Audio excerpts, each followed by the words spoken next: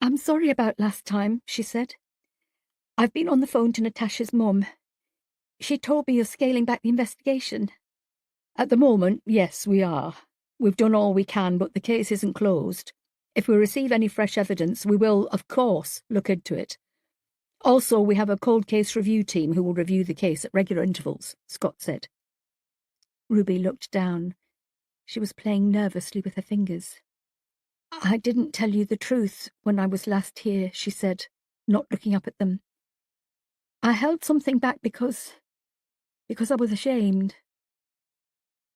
"Do you want to tell us now?" Sophia asked. Ruby nodded. She took a sharp breath and blew it out. She looked up at the detectives, waiting expectantly for her to speak.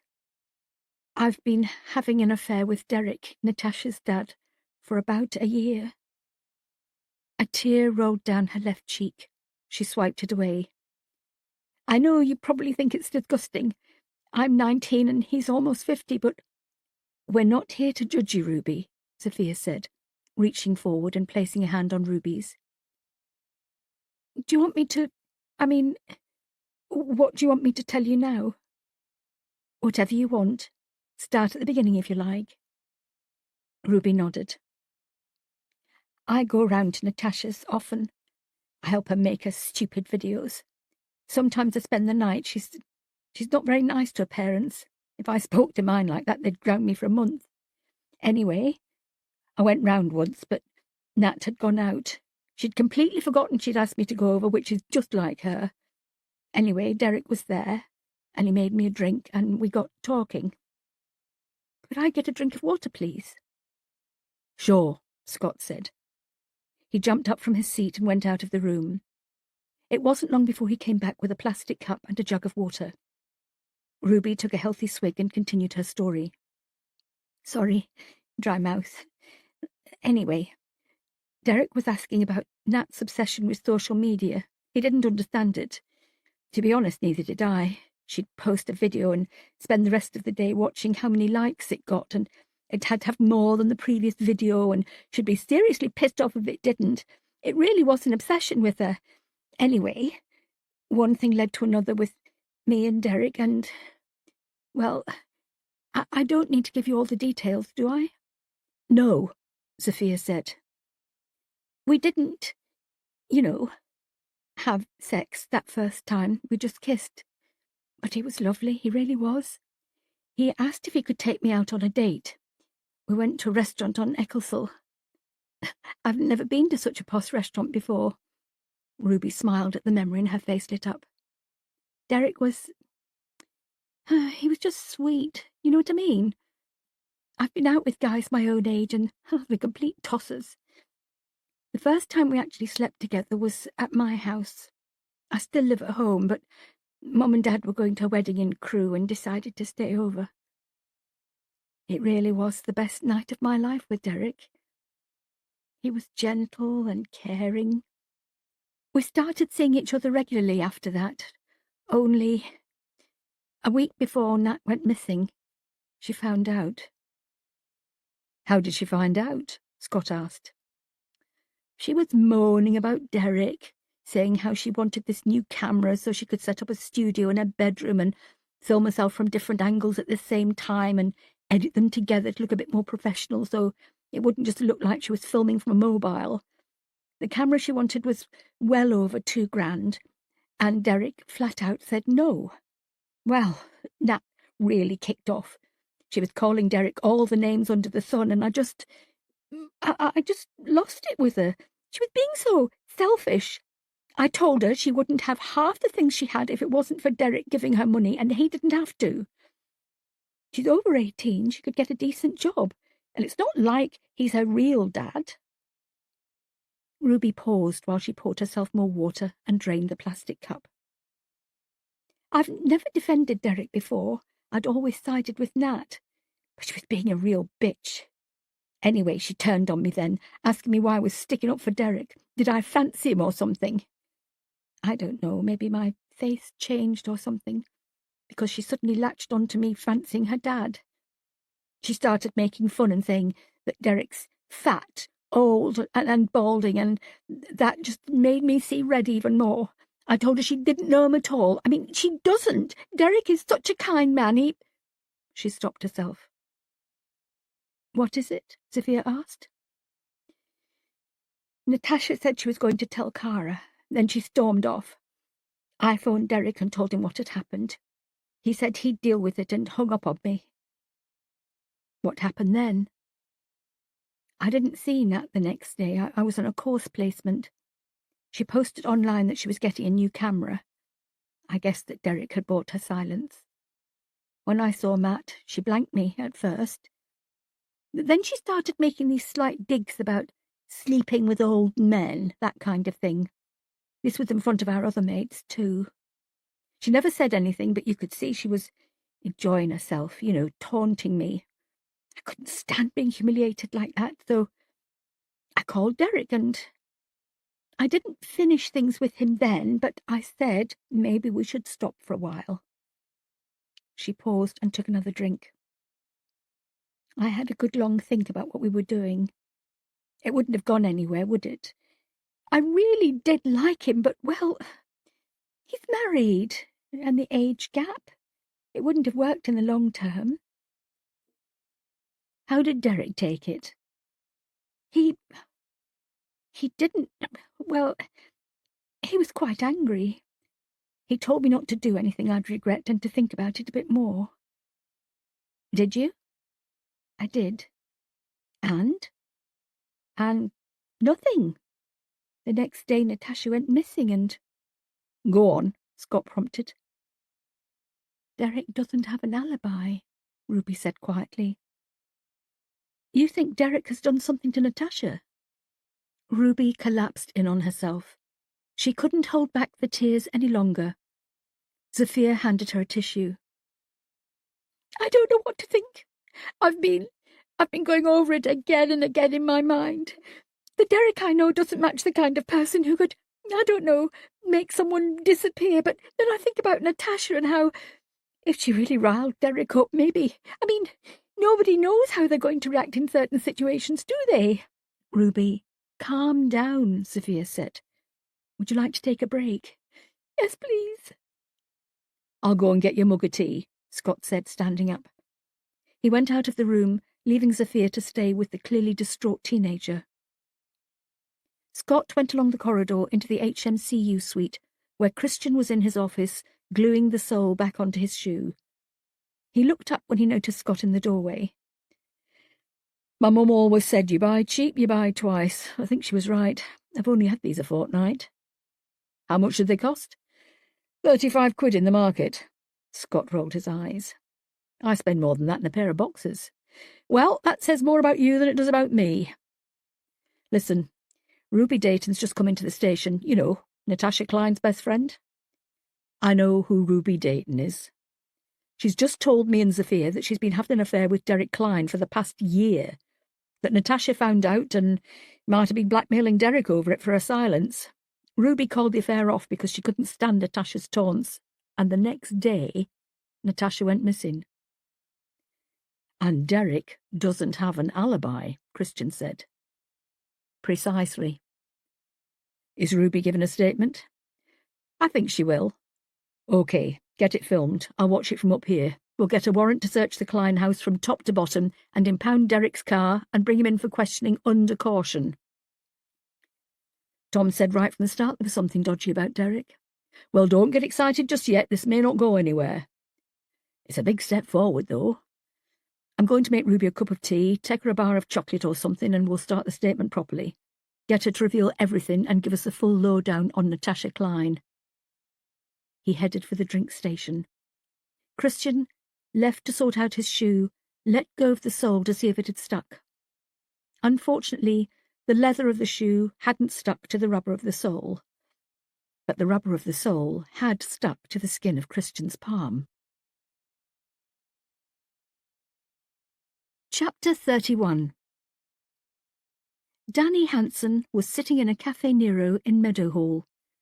He needed a new pair of trousers, and as Sheffield city centre was a veritable ghost town with all the good shops closing down and massive building work going on, he decided to bite the bullet and drive out to the most hated place in South Yorkshire, Meadow Hell.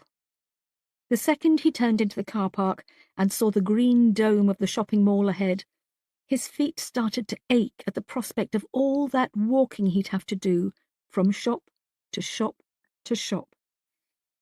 Trousers bought, overpriced. He found a coffee shop, bought a double-shot espresso, overpriced, and a tomato and mozzarella panini, overpriced, and sat in the corner. He took his laptop out of his bag and decided to take advantage of the cafe's electricity by charging it up and using their free Wi-Fi. He didn't have anything specific to work on at the moment. He hadn't written an article for weeks for any newspaper, and the BBC seemed to have taken against him.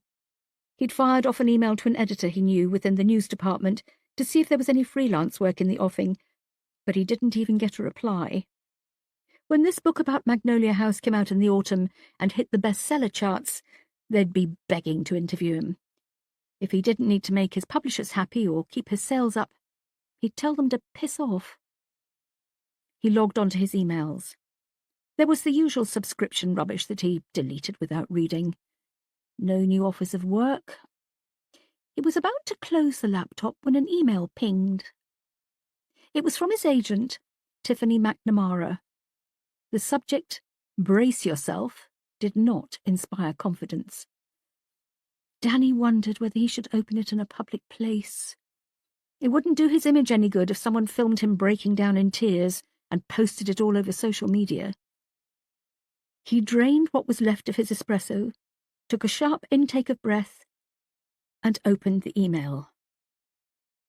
He almost stopped breathing on the third line. When he finished, he sat in stony silence while his brain caught up with what his eyes had just read. He took another breath and read it a second time. A smile spread across his face as the news began to sink in and the realization dawned that he was going to be a very rich man. HarperCollins loved his pitch and the first 3 sample chapters for the personal account of the crimes of Stuart Mills from the point of view of the journalist who worked so closely with the police. Slight exaggeration. They were offering a high 6-figure deal, 25% of which would be paid upon signing the contract. Deadline for the first draft was the end of the year, to be published in the run-up to Christmas 2022. To say Danny wanted to jump up and scream and cheer and holler at the top of his voice was a slight understatement. He hit reply and had to amend his short message several times because his fingers were shaking with excitement. This was immense. This was brilliant. This was the best news ever. Calming down, initial shock over, Danny realized he needed to get straight to work. There wasn't going to be a fast turnaround on this story. His publishers believed he had an in with the Mills family, that he was close to them, and already knew everything they'd gone through as he'd witnessed it firsthand. It wasn't a complete lie, but it also wasn't the truth. He needed to be incredibly creative here. He allowed himself a wry smile. This was where his journalistic training kicked in. Chapter 32. Matilda was getting used to coming home to an empty house and all that deafening silence, but she still hated it. While she looked in the cupboards for something to turn into an edible meal, she phoned her mother. "Hello, Matilda. How was your day?" Matilda smiled to herself. She couldn't remember the last time her mother had asked her how her day was. Since the conversation regarding Penny's finances, the last bit of tension between mother and daughter had melted away. Matilda called Penny more often for a chat, and their conversations no longer had awkward silences. They found they were laughing more with each other, too. "It was good, thanks," she answered. "I foiled a few terrorist plots and brought down a president for embezzling. I was going to do something similar today, too, but I decided to have a day in with a Patricia Cornwell. Nathan and Joseph have asked if they can stay at mine while Harriet's in Scotland with Patrick." "They're old enough to be left alone, surely?" "Well, yes, but between you and me, I think they like having a bit of stability. Their dad was never much cop, and no offence to Harriet, but she is spending a lot of time with Patrick. I don't think the boys see her much. At least when they come to mind, they get a home-cooked meal. I think Harriet's just enjoying herself. It's about time she put herself first. Oh, I don't blame her at all. Brian was a complete shit. But she needs to remember she's also a mother from time to time. Matilda's doorbell rang. Mom, that's the door. I'm going to have to go. I'll call you tomorrow. You're not ordering takeaway for your tea again, are you? That's a good idea. Of course not. I've got a quiche in the oven, she lied. Shop bought. Of course it's bloody shop bought. Who makes their own quiche? I do. Of course you do. Bye, Mum. Bye-bye, sweetheart. Matilda ended the call and smiled to herself as she went to the front door. She was enjoying this new relationship with her mother. Through the spy hole, she saw DC Tom Simpson standing on her doorstep. She frowned. He had never been to her house before. This didn't bode well. She opened the door and saw Zofia in her wheelchair next to him. Under the bright light of the censer above the door, Matilda took in the grave expressions on their faces. I want to say what a lovely surprise it is to see you, but something tells me you're not here to show me your holiday snaps. Would it be possible for us to have a word? Tom asked. His voice was low, and he could barely look Matilda in the eye. Of course, come on in. She stepped to one side as Zofia wheeled herself in and Tom followed. She pointed them in the direction of the living room. Oh, my God, this is a gorgeous house, Zofia marvelled as she looked around.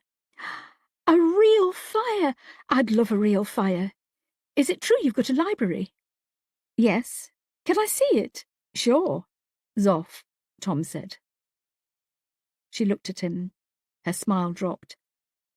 Matilda instructed Tom to sit down. She took the opposite sofa. The silence grew between them all. For a conversation to begin, there needs to be words, Matilda said. Sorry, Tom said. He cleared his throat. He was sitting on the edge of the sofa, his legs together, his hands squashed between his knees. I want to apologise for what I said earlier. I didn't mean to insult you. You didn't, Matilda shrugged, despite the fact that he had. I was wrong. My outburst was wrong. I'd not long since spoken to Natasha Klein's dad. Cara is in bits not knowing where she is, and we've got no answers to give them. I took it out on you, and I'm sorry. Matilda could see how much pain this was causing him. Tom, it's fine, honestly. We're doing a job where emotions are often running high. They're bound to spill over occasionally. I appreciate you apologising, though. Not many people say sorry for their actions. I'm very grateful. Tom looked at her and made eye contact. His smile was one of relief. Are we okay? Of course we are. Tom looked over to Zofia. She took a short breath. It was obviously her turn to say something. Matilda, she began, looking down at her hands as she twiddled her fingers. I was wondering if it would be possible to reduce my hours at work. Reduce them? Why? Me and Tom, we want to start trying for a baby. I've been to see a doctor and he said there's no reason why I shouldn't be able to conceive naturally, but I need to look after myself. Too much stress isn't going to help, and our job is stressful. Oh, the selfish part of me wants to say absolutely not. You're a vital member of our team and I want you living in the office 24/7. However, there is life away from the police force, and I'm incredibly happy you found each other. Leave it with me. I'll have a word with the chief constable. I can't see it being a problem, though. They both visibly relaxed. Oh, that's good, Zofia said. Zoff was scared of asking. She's been trying to find the right words for weeks, Tom said. Am I that much of a monster? Matilda asked. No. It's a big change, though, isn't it? Zofia asked. It is, but hopefully it's a change for the better. Your personal happiness is much more important than work. That should always come first. Matilda didn't bother making herself an evening meal. By the time Sophia and Tom had left, following a tour of her library, she wasn't in the mood to mess about cooking. She boiled the kettle, grabbed a tube of Pringles and a packet of biscuits from the cupboard, and went into the living room where she sat on the sofa with her feet up on the coffee table. A few months ago, she and Adele would have put on a Marvel film. Adele would have been making lurid comments about Captain America, while Matilda drooled over the Winter Soldier. It wasn't the same on her own, and she hadn't watched a Marvel film since Adele left. Her mind drifted towards work, like it always did. She was consumed by this supposed killer who had been emailing her. But how credible was he? He seemed to know a great deal about Matilda and the team. Maybe Tom was right. Maybe Matilda was just seeing a killer where there really was simply a fantasist, and, at worst, a stalker. Then there was the threat of who to choose for redundancy hanging over her head. Sian, Scott, or Finn? She felt sick at the thought of having to give one of them their marching orders. It wasn't fair. It was a horrible decision to try and make. Matilda's mobile vibrated with an incoming text. She looked at the screen and saw it was from Odell. She smiled, opened it, and read a very flirtatious text, which made her smile even wider. Less than an hour ago she had told Tom and Sophia that their happiness was more important than work. She should take a leaf out of her own book. She sent back an equally flirtatious text. 10 minutes later, Matilda was taking the stairs 2 at a time to jump in the shower and freshen up. Odell was on his way over. After her shower, sitting on the edge of the bed in a dressing gown, Matilda wondered whether this was such a good idea after all.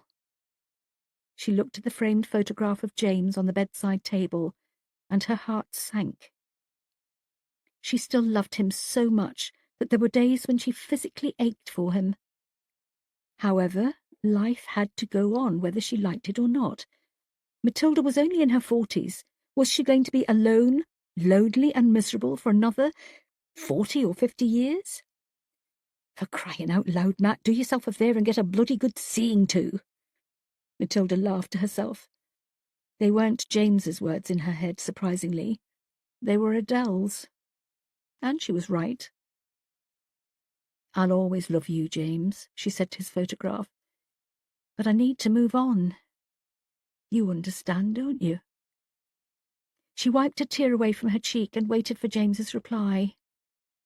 It didn't come. She was glad she didn't hear him.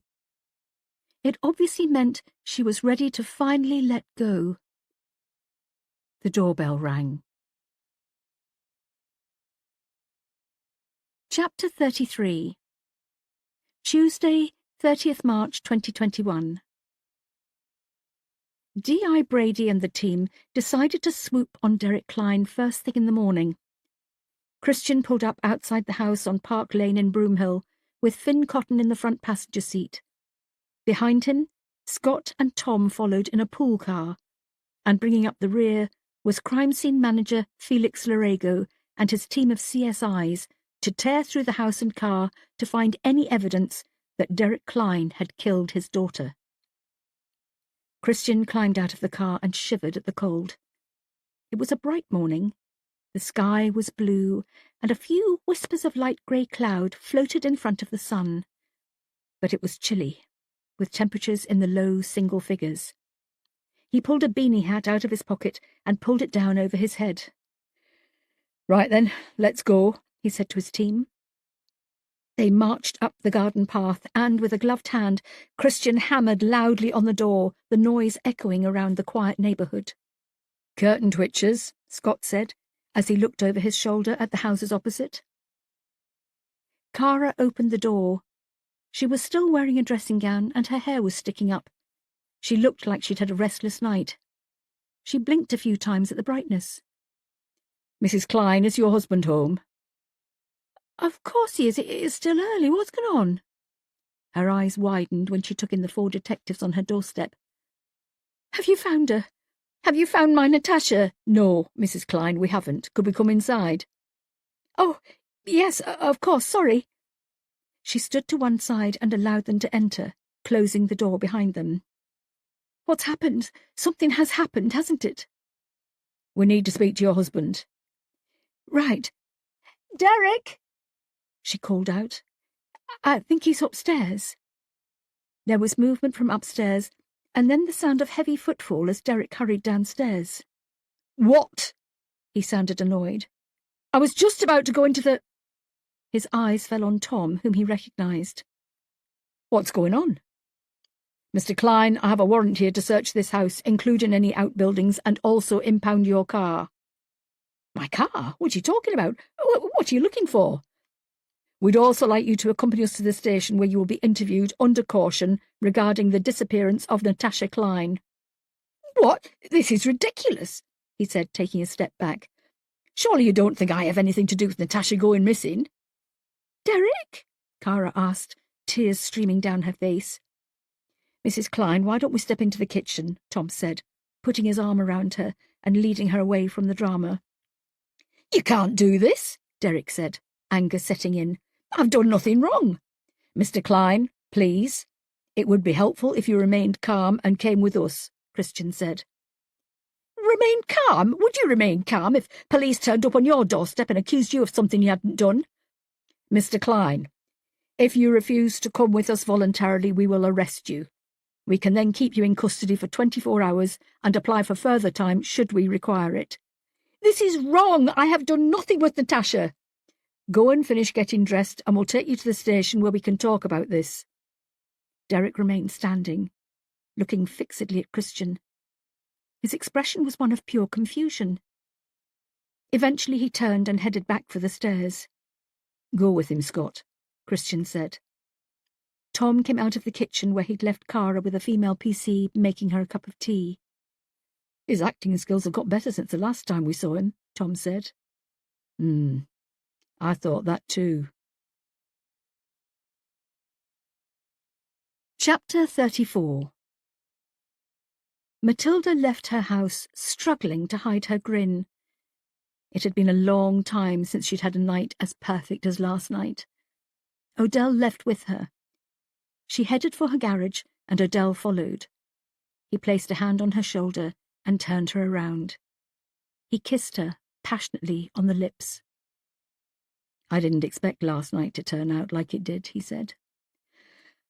Hopefully it turned out better than anticipated. Well, I am in the middle of researching a paper into brain rheology in the immediate minutes after death, which I'm finding fascinating. Oh, sounds like gripping stuff. I'm surprised you came over then, Matilda said flippantly. We all need a break sometimes. You certainly know how to make a woman feel special. Sorry. I really did enjoy last night. I'm not one for small talk. I'm sure you've worked that out by now.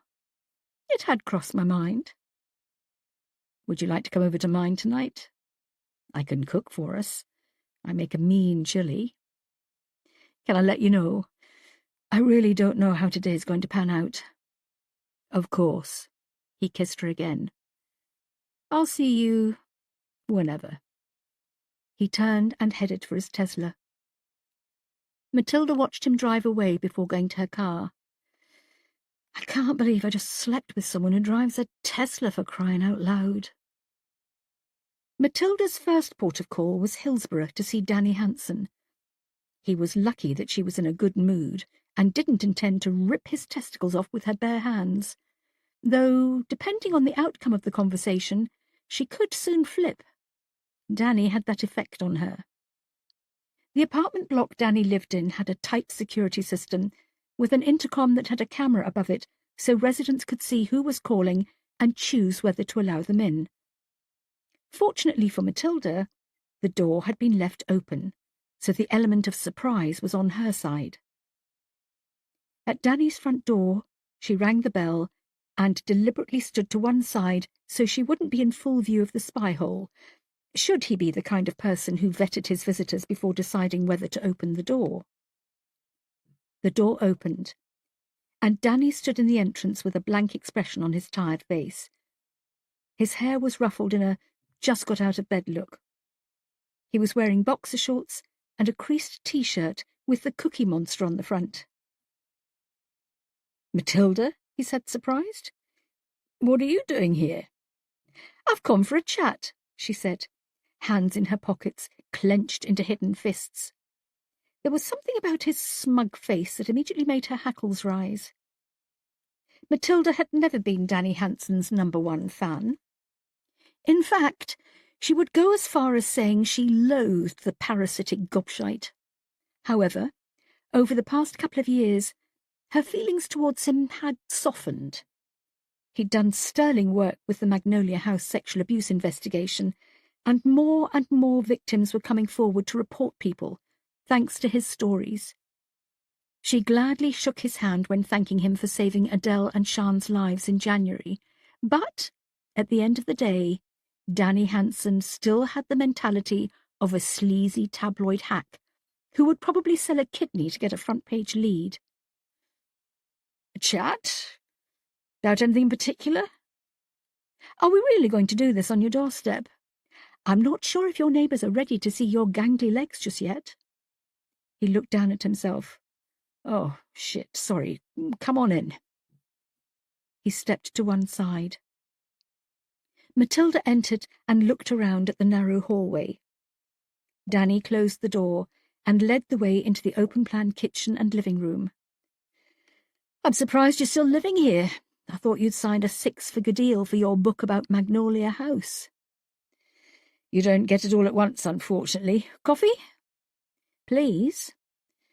"I got a chunk on signing the contract, which I used to pay off a credit card, and a down payment on a car. Another chunk when I handed in the final manuscript, which I'm saving until I get the next chunk. And hopefully that'll be a deposit on a house." "Seen anywhere you like?" she asked, as she perused Danny's bookshelves. "I've seen plenty I like, but none I can afford. I can't believe how expensive property is in Sheffield. There's nothing here. Shops are closing down, pubs and nightclubs are disappearing. I could understand if this was Manchester or Leeds, where there's decent shopping, but it's dead. And Meadowhall's just a nightmare. The perils of city living. Well, things seem to be on the up, so who knows where I'll end up. Milk and sugar?"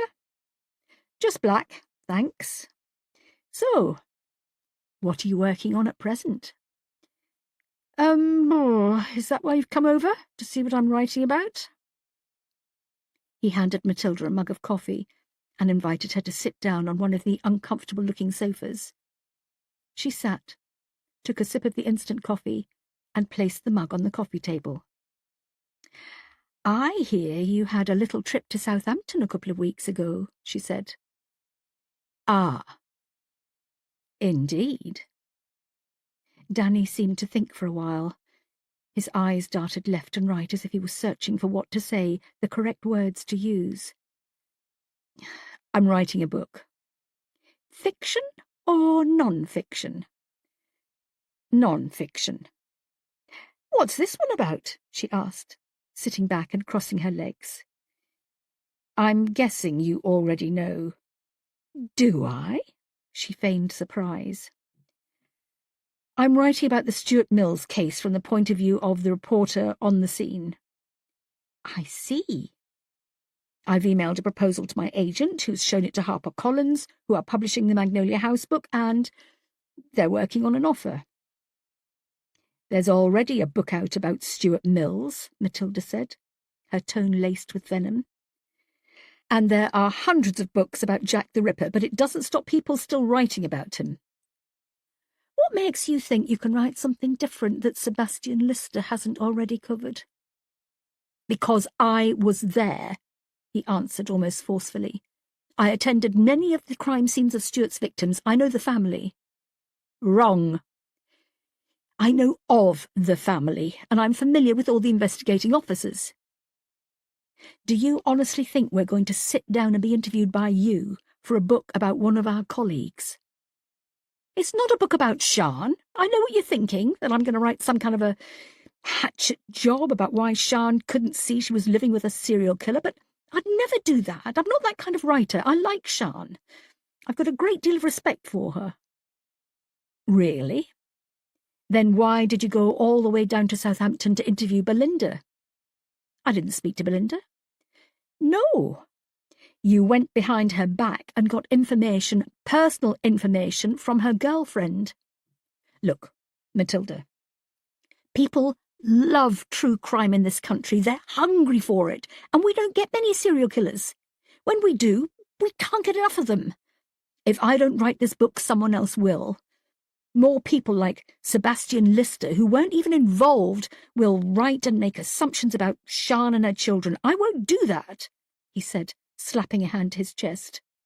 I will be considerate to Sian. I'm just going to write the facts and about how I felt during the course of the investigation. I do not want you approaching Sian or any of her children or any of their friends about this book. Matilda, I have a great respect for you, I really do, but no offence or anything, you can't tell me what to do.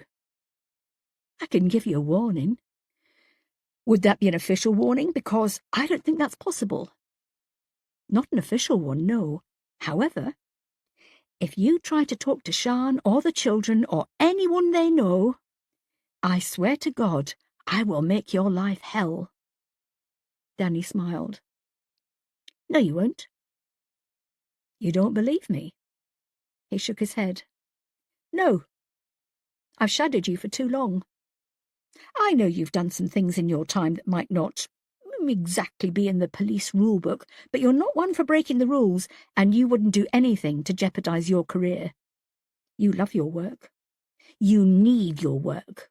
Without it, your life is empty. I'm sorry, but you've wasted your time in coming here. I will be writing this book, and I'll be talking to whoever I want to. Whether they talk to me is entirely up to them. Not you, not Sian. And besides, I won't need to talk to you and your colleagues. I know you all well enough to know what you'd say. Matilda could feel her blood boiling inside her. It was a while before she said anything. I want to call you names, but I don't think one has been invented for you yet. And I really don't want to lower myself by swearing at you. I think I'm going to go, she said, standing up. I'll show you out. He followed her to the door. It was lovely to see you, though, Matt. You must come round again sometime. I'll get the Mr. Kiplings in. Matilda turned on her heel, grabbed Danny by the throat, and slammed him up against the wall. Listen to me, you little prick, she hissed. Her eyes were wide and her face red with anger. She squeezed his neck hard and could feel the veins beating against her fingers. You write one word about Sian, about Stuart, about her children, and I don't care what happens to me. I will literally gut you. Do you understand me? Danny didn't react. He couldn't. He was gasping for breath, clawing at Matilda's hand with his blunt fingernails. I asked if you understood, she said. He nodded. Good. She let go, and he fell to the floor. At the door, Matilda turned back. One more thing. Your coffee tastes like shit. She left the flat, slamming the door behind her. Chapter 35. Did I tell you who Roland T. Owen was? Sophia asked. Matilda turned to Sophia with a frown. The sympathy card Josie Pettifer's father received was signed by Roland T. Owen. Of course it was. Go on. First of all, Roland T. Owen wasn't his real name. His real name was Artemus Ogletree. I can see why he changed it. He was found dead in a hotel room in Kansas City, Missouri in 1935. He was stabbed and beaten to death. He wasn't formally identified until a year and a half later by a woman who saw a photograph of him and recognized him as her son. He'd left Birmingham, Alabama, the year before, at the age of 17, to hitchhike to California. She later received letters from him saying he was in Egypt. The letters were sent after his death. There's a lot of mystery surrounding why he was in that hotel and the people he met in the run-up to his death, and to this day, nobody knows who killed him. Interesting. And we all know that From Hell is a reference to Jack the Ripper. You did know that, didn't you? Matilda raised an eyebrow. Yes, Sophia, I did know. Just because I was born before the internet doesn't mean I'm completely clueless about history. So, these emails to me are signed by killers who got away with their crimes. But the sympathy cards to the family are signed by people whose murders were never solved. It would seem like it. The double doors opened and Scott entered the suite. There you are. I've just been up to your office, he said to Matilda. I don't know why you bothered moving out. Neither do I. I've got the forensics back on the oil found in Josie Pettifer's kitchen. Go on, Matilda instructed. The oil in her kitchen is pure olive oil. There isn't a trace of peanut oil in there at all. Also, according to the forensic report, any oil that does contain peanut oil wouldn't contain the amount found in the sample in the dish she was eating at the time. It looks like it was deliberately spiked to make her have a massive anaphylactic shock. Fingerprints on the bottle? Josie and her father's prints. My guess is that the killer brought it with him and took it away with him when he left. And unfortunately, Reg has cleared out the whole flat since his daughter died, so we can't go in with the forensic team. I'm afraid not. He's a smart cookie, our guy, isn't he? It would appear so, Matilda mused. Where do we go from here? As much as Matilda hated to admit it, so far she was being beaten. All we can do, Scott, is wait for him to contact us again with news of his third victim. We said that after the first victim, Sophia said. Scott shook his head.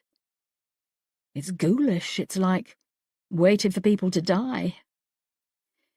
The only thing we can take from this is that they'll already be dead. We can't save them. Yes, he says he's killed 5, but what if he's planning others? What if he wants to be the most prolific serial killer ever? What if he's planning victims 6, 7, 8 right now? What can we do? Matilda asked, exasperated. What can we actually do? He didn't answer. He couldn't. Nobody could. Part 3. Day 27. 8 serial killers were given the nickname Angel of Death. 5 were called the Freeway Killer. 3 were called the Railroad Killer, while 4 were called Dr. Death. I wonder what I'll be called. The Sheffield Slayer, perhaps, or maybe the Steel City Slaughterer. I like that one. I wonder if there'll be a book written about me. There's bound to be. Or maybe I could write my own. I've read Mindhunter by John Douglas and Mark Olshaker so many times that I've had to buy a second copy as my first was falling apart. David Wilson has written some pretty chilling books too, and picking up the pieces by Paul Britton gave me a few sleepless nights. I've read The Perfect Killer by Sebastian Lister, hoping it would be as dark and blood-curdling as his first book, The Riverside Killer, The Double Life of Richard Button, but I was very disappointed. It lacked atmosphere and depth. I'm growing impatient waiting for Matilda Dark and her supposedly crack team of experts to announce to the media they're on the hunt for a highly dangerous killer. I've given her the name of 2 of my victims. I've told her how I've killed them. What do I have to do to break this team? I've obviously been too clever. I bet they're still having doubts that Liam Walsh and Josie Pettifer were murdered. Fortunately, I've planned for such an eventuality with my third victim. Time to get your hands dirty, Matilda. From T89U5Q3W-2 at outlook.com. Date Monday 1st January 1900 at 0000 hours. To Dark, Matilda. matilda.dark@southyorkshirepolice.co.uk. Subject: 3 of 5. Hello, Matt. What's your favourite method of murder? The norm in this country at present is stabbing. I can see the attraction there. The killer and the victim have to be incredibly close for a stabbing to occur. So much emotion and electrifying tension is there. You've already got the hatred of the victim by the killer. Add in the rush of seeing the life die in someone's eyes and, wow! I bet there's no other feeling like it in the world. I really must try a stabbing one of these days. I just need to find someone I hate so much. I'm getting close, though. Another favourite in this country is beating someone to death without a weapon. I'm not sure I could do that. I'm not a physical person. I don't have the power behind me. Mentally, I'm incredibly strong. I think you have to be to commit murder. So-called experts say it's the most basic crime as it doesn't take a great deal of brain power to take another life, but I think they're wrong. The method may be easy, but the aftermath is where you need the stability, especially if you don't want to get caught. And I have no intention of getting caught. Josie Pettifer was an easy kill. She came across as an independent, strong-willed woman who didn't need a man to survive in the world, but she soon fell for my words. It wasn't long before she was inviting me into her flat, into her bed. I resisted that. I know all about the world of forensics and trace evidence. She allowed me to cook for her, though. She trusted me that much, despite her many allergies. She showered while I cooked. She had no idea I was using pure peanut oil on her salmon. I watched her as she died. I sat back and watched as her throat closed. Her face bloated. She gasped for breath, looked at me pleadingly, begged me to get her EpiPen from the bathroom. I think it dawned on her what was happening just before the lights went out. Then I sat back, finished my meal, washed up and left. Good night, Josie. I want to play a game with you now, Matt. The third victim is called Audrey Wildgoose, and she's waiting for you to find her. I could just tell you where she is, but where's the fun in that? To locate her, you need to look into your past. Where did it all go wrong for you, Matt? Where were you when you realised life was shit, hopeless and pointless? I'll tell you where I was when we speak. In the meantime, this is all about you. Bye for now, Matt. Bible John. Chapter 36. Friday, 9th April 2021. Matilda knew exactly where she was supposed to look for Audrey Wildgoose. She knew exactly where she was when she knew life was shit. She printed off the email and grabbed it as she stormed out of the office. Zafir, find me everything you can about Audrey Wildgoose. Who's she? Just do it, she said, throwing the email at her. Scott, Finn, come with me. She was putting on her coat as she headed for the door. She stopped at Christian's office. He was in there with Tom. She pushed the door open. Christian, I've had another email. Zafir's got it. Get a forensics team on standby. Can I have Tom? Sure. What's going on? He's making sure I find this one myself. Jesus Christ, do you want me to come with you? No, just wait for my call. Where are we going? Scott asked as they charged after Matilda as she raced down the corridor towards the car park. Graves fucking Park! She called out over her shoulder. In 2015, when her husband James was diagnosed with an inoperable brain tumour, Matilda Dark was leading the investigation into the kidnapping of 7-year-old Carl Megan. His parents were wealthy restaurant owners, and a ransom demand of £250,000 was made. A date was set for the exchange, and Matilda was going to be the one to do it. On the day in question, Matilda's husband lost his fight and died with her by his bedside. She should have handed over the case. She should have told her superiors what had happened and that she needed to grieve. She did the opposite. She went to work believing, hoping she could distract herself from her emotions. Graves Park covers almost 250 acres of land in the south of Sheffield, between the districts of Norton, Woodseats and Meadowhead, and is a mixture of open areas and woodlands. There are 2 car parks. One is near the tennis courts, the other is near the animal farm. Even to this day, Matilda is convinced she was supposed to meet the kidnappers in the car park close to the tennis courts. They were waiting for her in the car park at the animal farm. When she realised her error, she set off on foot, running in the dark and the rain, weighed down with £250,000 in banknotes stuffed in a holdall over her shoulder. Tears were streaming down her face, her vision blurred. She was crying for her husband, for her mistake, for Carl. When she arrived at the car park, it was empty. The smell of exhaust fumes in the air. She had failed.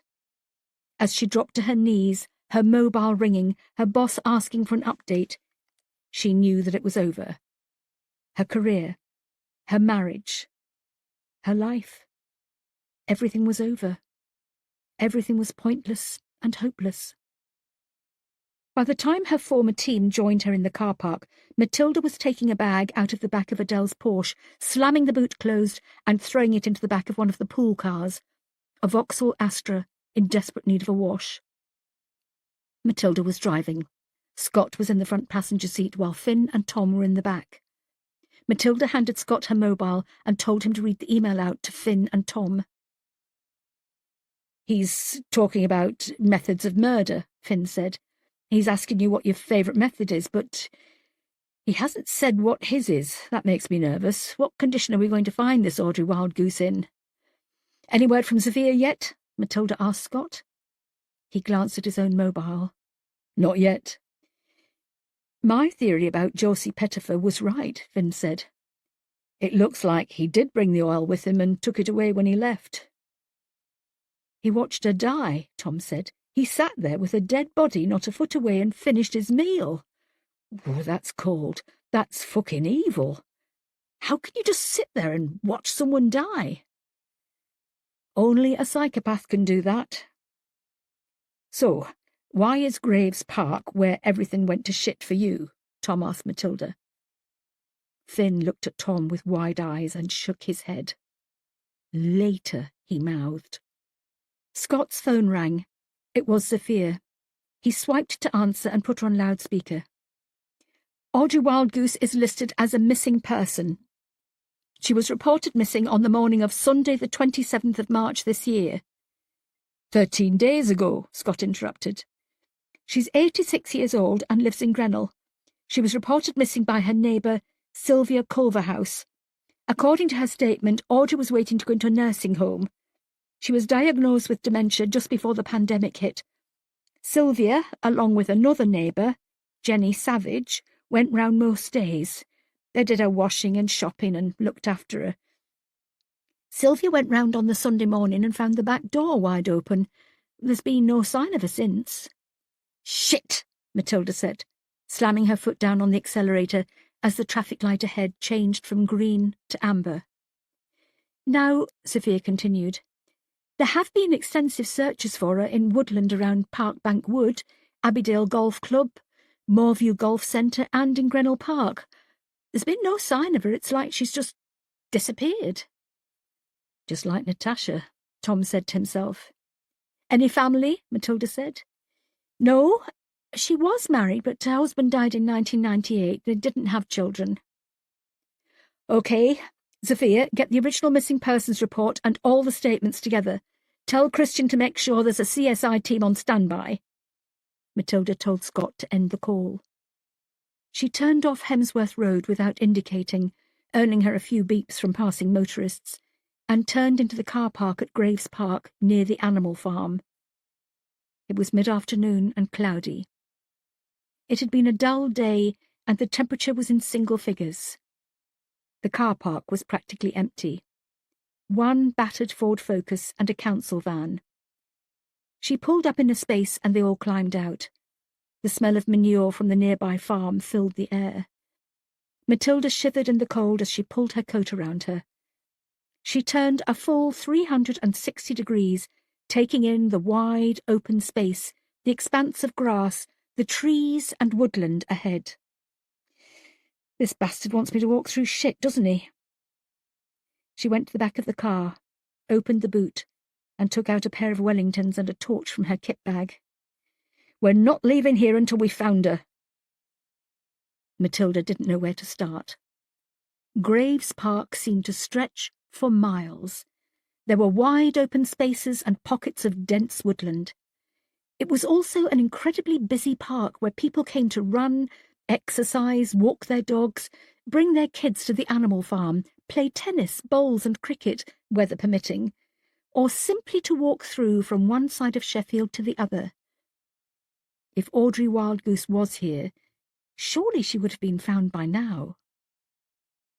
She set off along the grass, taking long strides. The ground was sodden following recent heavy rain, and Matilda's Wellington boots squelched with every step, pulling her into the ground. She stopped and turned back. Scott, Finn and Tom were still standing by her car. "Tom, call Zafir," Matilda called out. "Find out what Audrey was wearing on the night she disappeared." He nodded as he took out his mobile. "You two, this is the part of the job where you have to get mucky." Scott looked down at his shoes. "These are brand new looks," he said. "If you came closer, Scott, you would see the expression on my face, telling you that I couldn't give two fucks. We've got an elderly, vulnerable woman out here who needs to be found." She turned back and continued her trek across the unstable ground. Vulnerable. Liam Walsh was vulnerable. He suffered greatly with his mental health. Josie Pettifer was vulnerable due to her severe allergies. Now Audrey Wildgoose. She had been recently diagnosed with dementia, making her vulnerable too. Matilda frowned as she walked. In her head she pictured the killer as young, someone in his 20s, someone who was able to join Liam and Josie's life without standing out.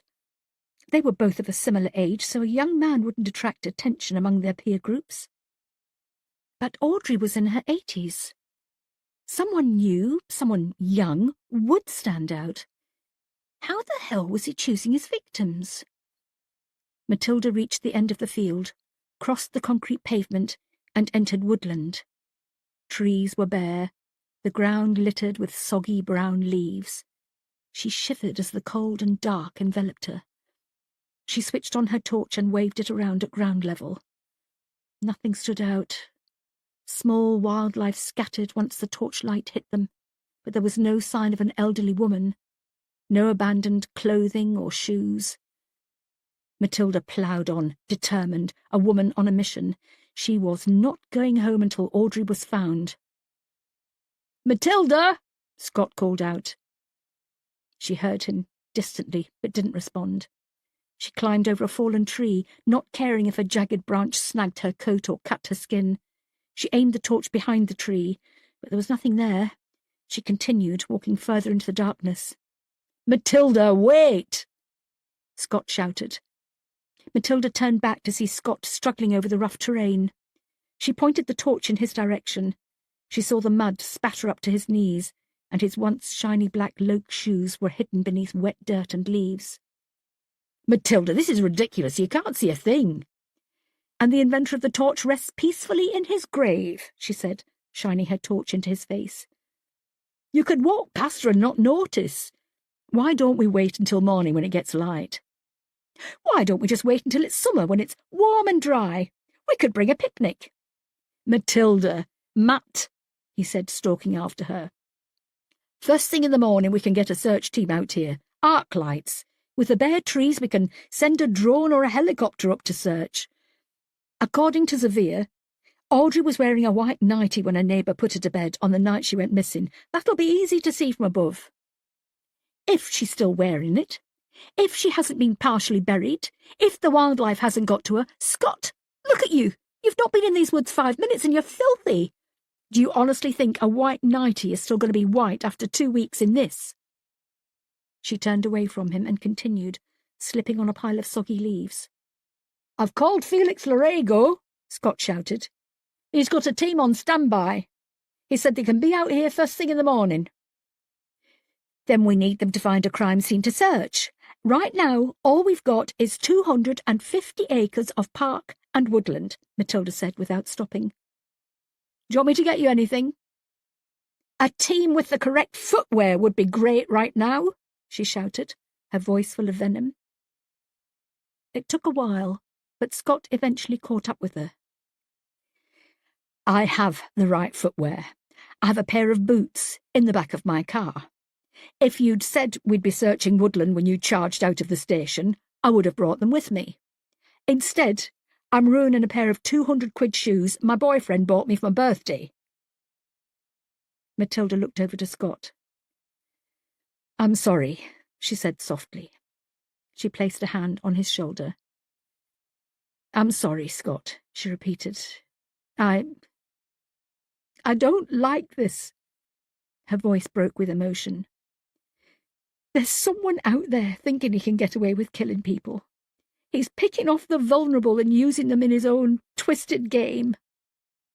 Matilda wiped away a tear with the back of her dirty hand, leaving a muddy smudge on her cheek. "Audrey is 86 years old. She should be living out the rest of her life in peace and comfort. She should be in her own home right now, warm, cosy and safe. Instead, she's out here somewhere because some fucker thought it would be fun to test his murder theory. I need to find her, Scott." He nodded. He scrabbled in his pocket and took out his mobile. He scrolled through the contacts and made a call. "Christian, it's me. We're going to need as many as you can find to help us search Graves Park. Ben's at the car park close to the animal farm. He'll tell you where we are. Tell everyone to dress for the Somme, and bring as much portable lighting as they can." When he ended the call, Matilda pulled Scott towards her and kissed him on the cheek. "I'll buy you a new pair of Lokes. I'll even buy Donal a pair too." "Why? He's not done anything. When I texted and told him where I was, he sent me a selfie of him on the sofa watching The Crown." "He watches that?" she asked, pulling her face. "And Bridgerton." "Oh, Scott, I'm so sorry. I had no idea." "Neither did I. If I hadn't put a deposit down on the venue, I'd call off the wedding." Matilda smiled. She placed her arm through Scott's and they walked off, further into the dark woodland, using each other as support over the rough ground, Matilda lighting the path ahead with her torch. It was close to midnight by the time Audrey Wildgoose was found. Matilda and Scott had been searching for almost 6 hours. They were chilled to the bone, filthy from head to toe, and physically and mentally shattered. Yet they ploughed on. They entered Waterfall Wood just past Graves Park Beck. Matilda raised her torch, and there she was, Audrey Wildgoose, slumped at the base of an oak tree. Matilda couldn't move. She couldn't speak. The small figure in a dirty and torn white nightie had been left to the elements. It had been a relatively cool spring so far, and airborne insects were flying around her, beetles and maggots crawling over her exposed skin, eating what they could find to stay alive. The woman's features were disfigured. Her eyes had long since been ravaged by wildlife, and there was evidence of rodent damage to her fingers, toes, and nose. A few fingers on her left hand had become detached, the remnants a few feet away from her. The body had gone through the bloating stage of post-mortem decay and had entered the liquefying phase. Her head was down on her chest, the skin of which had already started to slip away from the bones, giving her a deformed look. Years of living with the pathologist had told Matilda this was known as degloving. She turned to Scott, who had already turned his back on the scene. "Call Felix," she said softly. Scott walked away, head down as he fished out his mobile. And call Odell, she added louder. Matilda stepped forward, careful not to disturb any potential evidence, though she doubted there would be any. This was a very clever killer they were dealing with, and even if, by chance, a stray hair or skin sample had been left behind, the wildlife would have destroyed it as they feasted on the elderly woman. Matilda squatted to her knees. The smell emanating from the corpse was vomit-inducing. She covered her nose and mouth with her free hand and looked closely at Audrey Wildgoose. "I am so sorry," she said, her voice barely above a whisper. Tears streamed down her face. "I'll find who did this to you, I promise. I will find him. And I'll fucking annihilate him." With the CSIs in full flow and Odell overseeing the safe removal of the body, there was nothing more for Matilda to do, though she wanted to stay. She felt she owed it to Audrey to see she was well looked after, even in death. It took a lot of cajoling, but Scott eventually was able to tear her away from the scene. "Matt, you're freezing. You're not going to do anyone any favours staying here catching pneumonia." She allowed herself to be led away from the woods and towards the car park. They walked in silence, Matilda with her head down, a painful expression on her face as she gave the matter deep thought, wondering where the hell this was all going, who his next victim was going to be, how much more shit she was going to have to wade through, and what kind of a sick bastard was behind all this. "Do you want me to drive?" Scott asked once they reached her car. She took the keys from her pocket and tossed them to her DS. She climbed into the front passenger seat, not changing out of her muddy Wellington boots, and put her seatbelt on. She sat perfectly still, waiting to be taken home. Before he got in behind the wheel, Scott fired off a quick text to Donal, telling him to turn off Netflix and to meet him at Matilda's with an overnight bag for them both. They had a spare key to Matilda's in case of emergencies, and by the time Scott pulled up outside, Donal was already there. A light was on in the living room, the curtains were drawn, and, as they could feel the moment they walked into the house, a fire was burning. By the time Matilda spoke, all three were in the lounge on the sofas, mugs of tea in hand. "I can't get my head around any of this," Matilda said. The room was dimly lit by a single standard lamp in the corner of the room. The flickering orange flames from the fire provided most of the light. "Why is he doing this? What's the reasoning behind it?" "I think you should be asking Finn that question, not me," Scott said. "It's cruel, isn't it?" Donal said in his soft, smooth Irish lilt. "It's like when you see kids pull the legs off spiders or lift up flagstones and stand on the insects beneath. It's just pure cruelty." Matilda looked up at him. "But what's the point?" "There is no point, it's a power thing. He's thought of something and he's just going ahead and doing it. He's not caring about the consequences. He's doing something he knows he can get away with." "It's like he said in his email," Scott began. "If this went to court, nothing would happen. To all intents and purposes, Liam Walsh died by jumping off a building. Josie Pettifer died from an allergic reaction. And Audrey Wildgoose could very well have walked out of her home and become confused. A good lawyer would get him off. We probably wouldn't even be able to pin the emails on him because there's no trace. He could easily come up to you in the street and say that he'd been sending the emails, that he'd killed them all, and we wouldn't be able to prove it." "And that's what's feeding him," Matilda said. "It's scary," Donal said. "We've all got something that could be used as a way to kill us, if you think about it. I mean, look at you, Scott. You go out running every morning, whatever the weather. He could follow you one morning in the rain and hit you on the head with a rock or something and make it look like you slipped on the wet road and hit your head. We'd all think it was an accident." "Why do I get the feeling I should be checking my insurance policies?" Scott asked. Donal snuggled up next to him on the sofa and held his hand. "I'm suddenly very worried about you right now." Scott looked over at Matilda. They made eye contact. Matilda could see the fear in his eyes. She gave him a sympathetic smile. He tried to return it, but his emotions wouldn't let him. The tears in his eyes were welling up. "We'll stay with you tonight, Matt, and for as long as you want us to," Donal said. How many other colleagues would do something like this, Matilda thought.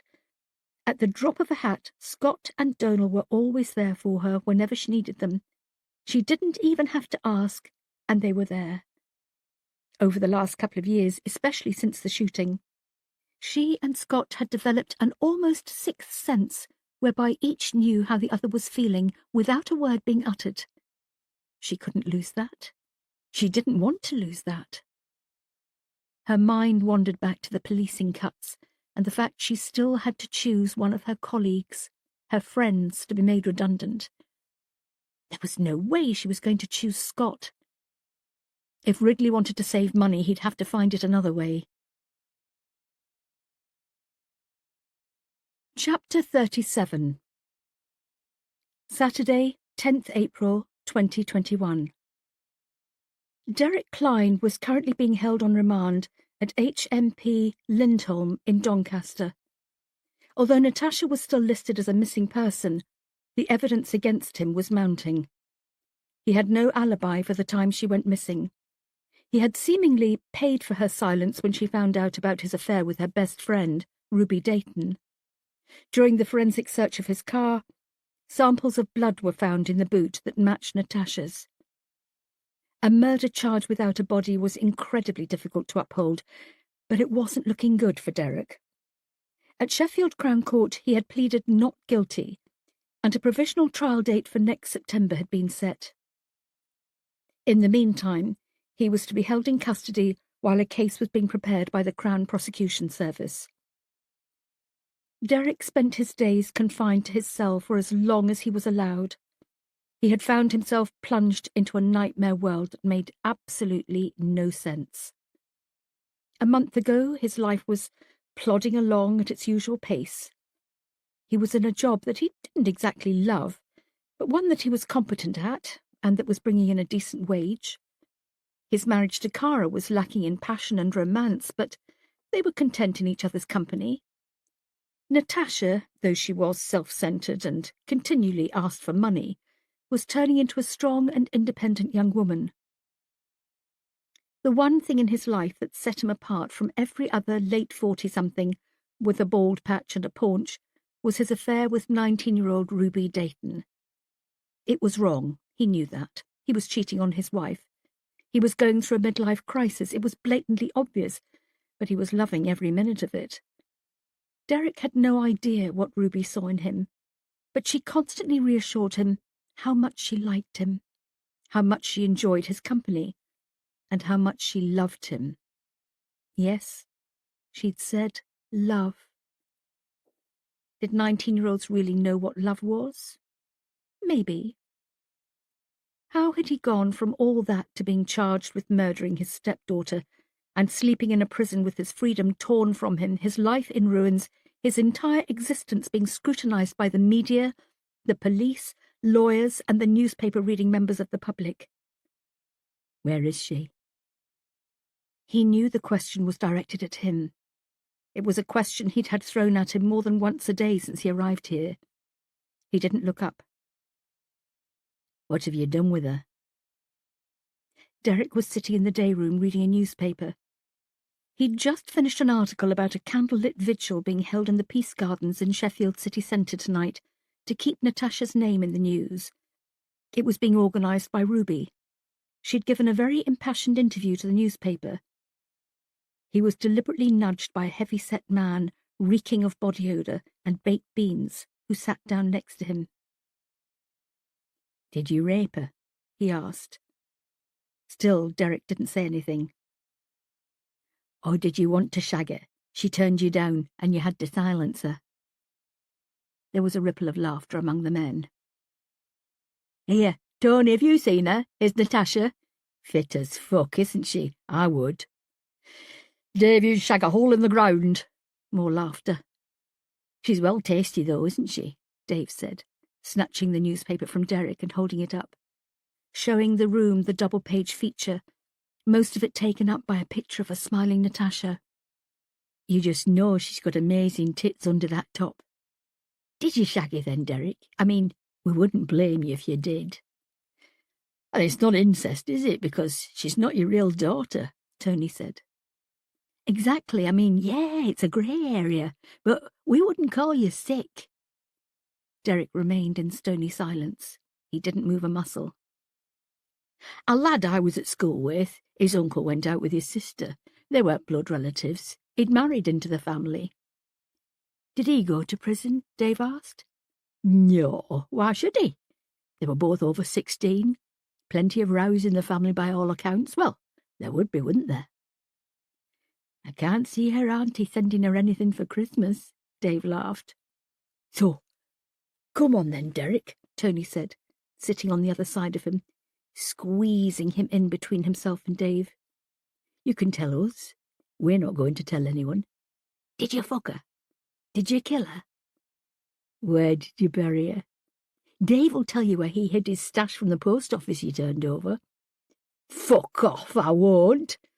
As long as the council don't tarmac over it, that's my nest egg when I get out in 6 to 8 years' time, providing I get a good jury. Derek tried to get up. Tony reached up, grabbed him by the shoulder and pulled him back down into his seat. There's something you need to learn about surviving in here, mate. We're all exactly the same. Out there you might be an accountant, drive a shit-hot car and live in a fancy house, but you're in here now. We all piss in the same pot. The sooner you realise that, the better. I didn't do anything, Derek said, quietly on the verge of tears. Course you didn't. And Tony didn't throw his wife's boyfriend over a balcony. I didn't, Tony exclaimed. I threw him over a bridge. They both laughed. Derek managed to get up and head for the door, but Tony was too quick for him. He slammed the door so Derek couldn't get out. Listen to me, Mr. Accountant, Tony said, his nose almost touching Derek's. You're not going anywhere.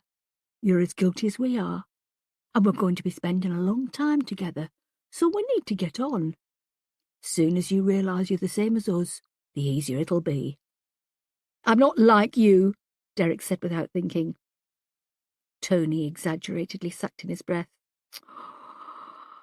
It's words like that get your teeth punched down your throat. Dave, you want to start? Chapter 38. Chief Constable Ridley would have a fit if he knew Matilda had called the entire HMCU to come into the station on a Saturday. The overtime budget would go through the roof with what she had planned. It was after 2 o'clock that morning when she finally went to bed. She, Scott and Donal had spent hours talking, mostly about nothing. It was only when Donal started snoring that they realised he'd fallen asleep, and it was time they all went to bed. The spare room was always made up for visitors, so Scott and Donal had slept in there. Matilda woke at 8 o'clock. Despite having a fitful night's sleep, she felt buoyed and full of ideas. Last night she had been angry, sad, depressed, scared, dejected. This morning she looked at herself in the mirror and saw the determination in her eyes. Matilda would never be defeated. She would literally fight until the death if she had to. Once in the HMCU suite, she gave the orders. First priority is identifying Audrey Wildgoose. Now, she had no family, but she did have neighbours and close friends. However, due to the severity of decomposition, I wouldn't put my worst enemy through that. She stopped as she thought. Actually, I'd probably put Danny Hanson through it. This was met with a few light-hearted giggles from her team. I also want the post-mortem done as soon as possible. I've called Odell, and he's come in specially to do it. Audrey had support from her neighbours. They reported her missing. I want Jenny Savage and Sylvia Culverhouse brought in and interviewed. Scott and Tom, I want you to interview Jenny. Finn and Sophia, you two are interviewing Sylvia. Sian, pop along to Water Street and observe the PM. Oh, God, I knew I shouldn't have had that bacon butty for breakfast, she said. Christian, we'll observe the interviews. He nodded. Just to let you all know, Christian said, there's a candlelit vigil tonight in the city centre. It's been 4 weeks since Natasha Klein disappeared, and her friends have organised a gathering in the hope of jogging people's memories. It's all over social media, and we're expecting a large crowd. Uniformed officers will be there to supervise and make sure things don't get out of hand. However, we're looking for volunteers in plain clothes to join the group to see if anyone can pick up something or someone acting suspiciously. Anyone? I'll be there, Tom said straight away. I'm going with Scott and Donal, Finn said. Good, thanks, Christian said. While the team set about getting ready for the interviews, Christian went over to Matilda, who was leaning on the windowsill, looking out at the uninspiring view of the bins at the back of the station. Is everything all right? He asked her. Fine, I'm really struggling with this one, Christian. Usually we get dead bodies and there's either a gunshot wound or a knife sticking out of them. We know how they died, and we can usually find the killer by looking through their lives. This is different. In all my years on the force, I've never come across anything like this. It requires a different approach, and I'm not sure what that is. If I say something, will you promise not to get mad? He asked. That depends. If you tell me you're the killer, I'm going to be fuming. No, it's not that. This bloke, whoever he is, he's writing to you. He's asking if he can call you Matt. Finn said that he knows you, that he might even be in your life. Do you think it's possible you're too close to this, that maybe you should bring in a separate team? I never liked the idea of another team coming in. It reeks of failure. It's not failure. It's asking for help. It's pooling resources. You've just said this requires a different approach. Maybe that approach is someone who's detached from us. I'll give it some thought, she said, looking Christian in the eye and seeing genuine concern in his face. I will, I promise. I'll back you up whatever you decide. You know that. Thanks. Shall we go and grab a shite coffee from the machine and watch the interviews? Slight problem. The toilets above the observation room sprang a leak. We'll have to watch from here on the monitors. On the plus side, our coffee is much better. True, but I'll have nothing to moan about, Matilda said with a slight smirk. I'm sure you'll find something. Cheeky sod. Coffees on the table in front of them, with several empty chocolate wrappers from Sian's drawer, notepad and pen at the ready, they watched on the projector screen as Jenny Savage was brought into the interview room. She walked slowly with her head down. She was wearing tight jeans, ankle boots and a puffy anorak. She sat down and Matilda could see she was crying, having been told Audrey's body had been found. Scott and Tom sat opposite and told her this wasn't a formal interview, but it was being recorded to help with their investigation. She either didn't mind or didn't listen, as she didn't react. She looks gutted, Matilda remarked. Christian was looking at his phone. Text from Sian. They've matched DNA from a sample taken from her house when she went missing to the body found last night. It's definitely Audrey Wildgoose. Matilda let out a deep sigh. Always good to have it confirmed. Jenny. I know in your original statement you told officers that you helped look after Audrey following her diagnosis of dementia, Scott began. Can you give us more details of her day-to-day life? Jenny wiped her nose with a tattered tissue and nodded. Audrey had lived on School Lane for as long as anyone could remember, she said with a haunting smile. I've been there 20-odd years, and she was an established figure then. She was a lovely woman. Would do anything for anyone. It must be 5 years ago now. She had a fall in the back garden. I'll never forget the sound of her scream for as long as I live. She displaced her hip. She was in hospital for a couple of weeks. When she came home, she struggled with the stairs. Anyway, my husband, Philip, he's a plumber by trade.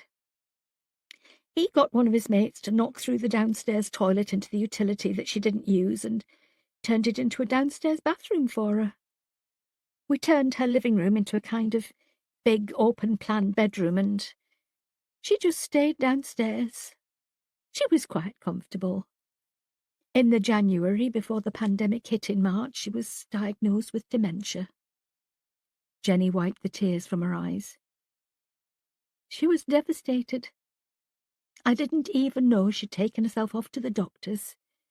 She's always been scared of having Alzheimer's, and she said she noticed she started forgetting where things were around the house, what day of the week it was, and the name of her husband, which really upset her. I told her not to worry. I only work part-time, so I said I'd help her as much as I could. I did her washing for her and made sure her cupboards were stocked with food and she had all the toiletries she needed. When I cooked, I made an extra plate and took it round for her.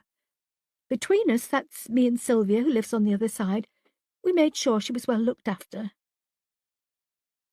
How was she coping with her dementia in the run-up to her disappearance? Tom asked. It had gotten progressively worse. It was a slow decline. She kept asking for her Richard. That was her husband. When I went round, she'd ask me what time he was due home. It really upset me. We had a sheet made up of all the people who called round to help, with our photos and who we were, so she'd recognise us. It was always on the little table by her chair. I think that helped. Was it just the three of you who helped her? Did any of the other neighbours? No. We thought it best to keep it to just us three. We knew her the most. We didn't want her getting more confused. Annie, she lives opposite, she bakes a lot and used to bring me muffins and cookies to take round to Audrey. Oh! She stopped herself as she remembered something. There was Alex. Who's Alex? Scott asked. Well, I'm not actually sure he even existed, she said. A few times I'd ask Audrey if she needed anything specific, and I'd mention something like toilet rolls or something, and she'd say that Alex had brought her a load round. The thing is, none of us know an Alex, and there's no Alex living in the street. I thought it was someone from her past who she was suddenly remembering, an old boyfriend or childhood friend maybe. It was only in the last few weeks or so that she kept saying Alex had been to visit her, and he was helping her. But you never saw him? Scott asked. No. Well, I didn't expect to. What did she say Alex was doing? She said he was bringing her bulky items, big boxes of washing powder and loo rolls. I've only got a smart car, so I can't fit a lot of stuff in. Sylvia, her husband goes to Costco a lot, so I assumed they'd be fetching her the bigger items. When I asked her about it, she said she hadn't bought her anything as she'd looked, and she hadn't needed anything. So who'd been bringing her these big, bulky items? Did you ever ask Audrey about Alex? I did. A couple of times. I asked her to describe him to me. During the summer of 2020, when we were social distancing, I caught COVID, so I couldn't go round to see Audrey. I spoke to her on the phone and over the fence, but I arranged a delivery online. I thought it might have been the Tesco delivery man who she was getting confused with, but she couldn't seem to describe this Alex. She said he was a young man, always helpful and smiling. Did you ask any of the other neighbours about Alex? Tom asked. Only Sylvia and her husband. They didn't know anyone called Alex either. Sylvia said that Audrey mentioned him once or twice. She told Sylvia that Alex called at night. Again, we just thought she was confused. Do you think she was? Do you know who this Alex is? We don't, I'm afraid, Scott said. But you think he's real? Someone was bringing her those items. True. But who? Why? Scott didn't answer her question. He couldn't. Tell me about the last time you saw her. Jenny's eyes turned glassy with tears. She wiped them away before they had a chance to fall. I went round, as always, at 7 o'clock. I made her a cup of tea and sat with her for a while. We watched Pointless. I helped her get ready for bed when it finished. She liked to sit up in bed and do a word search until she nodded off. I made sure all the windows and doors were closed and locked, then saw myself out. The next morning, I went round. She wasn't in bed. The duvet had been thrown back, as if you've just got out to pop to the toilet. And the back door was wide open. And it was definitely locked when you left, Tom asked. Definitely. Who had a key? Me and Sylvia. My Phil's got one too. Was there a key in Audrey's house? Yes, it was on a hook next to the door. Was the key still there? Yes. What did you think happened? I thought she'd woken up, confused, and wandered off. You read about it all the time, don't you? Jenny's voice broke and the tears started to flow. She was on a waiting list to go into a nursing home, but the pandemic was slowing everything down. She wasn't a priority either because she had me and Sylvia looking after her. I think of her on her own, not knowing where she was or how to get back home, just lying down and dying. It shouldn't end like that, should it? Scott swallowed his emotion. He shook his head. No, it shouldn't. In interview room 2, Finn and Sophia were interviewing Sylvia Culverhouse. She was somewhere in her 50s with a shock of dyed blonde hair. She wore no makeup, and her clothes looked as if they'd been thrown on in a hurry. Her zipped-up hoodie was creased, and there was a food stain of some kind on her right thigh. Her eyes were puffy from crying. She repeated Jenny's story of looking after Audrey following her fall, and increasing their care for her following the diagnosis of dementia. Sophia brought up Alex first. Yes, she did mention someone called Alex, Sylvia said, suddenly becoming animated. Now, we don't know an Alex, and when I mentioned the name to Jenny, she said she didn't know anyone by that name either. The thing is, I took Alex to be a woman, but Jenny said she immediately thought it was a man. Funny, isn't it, how certain names conjure up certain images? That's why, the next time I went to see Audrey, I sat down and asked her to describe Alex. And did she? Yes. She told me who he was. Who was he? She said he worked in the spa in Grenell and his father was manager there. Did you ask in the spa? Finn asked. Well, I didn't, because they'd not long since had a new manager. The old one left and he had a son. This new one's a woman, only a young lass, too young to have kids the age this Alex was supposed to be at any rate. I assumed Audrey was confused and mixing up the managers. I should have looked into it more, shouldn't I? Did Audrey say if this Alex was young? Finn asked. She called him a lovely young man. But, well, she was 86. Someone in their 40s is going to be a young man to her, isn't he? Did she say anything that could contribute to a description? Hair colour, eye colour, accent? Did he remind her of anyone? No. All she ever said was that he was a lovely young man with a lovely smile who was very helpful. Sylvia looked from Finn to Sophia and back again. You think he killed her, don't you? You think he lured her out of the house somehow and killed her? Right now, Sylvia, we don't know, Finn said. That's exactly what I think happened, Matilda said. She was sitting back in the chair at Sian's desk with her arms folded. I think he's been watching the house, working out who visits her, at what times, and he's made sure he's avoided detection. It certainly seems so. The question is, how the hell do we prove it? Christian asked. We asked ourselves that with Liam and Josie too. And we still haven't answered it. We need to work out what the connection is between all 3 victims. There has to be one. He's finding them somehow. I can understand someone young chancing upon Liam and Josie, but how the hell has he been able to find Audrey Wildgoose without anyone else knowing? I'll get Sophia to try and work a magic. Is it true she's going part-time? Christian asked. Yes, in the summer. What are we going to do? Her job is full-time. The chief constable has pointed out that she may have to be transferred back to CID. She said she's fine with that. I wouldn't be. Neither would I. But she's happy with Tom, that's the main thing.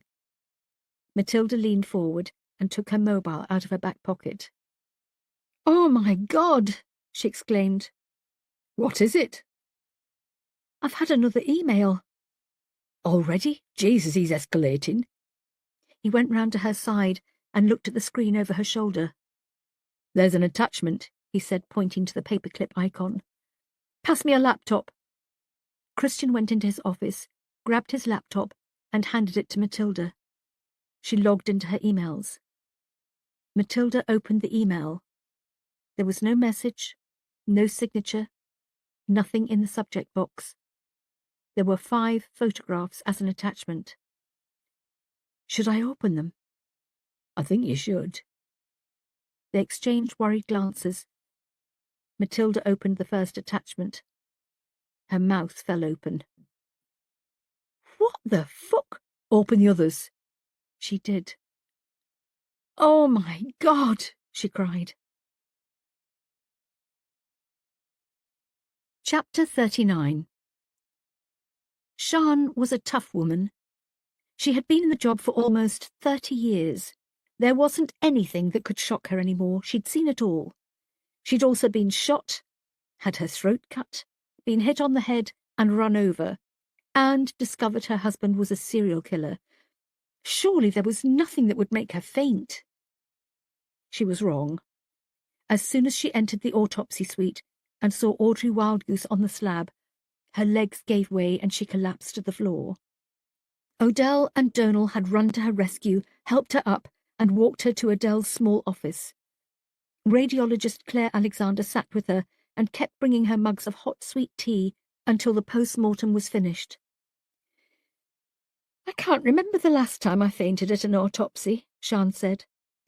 I remember fainting at my first one, and then... Next time was because I was pregnant with Belinda, though I didn't know it at the time. The first time I saw one, I actually vomited, Claire said.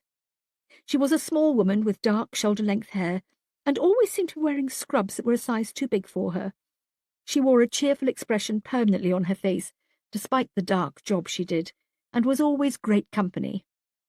And it wasn't just a bit of vomit either, it was projectile. I got it all over 3 other people. I don't know how people like Odell do this kind of job. I mean, what makes them think they'd like to spend their careers cutting up dead people? I don't think they think of it like that. It's more the search for answers. It's like you with joining the police. You joined because you want to see justice done. You want to find out why people commit the crimes they do. You've had to get inside the heads of some pretty scary people over the years, I imagine. You can say that again. Maybe deep down we're all a bit ghoulish. I remember when I was in my 20s going out with a guy who was a gynecologist. I could never relax during sex. I always wondered what he was actually doing down there. Was it foreplay or an examination? We weren't together long. How are you feeling now? Fine, thanks, though. If I have any more of your sweet tea, I'm worried I might slip into a diabetic coma. I've got a bottle of vodka in my bottom drawer if you fancy a sip. Better not. The door opened and Odell Zimmerman stepped in, having changed out of scrubs and into black trousers and a tight-fitting white shirt, open at the collar. 3 times I've washed my hands and I can still smell that sodding peach hand wash. It's giving me a headache. Better than the smell of decomposing organs, I'm guessing, Sian said. I'm not so sure about that. If you catch it at the right time, the smell of a rotting pancreas can be quite pleasing to the nostrils, he said with a cheeky grin. You're a ghoul, do you know that? She said, pulling her face. It has been commented on a few times over the years, yes. You need a strong constitution and a strong character to be able to cut open a body, and a dark sense of humour helps you get through the day.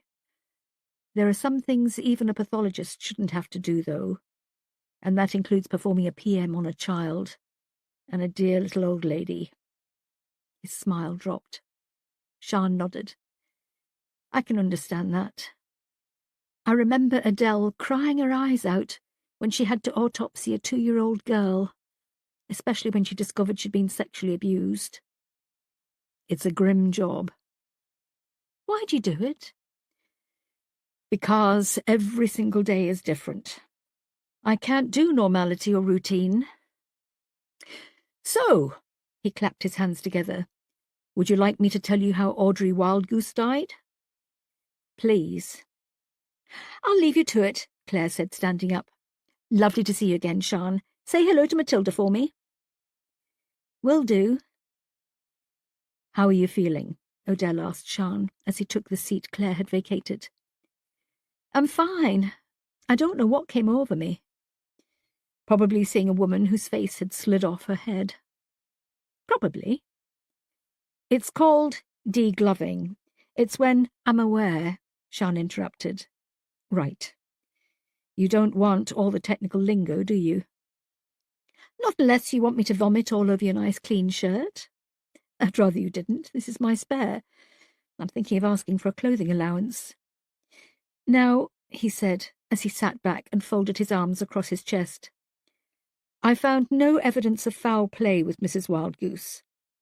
As I noticed at the scene, there was evidence of red patches on her knees and elbows. What we call hide and die syndrome. A clear sign of hypothermia. Internally, she couldn't tell us much at all. She had a very good heart and lungs. Her organs were in excellent working order for a woman of her years. I'm afraid I can't do a stomach content analysis as... He paused and looked at Sian. You may want to swallow hard for this next bit. It seems wildlife had eaten through her stomach and devoured what was inside. Sian closed her eyes and shook her head. The horror of what her body had gone through after death was too shocking to think about. Was there any evidence she was tied up or anything? No ligature marks on the wrists or ankles, no bruising from finger marks. Would she have suffered? I don't think so. Her death wouldn't have been quick, but I don't think she would have known what was happening. Given her advanced Alzheimer's, let's hope she simply lay down and closed her eyes. Everything that happened to her body came after she died. It's the decomposition of the body, the smells it gives off, that attracts the insects and the wildlife to come to the party. So, if you were doing this post-mortem having no prior knowledge of Audrey Wildgoose, you'd assume she'd wandered off and died of natural causes? Sian asked. I can only record what the evidence tells me. Everything points to her dying from hypothermia, a natural death. Despite her being lured there, Sian added. How's the investigation going? Odell asked. He took out a Granny Smith apple from his top drawer, rubbed it on his shirt and took a large bite. Slowly. How's Matilda? Difficult to tell at the moment.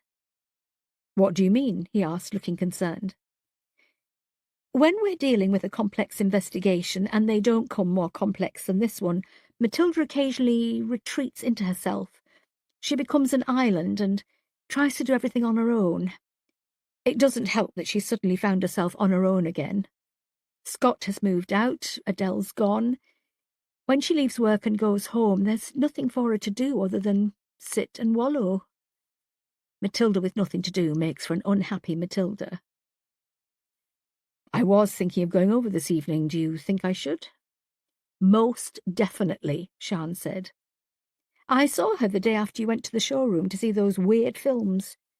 She had, I don't know, there was a brightness about her. She obviously likes you. Will you do me a favour? Go on. Make her smile. She hasn't had much to smile about lately. She needs someone good in her life, someone away from the police station. I haven't known Matilda long, obviously. This is the first major investigation I've seen her involved in. Is she always like this on a case? Only when they get personal. I like her, Sian, I really do. Then tell her. She needs something good to cling on to right now. Normally it's a big box of Maltesers. They're not as big as they used to be. Tell me about it. I can eat one box in a single sitting. Sian stood up. I should be getting back. Look, Odell, if you really like Matilda, make your feelings known. She's in a place right now where she could do with some comfort. He nodded. Sian left the office, closing the door behind her. Odell made a mental note to check his fridge when he got home and see what wine he had left. Matilda was obviously in need of being pampered and wanted. He'd like to be wanted. He'd like Matilda to want him, to turn to him when she needed someone. He could definitely be that person. He was that person. Chapter 40. When Sian's husband Stuart was unmasked as a serial killer of street workers, she decided her role within South Yorkshire Police was untenable and resigned. She was eventually talked into returning, but in the interim she set up a dog-walking business called Donnie Barco, her kids chose the name. When she went back to being a detective, her eldest son Anthony picked up the lead as something to do when he finished university and while he looked for a job in an unstable, post-COVID world. He'd kept the business going and even added to the number of clients. He could often be found in one of the many parks in Sheffield with a number of dogs scurrying around his ankles. In a lay-by on Abbey Lane, which cut through Ecclesall Woods, the black Donnie Barco van with the yellow cartoon dog on the side was parked up, and the sound of distant barking could be heard from deep within the thicket of trees. Danny Hanson was driving along Abbey Lane, head full of ideas, when he recognised the van recently pimped by Anthony, slammed on the brakes, reversed, and parked just behind it. He climbed out and buttoned up his coat. He looked down at his feet. Chelsea boots and a muddy woodland floor didn't go together. But he headed for the sound of barking and could eventually see Anthony and one of his brothers in a gap between the trees. "Anthony!" Danny called out. Anthony turned at the sound of his name being shouted. The look on his face was one of ruddy happiness as he played with the dogs and enjoyed the outdoors. As soon as he saw the journalist, his face changed. "What the Wait!" Danny held out his hands in surrender. "I know you're angry, I can see that. Let me explain."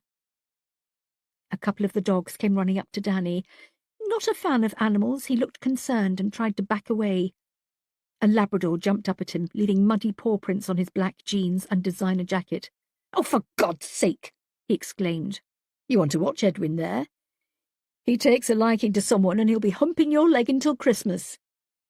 "Will you call him off?" Danny asked as he was pinned to a tree by the slobbering Labrador.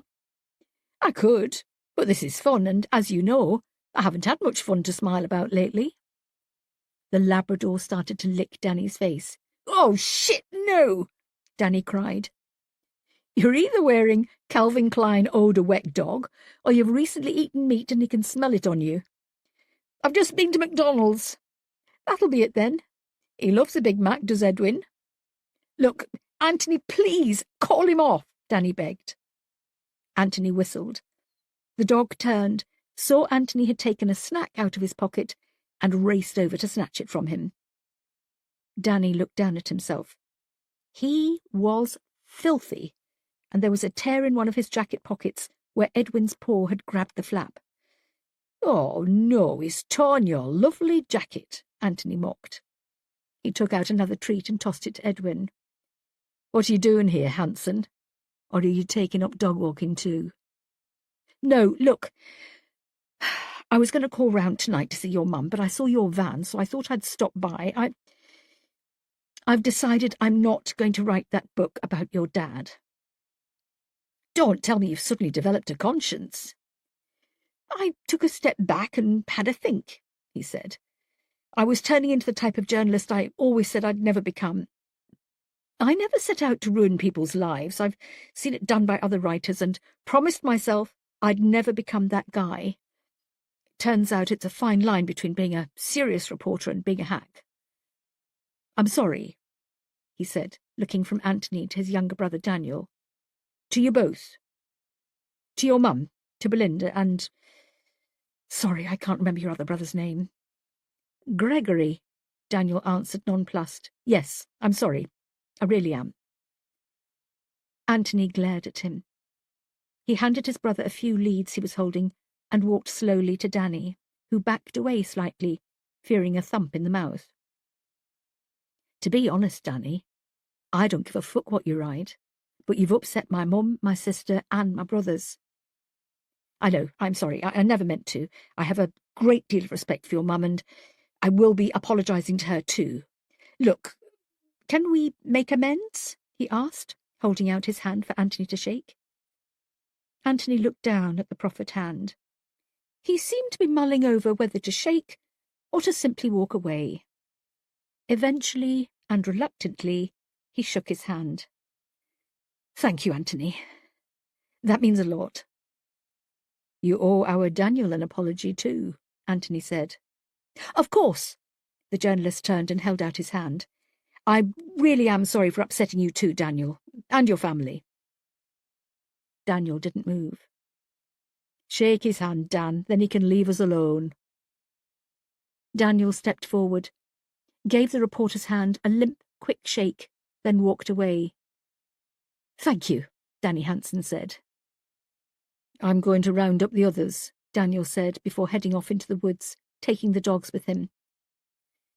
He's struggling with all the attention, Anthony said. I've grown out of all that social media shite, but Daniel takes it all to heart. His friends are reading that book by Sebastian Lister and talking about it online. It's not much fun having your family life torn apart and analysed like that. Nobody wants their life turning into a hashtag. I can imagine. No, you can't. No, I don't suppose I can. I suppose you feel a lot of responsibility too, trying to protect your family. Somebody's got to. Can't be easy. Anthony didn't reply. He put a lead on a stray dog and set off after his brother. How are things going for you anyway? Danny asked, running after him to catch him up. You've finished university now, I'm guessing? Yes. How's the job market for... Anthony stopped and turned around. What are you doing? He interrupted. Sorry? Why all the questions? I'm trying to be pleasant. Well, don't. It's creepy, and it doesn't suit you. Look, I've shaken your hand. Now leave us alone. He headed off, taking large strides to reach his brother. Danny remained still and watched them until they disappeared into the thicket of trees. He wasn't sure if he'd won them over or they'd seen through his lies. He'd try again another time, and he'd make a heartfelt apology to Sian at some point too. He'd been practicing in the mirror all morning to appear sincere. The truth was, he needed the family on his side so he could find out how they were really coping with the aftermath of Stuart's crimes. That's what his readers would want to know. That's what his editor at HarperCollins said should be at the heart of his book. So much so, they were willing to gamble a high six-figure sum on the depth of his research. Fuck, he said to himself, as he turned and headed back to his car. This was going to be harder than he first thought. Chapter 41. There were 5 photographs sent to Matilda by email. She'd printed them all off and laid them on the table at the top of the HMCU suite. The whole team were gathered around looking at them. None of them knew what to say. The photographs showed Matilda, Scott, Finn and Tom as they searched various areas of Graves Park last night looking for Audrey Wildgoose. The last photo showed Scott leading Matilda back to the car to take her home once the elderly woman had been found. The expression on both their faces was one of pure horror.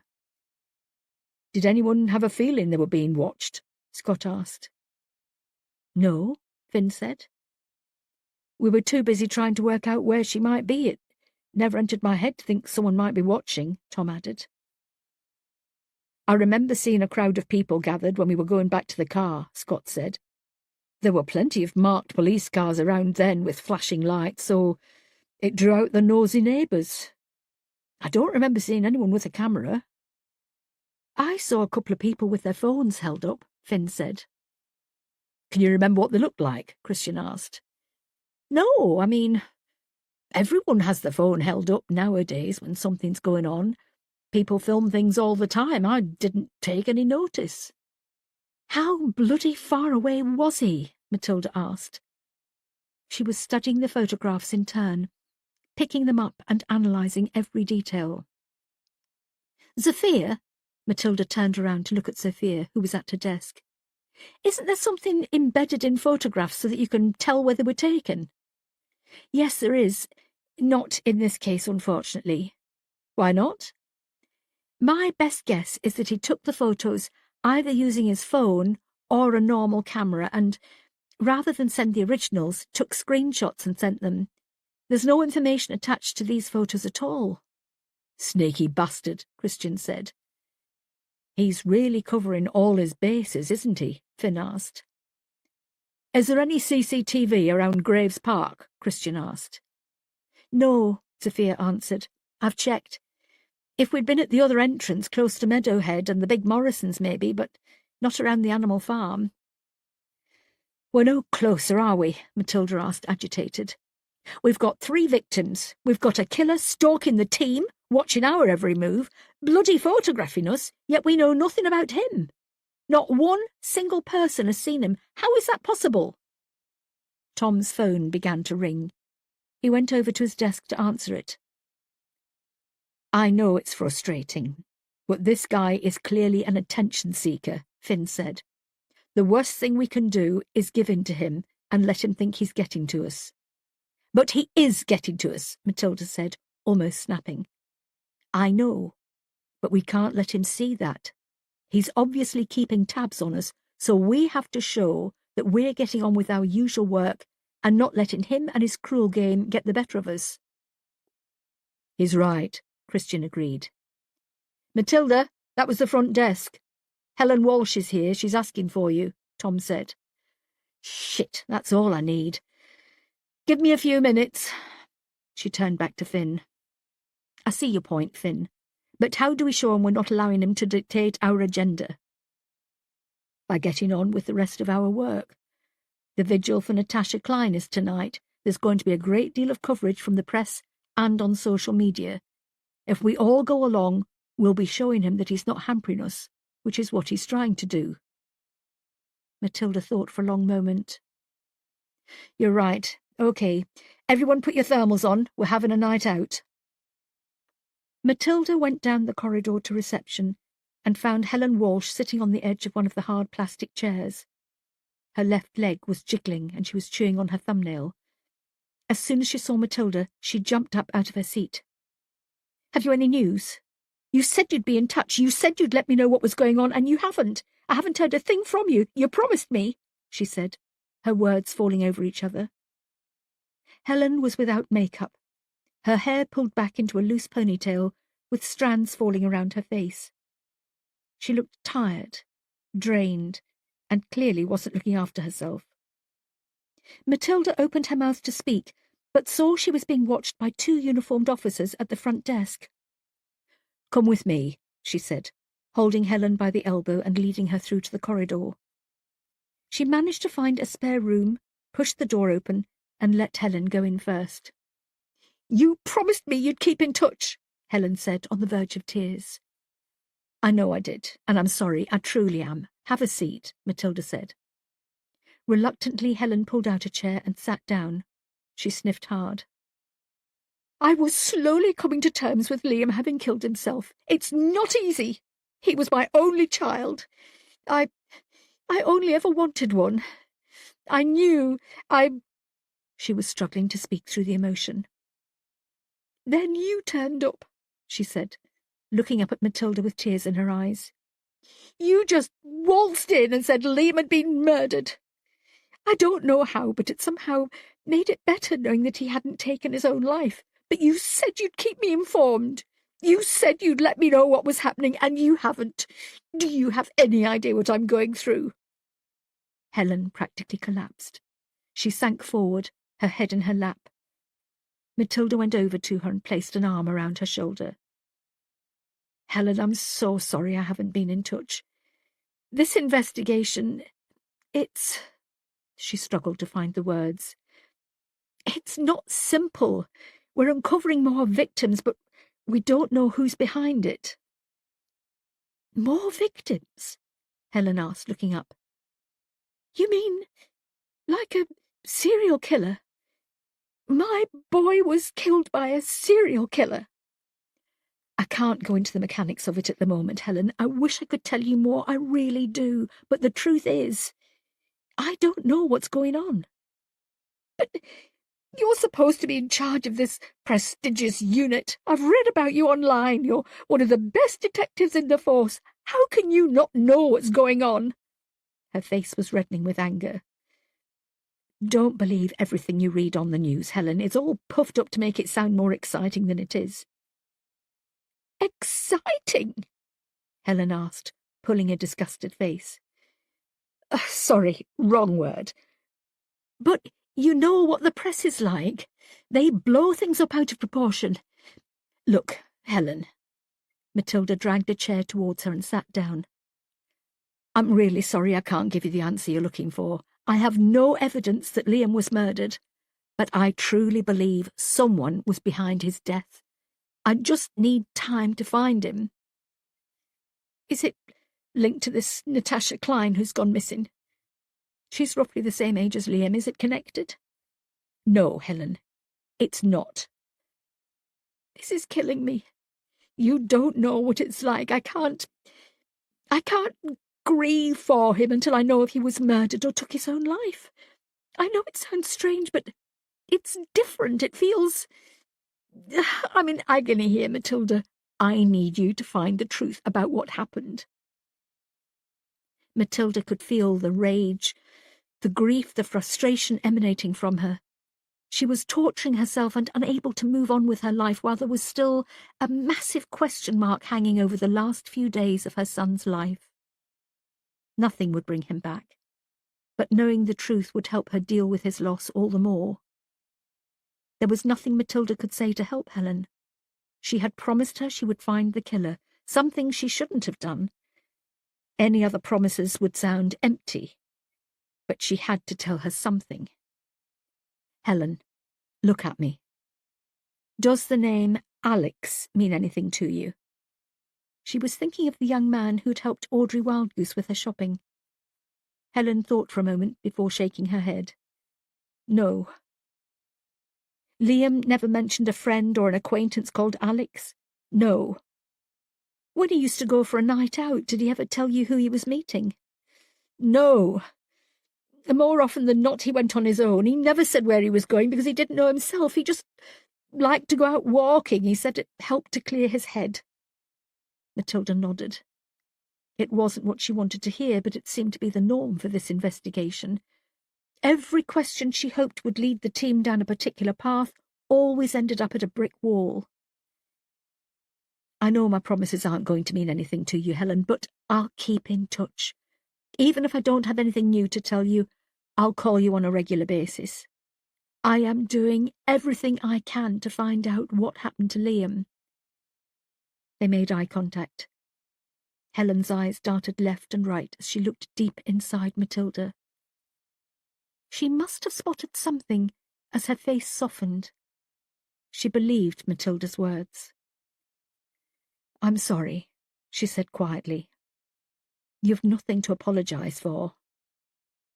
He was my whole world. I'm lost without him. I know.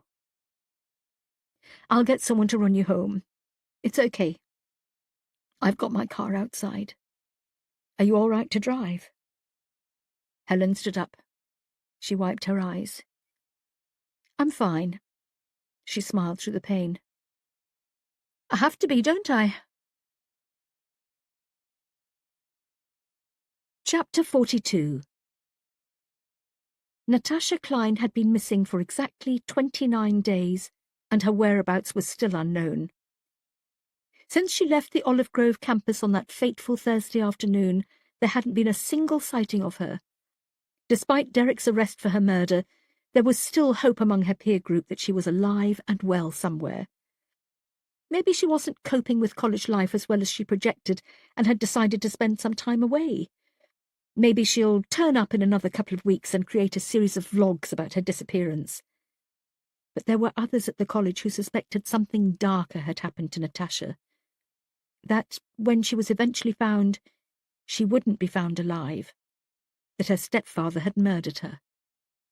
Either way, it was hoped that a candlelit vigil, streamed on as many social media platforms as possible, would help find her whereabouts and bring the whole drama to a conclusion, for her mother's sake at least. Throughout the day, people had been gathering at the Peace Gardens in Sheffield city centre. Ruby Dayton took charge. Hastily prepared banners had been hung from trees, and an art student from the nearby university had drawn an uncanny likeness of Natasha on the ground, more than 6 feet long. The hope was that it wouldn't rain this evening, and tea-light candles would be placed around the drawing. By early evening, darkness had fallen, and the park was already packed with students, friends, family members, well-wishers, and anyone who had seen the vigil mentioned across social media or on local radio. Reporters from The Star, BBC Radio Sheffield, Look North and Calendar were there to cover the event. Uniformed officers stood on the perimeter to make sure there was no trouble among the crowds. A platform had been erected at the water feature with a microphone so that people could speak, plead for Natasha to come home, and ask anyone who saw her that Thursday, or had seen her since, to come forward with information. There was nowhere for Matilda to park close by, so she parked around the back of the City Hall. She had picked Sian up on the way, and they bumped into Christian, who had pulled up behind them. They made their way to the park on foot. It was a chilly evening, and the temperature was falling by the hour. They hadn't expected such a mass turnout. "Wow," Sian marvelled. "The hashtag Find Natasha is trending on Twitter," Christian said, as he zipped up his coat and pulled a beanie hat out of his pocket. "Apparently, Jessica Ennis-Hill is coming down, and someone from One Direction has retweeted." "I had no idea it was going to be so crowded," Matilda said. Since her kidnapping, it wasn't only confined spaces she was afraid of, but huge swarms of people too. She found it overwhelming to be surrounded by people, all of them talking at the same time. It was a cacophony as each voice screamed for her attention, and she couldn't focus. She could feel the prickle of a panic attack crawl up her back. She was getting hot. She took a deep breath and tried to remember the breathing exercises Doctor Who had given her. "Are you all right?" Sian asked. "Yes, fine," she lied. "I think I made a mistake wearing these thermals. They're warmer than I thought." Sian linked her arm through Matilda's. "Just squeeze my hand. You'll be fine," she whispered. "Thank you," Matilda mouthed. They had no intention of joining the throng. It was all about keeping their eyes open and fixed firmly on the crowd. "This is bonkers," Scott said as he, Donal and Finn approached them. "I didn't think there would be this kind of turnout." "I was just thinking," Finn began, "how many people here actually know Natasha, and how many are jumping on the bandwagon so they can give themselves a pat on the back for doing a good deed." "Bloody hell, Finn, that's a bit cynical," Christian said. "It's true, though. People don't do things out of the goodness of their heart. It's all about making themselves feel better. If Natasha is found safe and well, they'll sit there feeling all smug, saying they helped find her." "I'm beginning to think that psychology degree wasn't such a good idea. It's turned you against the human race," Christian said. "You don't need a degree to do that to you," Matilda commented. "Just join the police force. Look, I suggest we split up, but stay on the edge of the crowd." "What are we actually looking for?" Scott asked. Matilda thought for a moment. "You'll know when you see it." "Is that your clever way of saying you've no idea what we're looking for?" he asked. "Got it in one." "My name is Ruby Dayton. I've known Natasha since we were both 9 years old." Ruby was standing on the platform with 2 other women, one either side of her, all wrapped up against the elements, all with serious expressions on their faces. "We've grown up together. We've laughed together. We've cried together. She's always been there when I've needed someone to talk to, when things haven't gone how I've hoped they would. Natasha is a strong person. She's a good person. She's always been independent and known what to do during the dark times. I'm here tonight to ask each and every one of you to think back to Thursday the 11th of March. Natasha was last seen at 3:30, leaving the Olive Grove campus. Where did she go? What happened to her? Somebody must have seen something. We need your help. Natasha needs your help. It's heartening to see so many police officers attending this rally. Please, if you have any information, speak to one of them. Speak to us. Speak to me. We need Natasha to come home. She's got all the makings of a future politician with a speech like that, Matilda said to Sian. She spoke very well, though. Clear and concise, passionate and from the heart. Do we know who she is? Sian nodded. That's Ruby Dayton, who was having an affair with Natasha's father? Matilda pulled a sour face. I wonder what she saw in him. Maybe she has father issues. Would you ever go out with someone a lot younger than you? Matilda asked. Shall I let you in on the secret? Oh, God, do I really want to hear this? Felix Larego asked me for a drink earlier this year. What? He's a child. He's in his 30s. Early 30s. That's about 20 years age difference. 15, actually, you cheeky cow, Sian said, nudging Matilda in the ribs. What did you say? I said no. Obviously. Why? He's not bad looking. After Stuart went to prison and the divorce came through, I went through this patch of thinking, that's it. I'm not going to have another man in my life. I mean, who's going to want to go out with the ex-wife of a serial killer? I did actually get quite down about it. Anyway, when Felix asked me out, it put a smile on my face. Gave me a bit of a boost of confidence. Yet you still said no. I don't need a man in my life. That's what I realised. I don't give a toss if I never go out with a man again. Who needs men? All they do is fart in bed, leave towels on the bathroom floor and forget your birthday. No. This time is my time. Matilda linked arms with Sian and squeezed her hard. Good for you. Ruby looked down from the small stage at a friend who had been filming her throughout her speech. Did you get all that? She asked her. Her friend nodded. I've uploaded it to TikTok. That should get your followers soaring. I've gained so many new followers on Instagram since I posted that I'm Natasha's cousin, Charlotte said, who was on the stage next to Ruby. I've now got more followers than Nat. She'll hate that, she said with a slight smile. Shall we take a selfie? Better not, Ruby said. That thick bloke over there with the camera pointing at us is from Look North. Matilda looked around the crowd. So many had their phones held aloft. The majority were focused on Ruby on the stage, but plenty were scanning the crowd, recording the sheer mass of people who'd gathered. Are we filming this too? Matilda asked. Yes. Uniformed officers have got their body cams on as well, Sian said. What about Natasha's mother? Is she here? Tom called her earlier. She's not coping too well by all accounts. It's understandable if she's decided to stay away. Matilda! I didn't expect to see you here. Matilda turned at the sound of her name. She knew the voice instantly. Danny Hanson came towards her through the crowd, looking smug.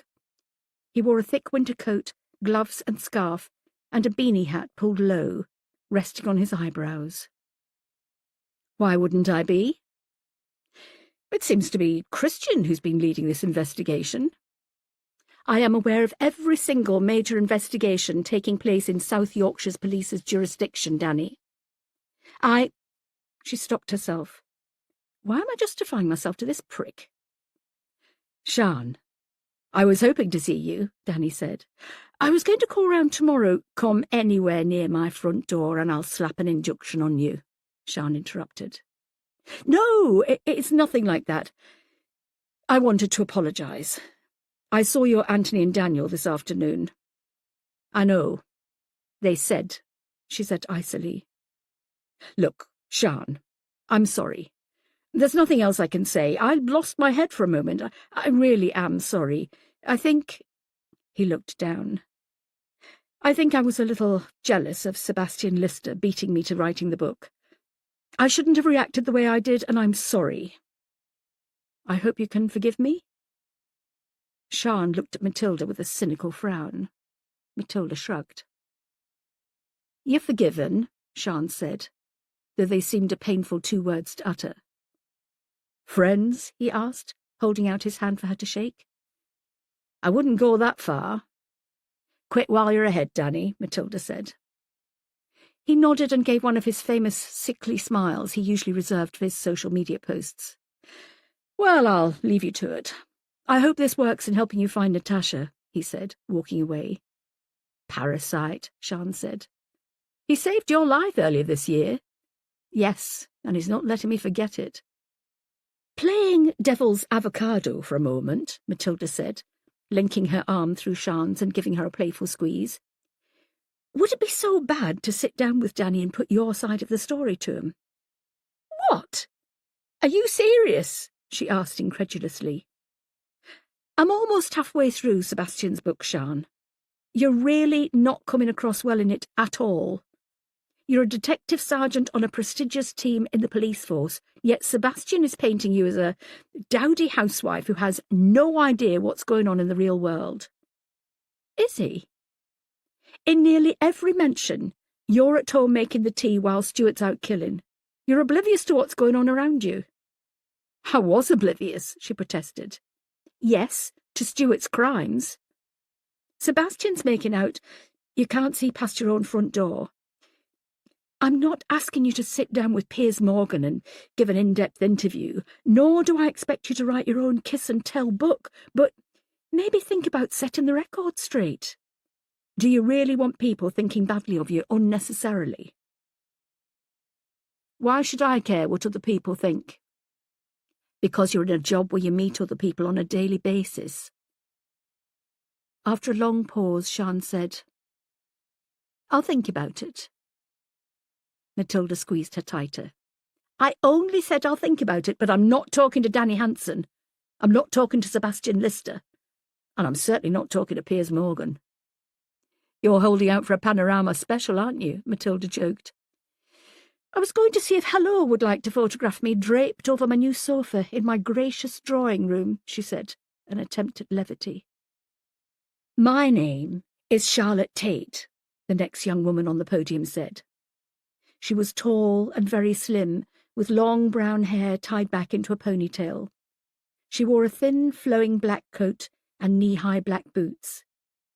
I'm Natasha's cousin. Do we know about her? Matilda asked Sian. Yes. She gave a statement over the phone. She lives in Birmingham. According to her Facebook post, she's come up especially for the vigil. Another of Finn's publicity seekers, do we think? Matilda smirked.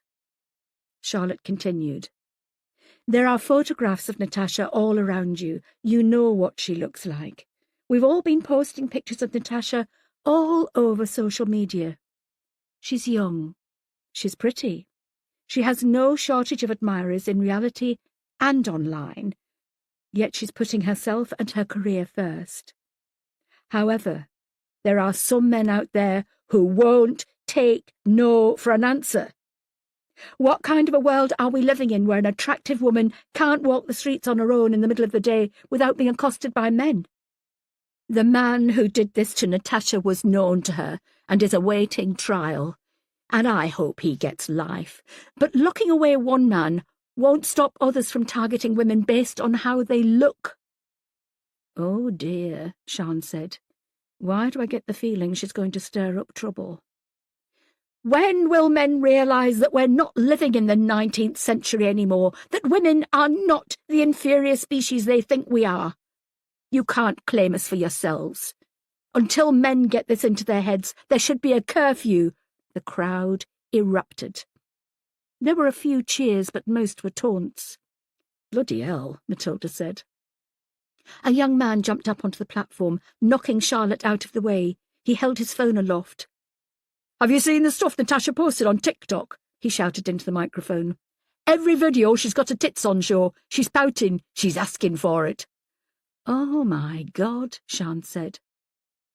Uniformed officers rushed to the stage to grab the young man, who was clearly under the influence of alcohol. Charlotte was still shouting, despite not having the microphone, desperate for her voice to be heard. "This is exactly what I'm talking about," she screamed. "Natasha is a beautiful young woman. Why shouldn't she post photos and videos without men thinking it's an invitation for her to be kidnapped or attacked?" All hell broke loose. Women were cheering on Charlotte's side, men were heckling, several were scrambling to get to the front, to grab the microphone, to have their say. Matilda watched as people were shoved to the ground in the scuffle. She turned and saw Christian on the phone. Scott and Donal were among the crowd, trying to break up the fighting before a full-scale riot developed. It was a wall of noise that Matilda struggled to cope with. She took a step backwards, and she was knocked out of the way by people rushing towards the front. She lost Sian. She turned quickly, trying to find a way out of the throng of people rushing forwards. She felt her head grow heavy and quickly closed her eyes, trying to block out the sounds. It wasn't working. Where was David Tennant's sodding train now? "Sian," she called out, but her voice was barely a whisper among the shouts and screams of the crowd. Matilda felt people knocking her in all directions as she scrambled to be free, to get some air into her lungs. She was panicking. She couldn't breathe. She fell to the ground, hitting the cold pavement hard. She felt herself being lifted. "It's all right. I've got you." "Christian?" she asked, still with her eyes closed. "No, it's Jamie Peterson." Matilda opened her eyes. She saw Liam Walsh's counsellor from the university in front of her. He was wearing a thick parka with a fake fur-trimmed hood and a Sheffield United bobble hat. "Are you all right?" he asked. He had his arms around her and was guiding her away from the crowd. I lost my bearings. It's all gone a bit manic, hasn't it?" He sat her down on one of the benches opposite Costa. She wished it was still open. She could do with a triple espresso right now. "Put a group of young people together with emotions running high, and look what happens." Matilda turned back to see the crowd. Police were struggling to bring it under control. "Here, let me," Jamie said. He held a tissue to Matilda's forehead. "Am I bleeding?" "Just a graze." She took the tissue from him and looked at it. There was a small amount of blood on it, nothing to worry about. She placed it back on her head. She looked at him with a worried expression. "What are you doing here?" "I've come to pay my respects. No, that's the wrong thing to say, really, isn't it? I've come to show my support," he said. "I only met with Natasha a couple of times, but I found her to be a very intelligent and forthright young woman." Jamie sat down on the bench next to Matilda. She didn't say anything and allowed Jamie to fill in the silence. "Natasha is very sociable. Her popularity on social media was growing. She was struggling under the weight of all the expectation from strangers to provide more and better content online." "What did you say to her?" "I told her what I tell everyone else. Leave social media. You don't owe these people anything. You don't have to continually post photographs and videos of yourself. What actually is the point in having millions of followers online? I can understand it if you're a singer or an actor, possibly even an author, but a student at college doing media studies, it's not necessary. It's empty validation. Look into yourself and see what's important." "Did she take your comments on board?" "She was posting less, yes." "She told you she was posting less." Matilda, there you are," Sian interrupted, a little out of breath. "What's happened to you?" "Oh, nothing, just a scratch." "I lost you. I was looking everywhere." I'd better be going. I'm pleased you're all right. You'll let me know if there's anything I can do, won't you?" Jamie asked, standing up. He smiled at Matilda, and nodded at Sian before turning and heading in the direction of the moor. "Isn't that Councillor What's-his-name?" Sian asked. "Jamie Peterson, Liam Walsh's councillor. He spoke with Natasha Klein, too." "What was he saying?" "I'm not sure." She thought for a moment. "Sian, make a note to check where Josie Pettifer went to college and university and find out if she had any contact with Jamie Peterson." "OK. Shall we go?" "I think we should stay. I'm pretty sure Christian and the uniformed officers have everything under control. Want to hear something funny?" "I heard Donald trying to arrest someone." Matilda laughed. "Really?" "Yes." Scott shouted at him and reminded him who he was. "Oh dear." "I'd hate to be a fly on the wall in their house tonight. Come on, let's go and get a drink." "That's the most sensible thing you've said in weeks," Matilda said, standing up. "Does that bang on the head hurt?" "No, it just stings." "Pity." Sian drove Matilda's car back to her house rather than Matilda's farmhouse. Despite Matilda saying she was fine, Sian said she shouldn't be alone following a bang on the head. She unlocked the front door to find every light on in every room downstairs and the volume on the television in the living room screamingly loud. Daniel and Gregory were still up and watching a horror film. "You can turn that tripe off," Sian said as she entered the room. "And any chance of you turning a light off when you leave a room? This isn't Blackpool, you know." "What happened to you?" Gregory asked Matilda as he got up from the floor and grabbed the remote to turn down the television. "I fell," she said, as she shook her coat off and sat on an armchair. "I'll make us a mug of tea," said Sian. "Have you two eaten?" "We had a McDonald's," Gregory said. Sian looked at Daniel. "There are leftovers in the fridge. It only needed heating up." "We fancied a burger." "Full of grease and salt. What's the point of me cooking if it's going to go to waste?" Sian shook her head and went into the kitchen. "How was the vigil?" Daniel asked Matilda, sitting on the sofa, crossing his legs. "It started off fine and quickly descended into a mob." "I thought you only had a vigil if you were trying to find what's happened to someone," Gregory asked. "Mom said Natasha's father killed her." "That's what the evidence is telling us." "I read on Facebook that you found a pool of blood in the boot of her dad's car," Gregory said with ghoulish relish. "It was a speck of blood, smaller than a pinhead," Matilda corrected him. "But if he didn't kill her, how did her blood get into his boot?" "No idea," Matilda admitted. "I suppose we'll have to wait for the court case to find out." "So, this vigil, was it to try and find out what happened to her so her dad can get life?" Gregory asked. "It was to help find her body and bring her home so her mother can say goodbye to her properly." "Isn't her dad telling you?" "No." Sian came back into the living room carrying 2 mugs of tea on a tray with the biscuit barrel.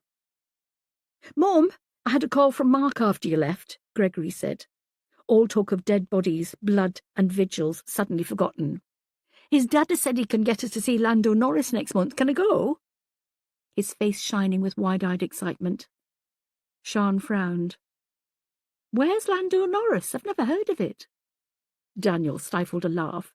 Gregory blushed. "Oh dear, Sian, even I've heard of Lando Norris," Matilda said. "It's a person." "Yes. He's a Formula 1 driver."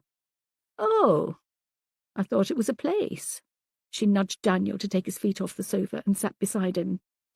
"God, Mum, you're so old." "You shouldn't say that, Gregory, if you want me to let you go." "Can I then?" "Let me speak to Mark's dad about it first." "As long as you don't tell me you thought Lando Norris was a place, I'll never live it down." "I promise I won't embarrass you." "Thanks, Mum," he said. "I'm going upstairs to play F1. Night," he said, running out of the room. "I'm going to grab a snack," Daniel said, getting up from the sofa and going into the kitchen. "I feel so old," Sian said. "You are old." "I'm a year older than you," 14 months, actually, Matilda winked. Forget about it. We all make little slips from time to time. Many times I've been out with my mum and she's looked in her handbag for a mobile and pulled out the remote control for the television. Sian smiled. I've done that too. How is Penny these days? She's doing okay. I told you about that business with the pensions, didn't I? Yes. Is it getting sorted? It's going to drag on. At least I've got her to start spending a bit of money on herself again, and she's finally turning the heating on. Bless her. I've told her to turn it on and not worry about the bill. I'll pay it. You know what mothers are like. She's not really a fan of central heating anyway. Has she got the fire fixed? Not yet. The bloke's having to send off for a part. I've told her to just buy a new one, but she's of the generation who'll try the best to get something repaired. We live in the throwaway society, Sian said. You sounded just like my mum then. Are you sure it's only 14 months you're older than me by and not 14 years? Daniel came back into the living room with a doorstep sandwich on his plate. I'm taking this upstairs to finish off the movie. Don't drop any crumbs. Yes, Gran, he said, looking at Matilda and winking. Sian turned to Matilda. You're all against me. It's because you're such an easy target. Do you want to stay the night? The spare room's made up. I'd love to. I'm so comfortable here now, she said, snuggling into the cosy armchair. I think we should Irish these drinks up then, don't you? Sian stood up and went over to the sideboard. And perhaps you can give me the technical details of what Odell's like in bed? Matilda smiled. A boozy night with a good friend was just what she needed right now. She suddenly felt guilty.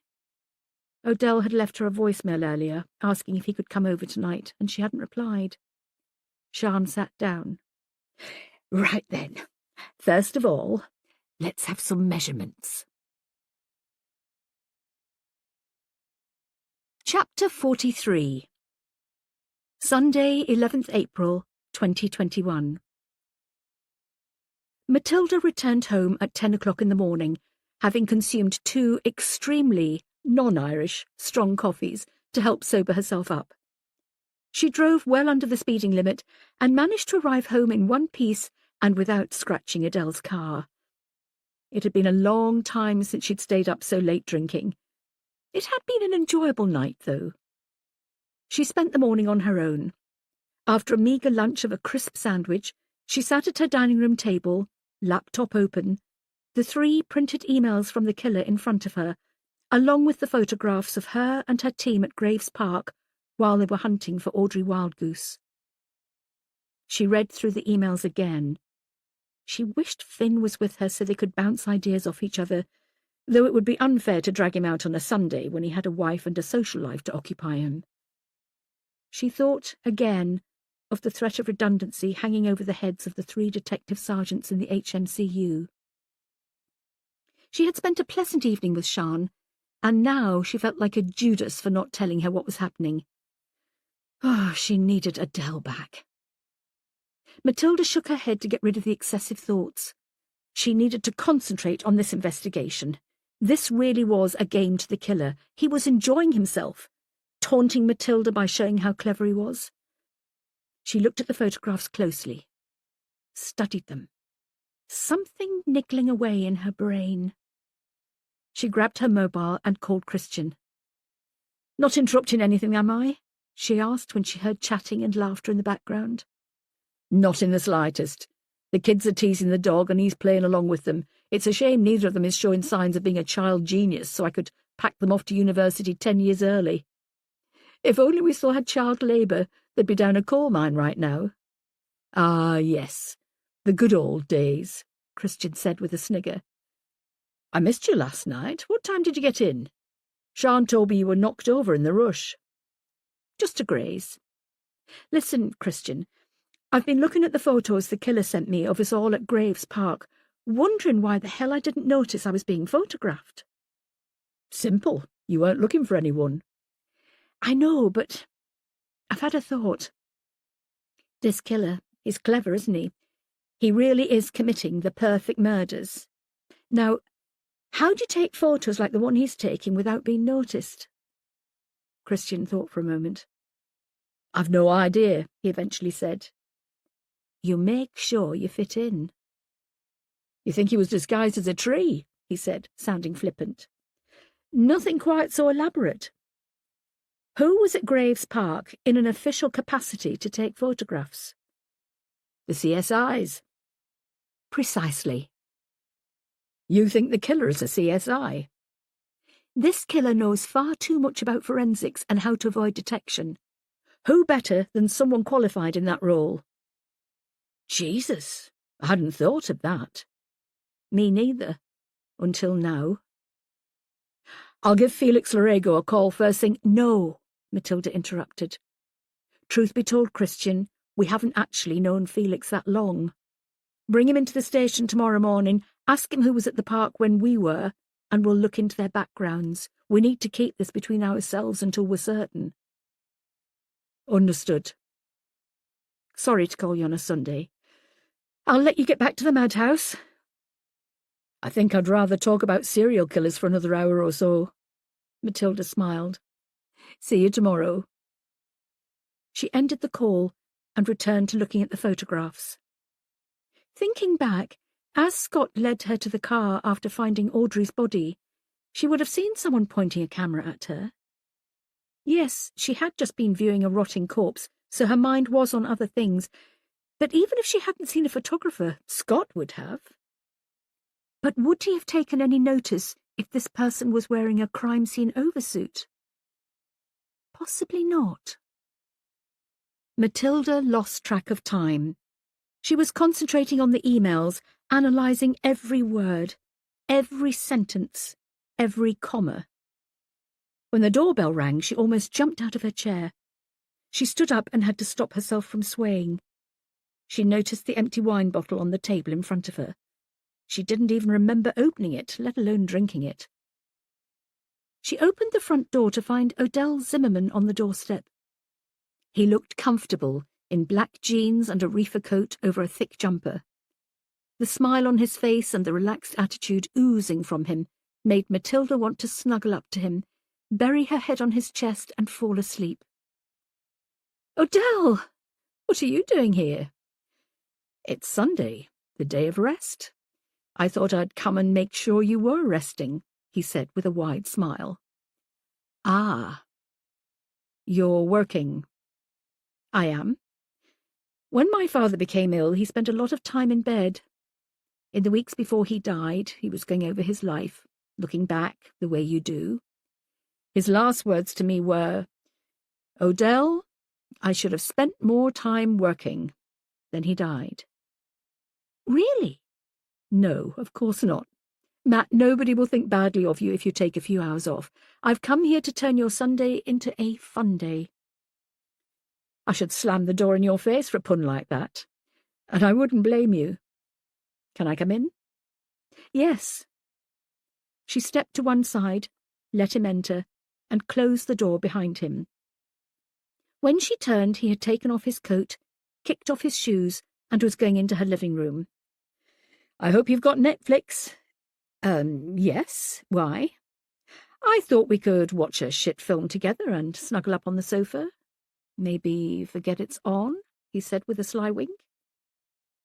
Matilda felt herself relax, though that may have been the effects of the bottle of wine she'd just downed. I like the sound of that. Matilda had fallen asleep on Odell within 15 minutes of NYC Tornado Terror, a made-for-TV movie from 2008. She woke as the credits started to roll.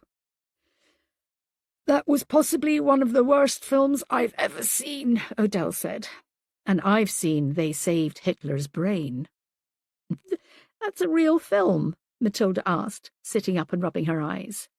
Yes, from 1968. It averages 2.4 out of 10 on IMDb. You know a lot about films. I'm a complete nerd when it comes to films. You should know. I'm a big film fan too. Yes, I was having a look at your Blu-ray collection while you were snoring. I was snoring. At one point I looked out of the window to see if they'd started fracking in your driveway. "Oh, my God," she said, embarrassed. "I'm joking. It wasn't that loud." She slapped him playfully on the arm, stood up, and stretched. "I'm sorry I fell asleep. I'm a bad host. Can I get you a glass of wine or something?" "I'd actually prefer a coffee, if you don't mind." "Sure." As she left the living room, she looked through the linking door into the dining room where her notes were and where the empty bottle of wine was. She wondered if Odell asked for a coffee simply so she wouldn't drink any more. Was she drinking more? Does it matter? You don't smoke or do drugs. Everyone's entitled to a vice. Matilda returned with a pot of coffee on a tray, along with a full box of Tunnock's tea cakes. She placed it on the coffee table and joined Odell back on the Chesterfield sofa. "I'm really sorry for falling asleep on you like that," she apologized again. "I should make you sit through the film again as punishment. But I think it would be more punishment for me to have to watch it a second time," he said, pouring milk into his coffee. "I haven't been sleeping much lately. I seem to be finding it hard to switch off." "Work?" "I don't know," she said. This was her regular response to any question she didn't feel comfortable in answering.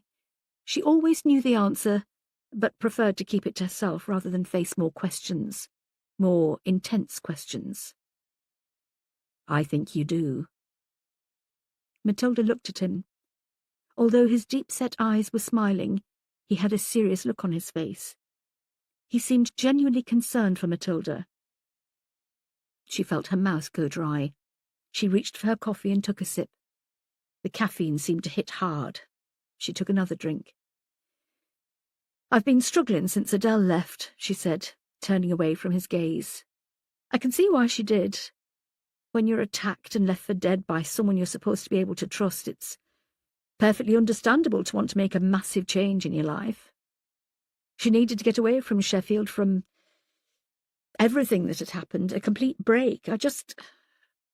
I wish she—" "You wish she'd given you more time to get used to the idea of her leaving before she actually left?" "She did sort of spring it on me. When I came home in January and found she'd kicked Simon Browse between the legs and was sitting on him until I arrived, I couldn't have been prouder of her. Less than a week later, she's packing her bags." "Maybe she thought you'd try and talk her out of it." "Maybe."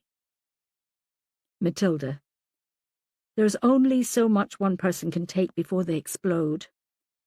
Adele leaving like that was her way of making sure she doesn't explode. She needs time to come to terms with everything that happened." Matilda nodded. She wasn't so sure about that. Adele was the one I relied upon the most. I suppose, in hindsight, I shouldn't have done. I thought she would always be there whenever life became too difficult. She's been with me through my darkest days for well over 20 years. To go from that to never seeing her again is— "Never seeing her again? What makes you think that?" Matilda didn't reply. "Have you spoken to her since she left?" Again, Matilda didn't answer. She looked down and played with her fingers. "You haven't, have you?" "She's texted, she's sent emails, You're angry." "I'm jealous." She looked up at Adele with tears in her eyes. "Jealous?" "That she was able to break away and I haven't." "You could have gone with her." Matilda snorted. "She's a member of Doctors Without Borders. She's currently in Sierra Leone, travelling to remote villages that don't have access to health care. The country has the third highest maternity mortality rate in the world. Ebola, cholera, yellow fever, and meningitis are endemic. What could I do there?" "Wow. You certainly know a lot about Sierra Leone."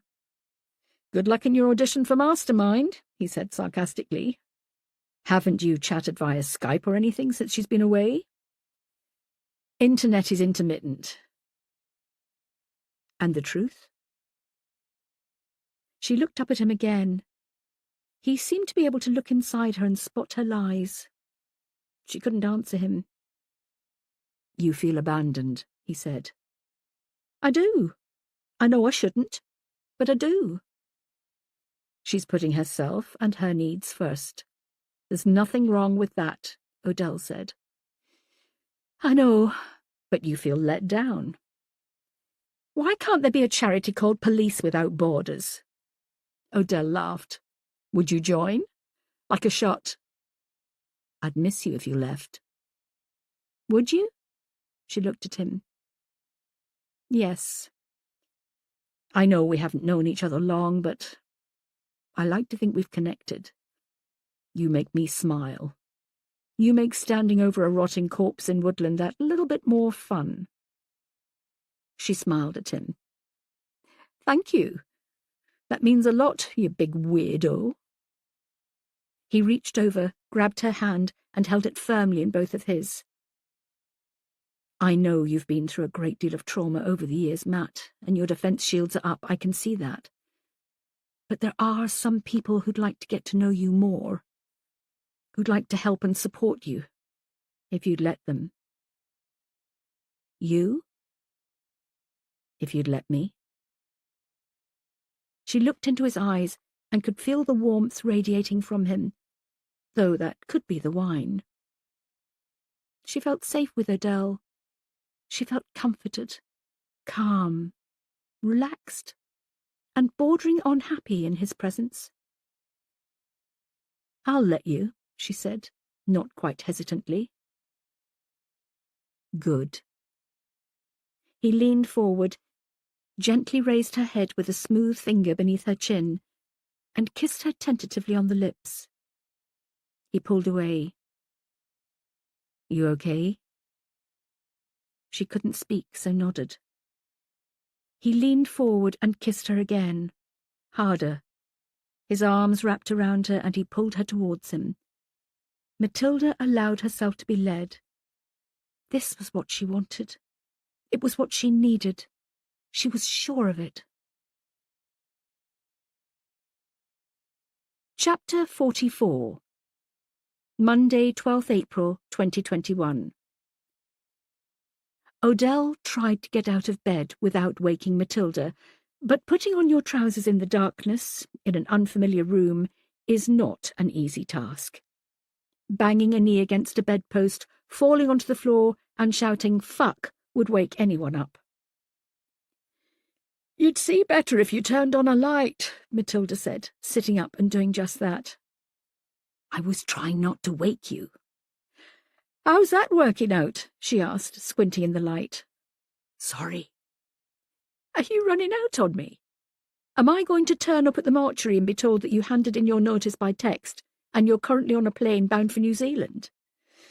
That was the plan, but I seem to have been rumbled. Shall I change it to Tuvalu? Matilda threw a pillow at him. What time is it? Just after 6. What the hell are you doing up at this time? I've got a meeting in Coventry at 9. Oh, at least that's closer than Tuvalu. Odell finished putting on his trousers. He went over to Matilda and sat on the edge of the bed. I had a great time last night. So did I. That wasn't my plan, by the way, to come over here and, but I'm pleased we did. Me too, she smiled coyly. He leaned forward and kissed her. He pulled back with a sour expression. Morning breath? She asked. Yes, it's never like this in Hollywood films, is it? No, Jennifer Lopez always wakes up looking perfect with neat hair and full makeup, and in reality, you're heading for Coventry and I'm bursting for a pee. I'll call you later, he said, kissing her on the forehead. Matilda remained in bed while Odell finished dressing and left. She waited until the front door closed, then threw back the duvet and ran into the bathroom. It was while sitting on the toilet that she realized she'd spent the whole night in complete darkness for the first time since her kidnapping. She hadn't had a bad dream. She hadn't woken up with a scream and sweating. She'd slept through the night in the arms of a man she had genuine feelings for. It didn't matter what she did.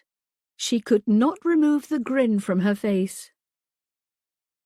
2 hours later, Matilda was in the kitchen making breakfast. She'd showered, dressed for work, and was drinking her second coffee while waiting for the toast to pop up when she heard the sound of an incoming Zoom call from her laptop, which was still plugged in the dining room. She went in, coffee in hand, and looked to see who was calling. My God, she said to herself. Sierra Leone was 1 hour behind the UK, making it 7:03 where Adele was calling from. Matilda pulled out a chair, sat down, and accepted the call. Adele's face filled the screen. It was clear that a change of country was doing her the world of good. She had let her hair grow to below her shoulders, her skin had caught the sun, and she looked healthy. Matilda couldn't remember the last time she'd seen Adele smile so broadly. She looked happy. It had been less than 2 months since she'd left, but the change was immense. Adele, Matilda said, barely above a whisper, taking in the transformation of her best friend. Matilda, it's good to see you, she said. How are you? The picture wasn't great quality, and Adele kept freezing due to the intermittent internet connection. I'm good, Matilda said automatically. She was still trying to take in how well Adele looked. Well, that's a big fat lie if ever I heard one. How's life in Sierra Leone? Oh, I honestly don't know where to begin. It's a whole other world from Sheffield. Keeping busy?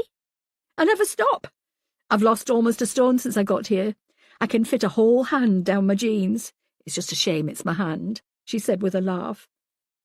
Matilda gave a genuine laugh in return. You've caught the sun, I see. I had the piss taken out of me from the second I landed about how pale I was. You should see my white bits. Even at 40 degrees, Ariel wouldn't get anything whiter than my arse. Matilda found herself relaxing. It was good to be in Adele's company once again, even if they were 4,000 miles apart. I'm sorry I haven't been in touch. I've no excuse. Adele's smile finally slipped. I understand. I really do. I did sort of spring it upon you that I was leaving. I can see why you were so upset. I was being selfish. No, you weren't. I was. I couldn't see that you needed to get away. You needed a break. She couldn't finish her sentence. You should get away too, Matt. You're looking tired. I actually slept better last night than I have done all year. Maybe you've turned a corner, at last. I think I might have, Matilda said, thinking of Adele. Oh, my God.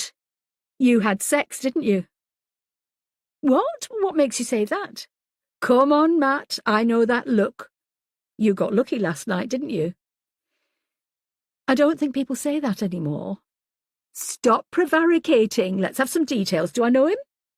Matilda pulled a face, almost cringed as she told her.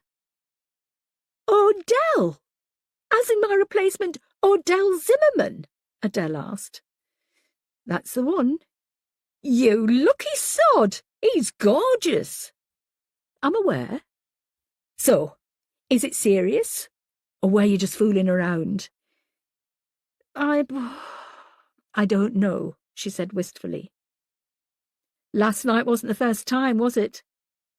No. Well, Adele said, stretching the word out.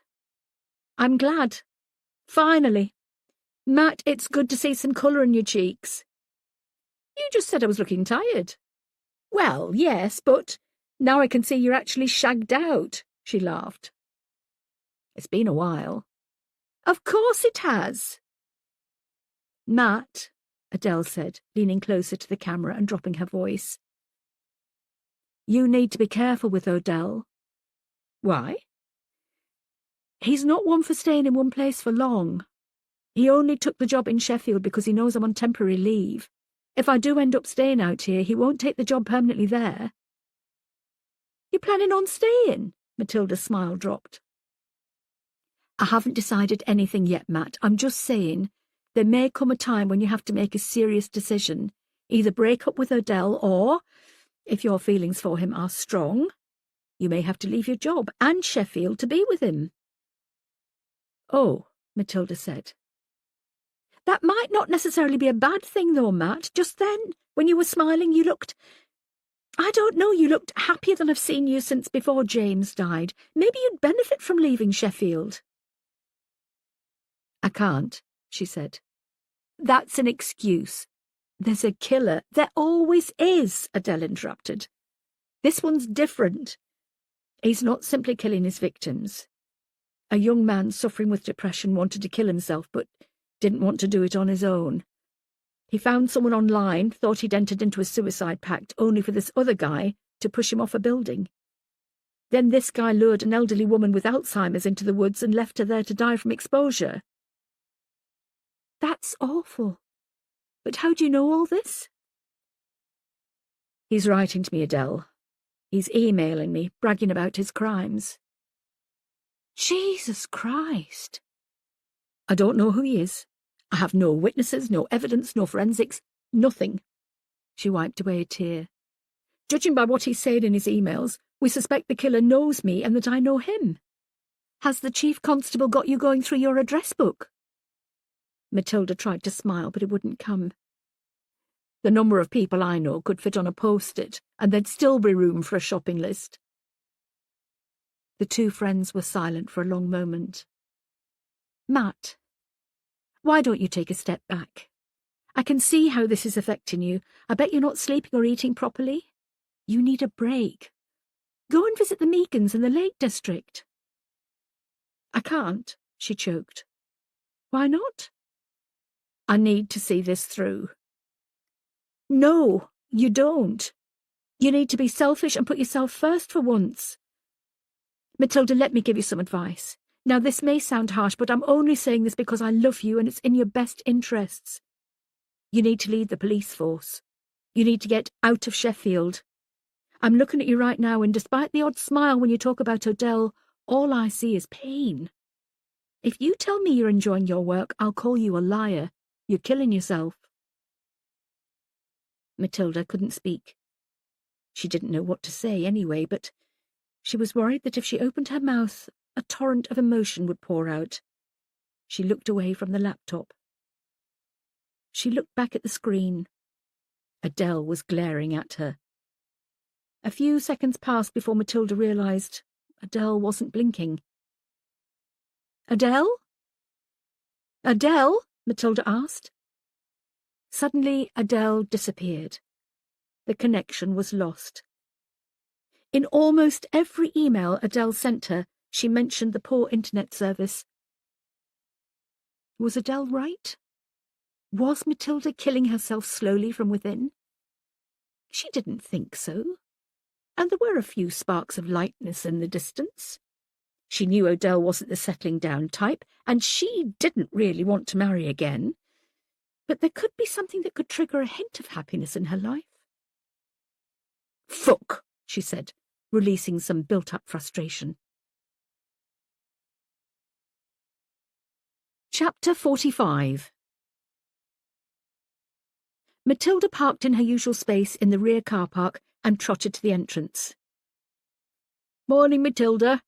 I've got some post here if you fancy taking it. Save my legs trekking all the way up to HMCU, said Rose, a civilian member of staff who had been at the station for as long as anyone could remember. Sure, Matilda said, taking the pile from her. Hang on. Trekking all the way up to HMCU? It's on the ground floor. Well, you're holding it now, you may as well take it. You're a cheeky sod, Rose, Matilda smiled at her. I'm winding down. I retire in July. I never thought I'd see the day. What are you going to do? Rose walked up to Matilda and lowered her voice. 5 numbers on the lottery. Me and Alan are off to France. The house is already on the market. Keep it to yourself, she said, tapping the side of her nose. Matilda leaned forward and gave her a hug. I'm so pleased for you, Rose. I've never been able to get the shooting here out of my mind. I said to Alan, when the time comes to retire, I'm not going to sit back and wait for death. I'm going to enjoy myself. Life's too short. It certainly is, Rose. Make sure you send me a postcard. Matilda turned and headed for her office. Life was far too short. South Yorkshire Police had lost some bloody good officers in the shooting in 2019. Matilda had lost some good friends. DC Rory Fleming was only in his 20s, had just got engaged, and he and his fiancée were gunned down. If Odell did say he was leaving Sheffield, she would seriously consider going with him, providing he wanted her to, obviously. Matilda entered the suite, rifling through the post. There were a few junk letters and Police Federation circulars, and a thick padded envelope for Matilda, which felt like it contained a book. She threw it down on a table. "Any response from the vigil?" she asked, looking up at the whiteboards. "Yes, 5 arrests and 12 people sent to hospital for minor injuries," Scott said. "Ah, I meant any leads." "None whatsoever." Christian came out of his office and hissed loudly at Matilda to get her attention. He beckoned her inside. She looked over her shoulder, smiled at Sian, and went in. "I've been on the phone to Felix Larego," he said, whispering as he closed a Venetian blind. "Have you ever considered undercover work?" Matilda asked. "No. Why?" he frowned. "Because you'd be terrible at it. Everyone out there now knows you and I are talking about something secret. You could have just handed me a post-it and said you had a message for me." "I hadn't thought of that. Anyway, I've spoken to Felix. I've asked him to come in for the morning briefing. I'm going to mention the photos to him and ask for a list of who was there so we can question him to see if they spotted anyone. Do it in a roundabout way." "Good idea. Now, I'm going to pop to my office. Should I leave by the door or tunnel under the floorboards?" Sarcasm really doesn't become you, Matt. Matilda left his office, picked up the padded envelope where she'd thrown it, and headed for the door. Sian called to her before she could leave. "Sign this." She handed her a card. "It's Sophia's birthday on Friday. I'm going to buy her a bottle of that expensive perfume she likes, so you need to hand over a tenner, or more, seeing as you're on more money than the rest of us. The kettle's on a go slow, so I've ordered a new one. It's coming tomorrow. I've emailed you the invoice. Now, for something work-related," Sian continued. "I had a call first thing this morning from Jenny Savage, the neighbour of Audrey Wildgoose. On Saturday morning, she woke up to find a card had been put through her letterbox overnight. She opened it, and it was a sympathy card. All it said inside was, 'Thinking of you,' and it was signed by Annie Bella Wright. Jenny doesn't know anyone of that name, so she Googled it. The only Annie Bella Wright she could find was a woman from Little Stretton in Leicestershire who was murdered on the 5th of July 1919. Her death was never solved." Matilda, in the process of opening the padded envelope, stopped. "Anything else in the card?" "I asked Jenny that. In the top right-hand corner, it said 3 of 5. She's bringing it in." "Bloody hell." "It was also hand-delivered, whereas the others weren't. I told her to put it in a freezer bag or something. You never know." "What was the picture on the front of the card?" "An elderly couple sitting on a park bench. I was thinking maybe it represented Audrey Wildgoose and her husband. Maybe it shows them in happier times, or maybe reunited in heaven." "You big softy." Sian leaned forward and lowered her voice. "I don't mind telling you this, Matt, but this case is really creeping me out, especially after you received those photographs. I can't help but feel like we're being watched." "I know the feeling." Matilda looked over Sian's shoulder to make sure nobody was close and listening. "Felix Larego is coming in. I spoke to Christian yesterday. We're wondering if the reason we didn't notice anyone taking photos of us at Graves Park was because whoever it was should have been taking photos anyway. You know, a CSI?" "Oh, God!" "I know." "Sian, reception on the phone," Finn called out. "Jenny Savage is here to see you." "Thanks, Finn." "Are you staying for the briefing, Matt?" Finn asked. Sophia's been doing some digging and she thinks she might have found something. Sure. She threw the half-open padded envelope onto a spare desk and went over to the tea station to start a round of drinks. I wouldn't flick the kettle on if I were you, Finn said. It doesn't switch off. Steam fills this place in no time. Never mind. I've had 2 coffees already this morning. Any more and I'll be bouncing off the walls. Scott rose from his desk, went over to Sian's and helped himself to a Snickers. He threw a small packet of Maltesers to Matilda. Is everything all right with you this morning? He asked. Fine. Why? You look different, Scott said. Do I? Yes, you look, I don't know, sort of different. I'm using a new shampoo. It adds body, apparently, she quickly said, trying to deflect attention from herself. Sophia, Finn said you found something? You said about the killer being young to be able to mix with Liam Walsh and Josie Pettifer, but then we've got Audrey Wildgoose who's in her 80s. So how was he able to be in her life without raising suspicion? Sophia said. So I looked online, and not long after the COVID pandemic began in March 2020, Audrey contacted the Star and they printed a feature. She'd recently been diagnosed with dementia, but she was still well enough to know what was going on around her. The feature is all about how her neighbours were helping her, looking after her, a good news story. Josie Pettifer was also in the local paper when she sued a Chinese takeaway for not clearly marking the ingredients on their menus. And I found a story about Liam Walsh being arrested while protesting about the council chopping down healthy trees. All 3 victims have been in the local paper at some point. Of course, Matilda said. Liam's mother has the cutting in a frame on her living room wall. The killer could be trawling the local newspaper to find his victims, Sophia said. But we know he found Liam Walsh via a suicide chat room on the dark web, Finn said. Yes, but what if his main source of resource is the local paper? How else could he have found Josie Pettifer and Audrey Wildgoose? Sophia said. The only thing those 2 have in common, as far as I've been able to find out, is that they were both in the local paper. Josie mentions her severe allergies, and Audrey talks about being newly diagnosed with Alzheimer's. She's right, Matilda said. It's possible that after killing Liam Walsh, the killer turned his attention to the local newspaper to find further victims. I do have one more theory, Sophia said. Go on, Matilda prompted. We're working on the basis that whoever is behind these killings is someone known to you, Matilda, or to the team in general. Who do we know who has a background in newspapers? Particularly the local newspaper? The penny dropped. Danny Hansen, Matilda said. Chapter 46. Felix Larego was used to working in the cold.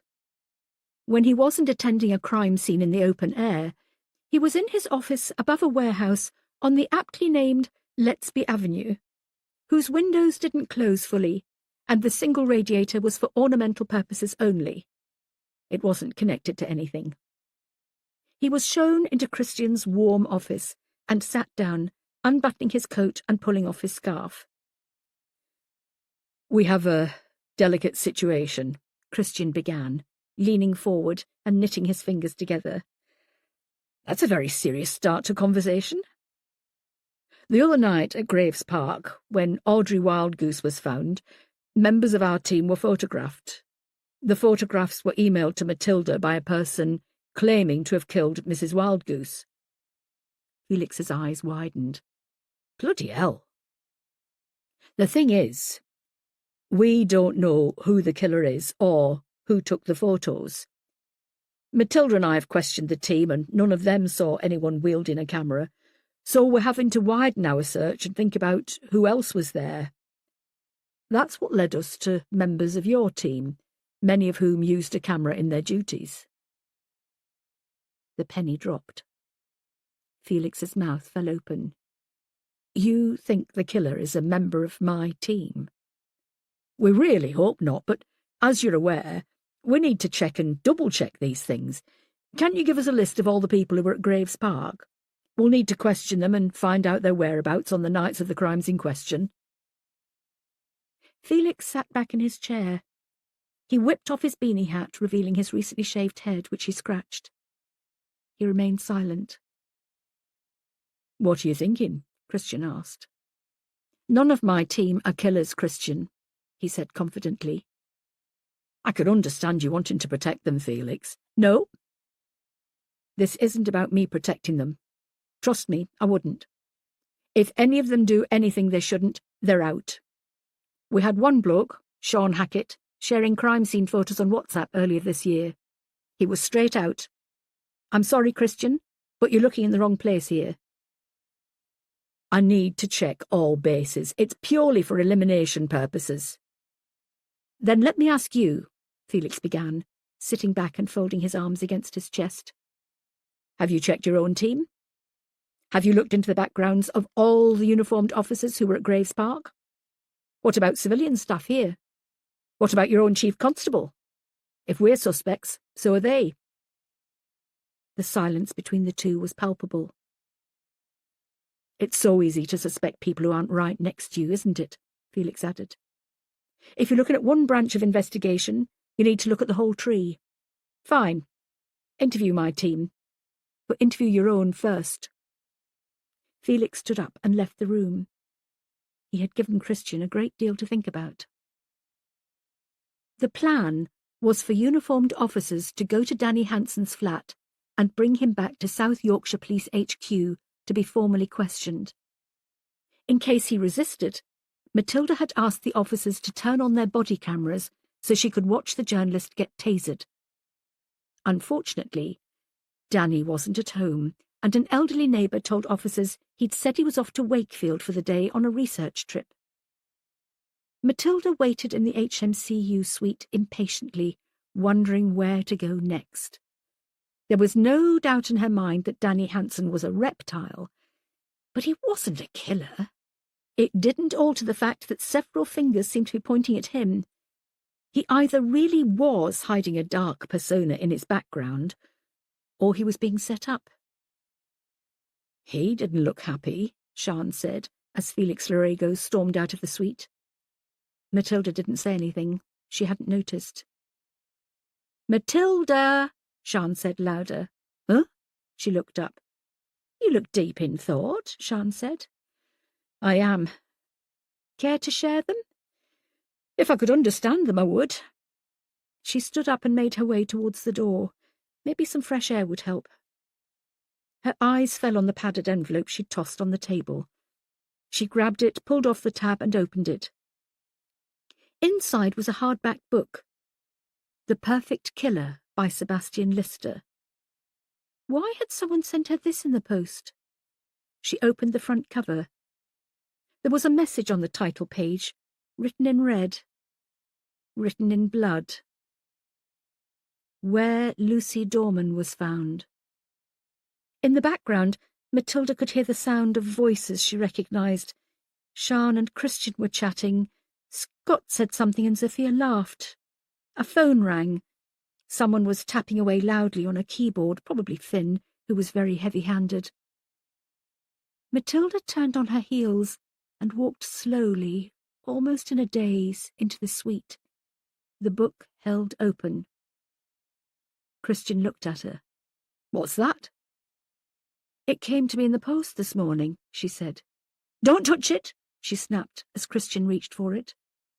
Sian, get some gloves, Christian said. He leaned forward to read the message. Is that blood? I think so. Matilda's voice was shaking. Where Lucy Dorman was found, what does that mean? Matilda shook her head. Who's Lucy Dorman? Tom leaned over to Scott and asked. She was the pathological technician to Adele Keane. She was killed by Simon Browse when she unwittingly stumbled across what he was doing. Sian, wearing latex gloves, approached, handed a pair to Christian, and held open a large evidence bag. Before they could put it inside, Finn held up his mobile phone and took a photo of the message. Carefully, Sian and Christian took the book from Matilda and placed it in the bag. Sian took off her gloves, placed her arm around Matilda's shoulders, and sat her down on a chair. "Are you all right?" she asked.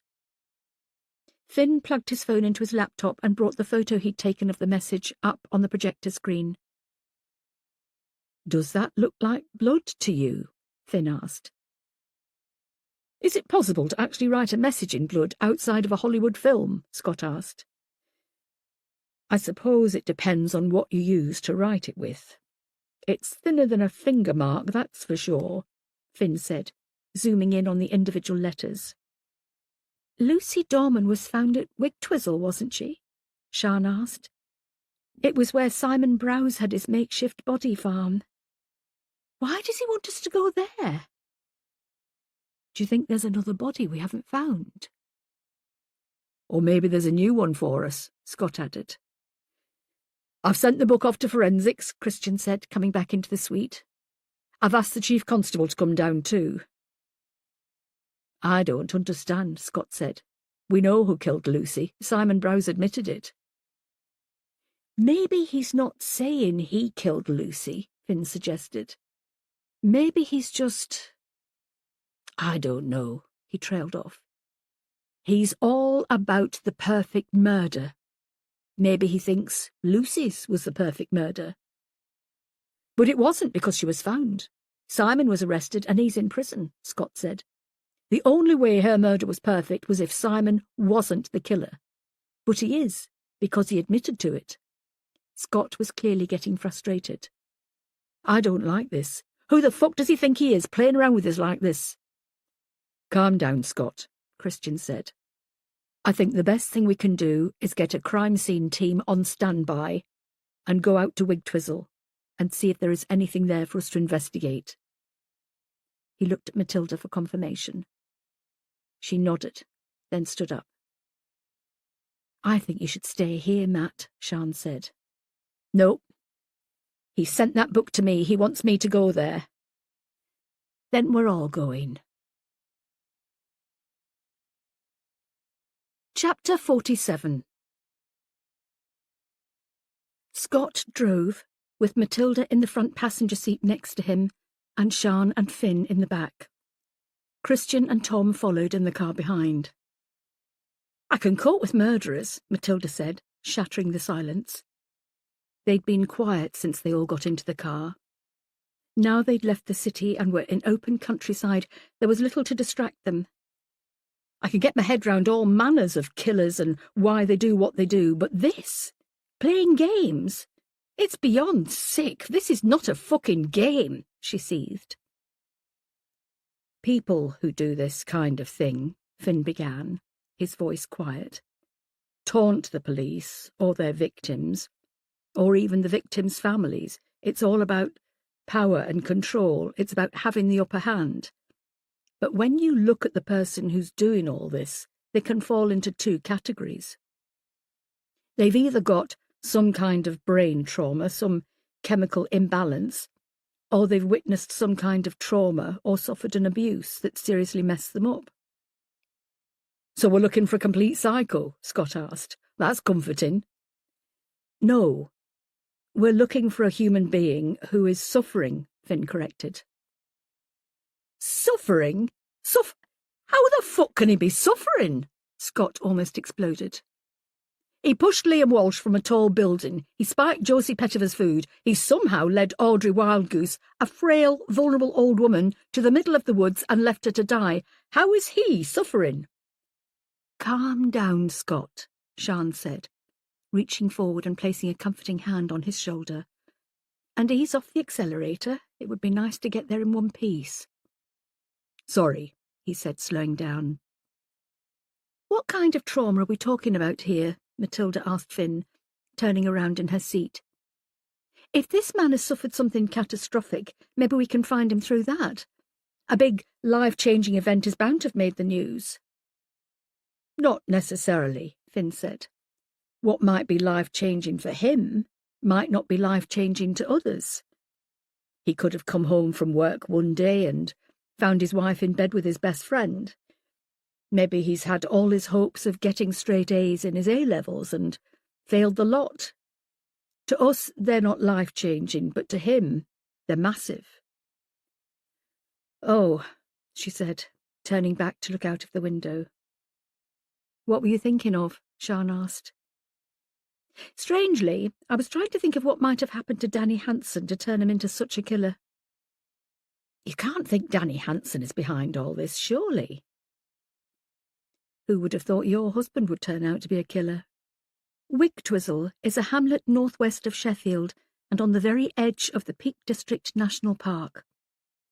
Earlier this year, the body of Lucy Dorman, technical assistant to Home Office pathologist Dr. Adele Keane, was found when bones were discovered in the surrounding area. Lucy had been missing since December 2019, weeks before her wedding. She had inadvertently stumbled across pathologist Simon Brow's Killing Sex Workers and the Homeless, and burying them at varying depths in the woodland at Wigtwizzle to study their rate of decomposition. It had been Adele who had found Lucy's rotting corpse, which led to a chain of events in which Simon threatened Adele's life while he was on the run from police. In the spring and summer, Wigtwizzle was a stunning place to visit. It was peaceful, calm, and relaxing.